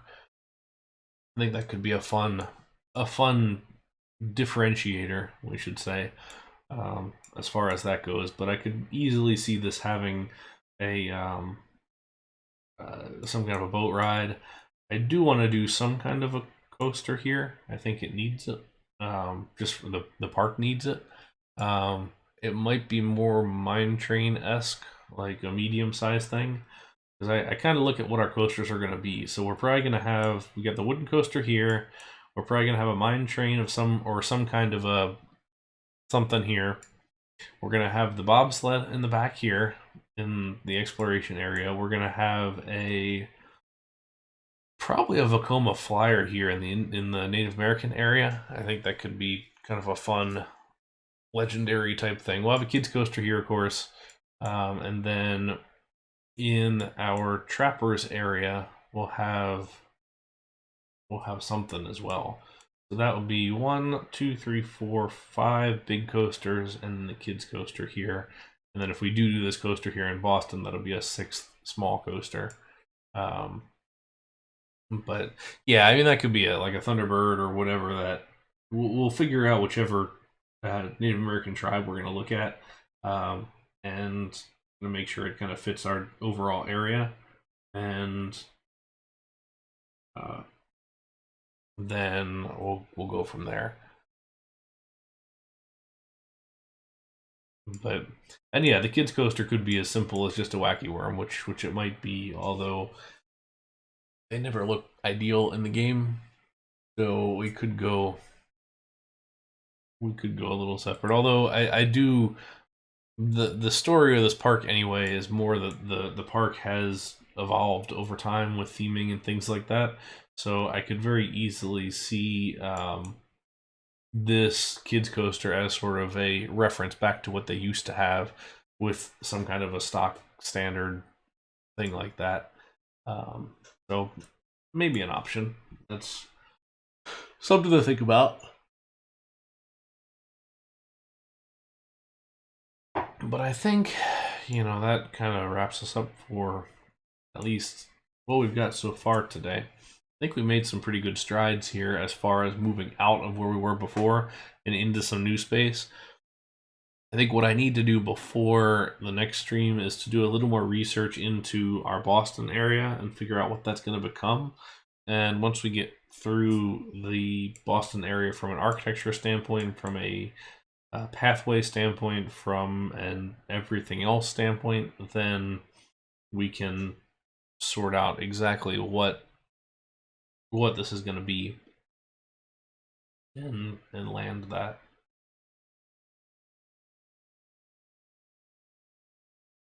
I do want the peeps to be able to walk all the way out here to whatever our little kind of statuesque thing is that's at the far end. They might get lost, which would be the problem, but it would be kind of, if I saw a park that had something like this, I'd want to be able to walk all the way out there and like take a selfie or something out there. Not actually take a selfie, but interact with it, we'll say. So we'll do a little bit more research here. The nice architecture as far as this goes is over here were a lot of clapboard and wood and things like that. Over here in Boston, we're going to be a lot more brick, a lot more stone. So we'll have a lot of those red brick objects that we'll bring over and try and carry that across. And we're going to have a lot larger buildings and just kind of facades together. So we're going to have a lot of kind of flat roof stuff that will have a big back of house area behind it. So like this area especially, right through here is going to be a big back of house space. This area here is going to be a big back of house space.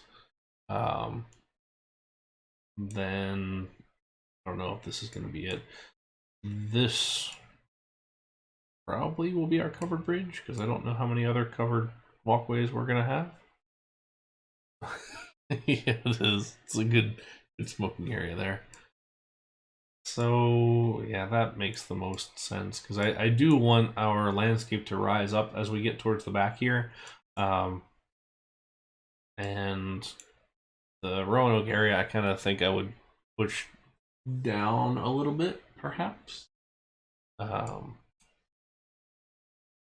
maybe that actually reverses the flow of our base, because if this rises up, we can rise this water with it and kind of have some waterfalls down, which could be a lot of fun.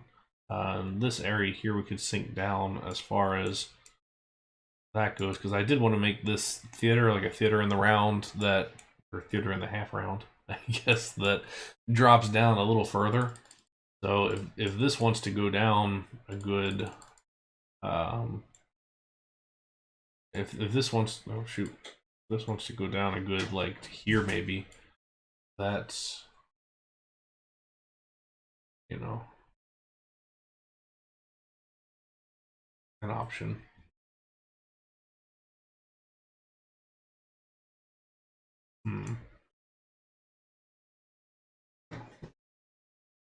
That could be an option. Okay. Because I do like what Dollywood's got with their really big kind of scenic oh, what do you call it? Theater in the woods. And what would be cool, which is a little bit unfortunate here that we don't really have the space for it, is some kind of a big trestle. I don't know, I feel like that's more of an American West kind of thing, but some kind of a pretty nice size trestle bridge. And the only space where we're really going to have that differentiation to the water would be if we lower this down. So essentially this gets all lowered down substantially, and then that's a long walk for the guests, but that's okay. We can figure that out. I don't think it's big enough for like a funicular or anything, but it could be something. I don't know. More thoughts to come. We don't need to figure that one out right this instant. But thank you, Jupiter, for the follow. Thanks for joining us. We're wrapping up, but we had a pretty good productive day here for our park. The hope is we can continue to build along and go. I'm sorry, I'm kind of spacing out, I think, on the talking part, but it's trying to figure it out as we want to work through the space, which is part of the reason why I go from area to area to area, because if I started here and built this one out and then said, well, you know, it would be kind of nice to have that transition here as far as landscape goes, then you go, oh, well, shoot, we can't really do that anymore because we've used it all up on this elevation, and we don't want to move at all, which thankfully now in RCT it's a lot easier to move than it used to be, but nonetheless I still don't want to do it if I can avoid it, so we'll try and get out of that habit. From a park guest standpoint, this would kind of suck when you start at the highest elevation and then you basically are working down the whole way, which means that when you're leaving you got to climb the hill the whole way around, but that's okay. They're in for a workout and it'll be okay. At some point we'll move our trees elsewhere as well. But the nice thing is that the Salem area I'm going to call like 90% done. There's a lot of various buildings, and there's two more buildings, a little bit of theming, and some other stuff that we can do in there. I want to rebuild the ride structure for the Troika ride. And then that area is pretty much finished, which is good, because then we don't have to really look back. And then on this side, we can have into Boston, we'll start to develop this out a little bit and work that out. We actually, for our teacups ride, I had that there just as a placeholder, we need a 5x5 spot, which is substantial, but it's unfortunately part of it. We're going to do a custom teacups ride, which I'll show you all how to do that. And I should make that easier, which is a little bit gigantic, but it should work. And then ride-wise, we'll have whatever goes in the box, whether it's a coaster or a dark ride. We'll have the splash pad, we'll have the spinner, the teacups, and that'll be a really good amount of rides for a certain, like, one area. Same thing over here. We've got the coaster, we've got the troika, and then kind of in our transition area we have the carousel. So we're not going too heavy on rides, but we've got we've got enough that it's something to work with. We could put a fourth in here if we needed it, but I don't think we do. I think we really need shop stalls. We need a big restaurant. If anywhere was going to have a big dining restaurant, it would be here. And I think it would also be over in the Philadelphia entry area. And then I think as far as dining goes, we would probably have some kind of like unique themes dining in the Native American area. I think that could be kind of fun as far as that goes. And I think this Trapper's Fur Traders area is going to be more fun than I currently am giving it credit for. I think that's going to be a really kind of unique, interesting area. As far as that goes. So, I think with all that said, we're going to sign off for today. And we'll leave all of that for the next round. So, we'll be back next Sunday, assuming everything goes all right, 2 o'clock Eastern time. If you want to join for other streams, we've got Parkitect coming up on Thursday next week. And I may have some other kind of surprise streams here and there, so hopefully you all can join us for it and do all that. In the meantime, recommend you follow the YouTube channel because that's where I post all the videos. That's where this stream archive will go here in some amount of time, and the hacking tutorials, ride review or park reviews and things like that from RCT standpoint, and all of that go there too. Yes, ride play, New France. Absolutely, that's a good reference because that's where I was thinking as well. Basically, building out that area to what it could be, which is pretty substantial. And yeah, if you feel like supporting the channel, you can subscribe over there on YouTube and all of that. You can also subscribe here if you feel like that. If you're an Amazon Prime member, you get it for free. But follow here for any notifications as well. Thanks, No Warhawks, for the follow as well. And yeah, thanks to everybody who came in from Marcel's stream today. Always good to see him doing stuff, and I'll have to catch up with his VOD as well. But yeah, it was a good time today. Appreciate you guys joining us, and we're gonna catch you in the next one. So everybody have a good evening, and we'll see you next time. Bye now.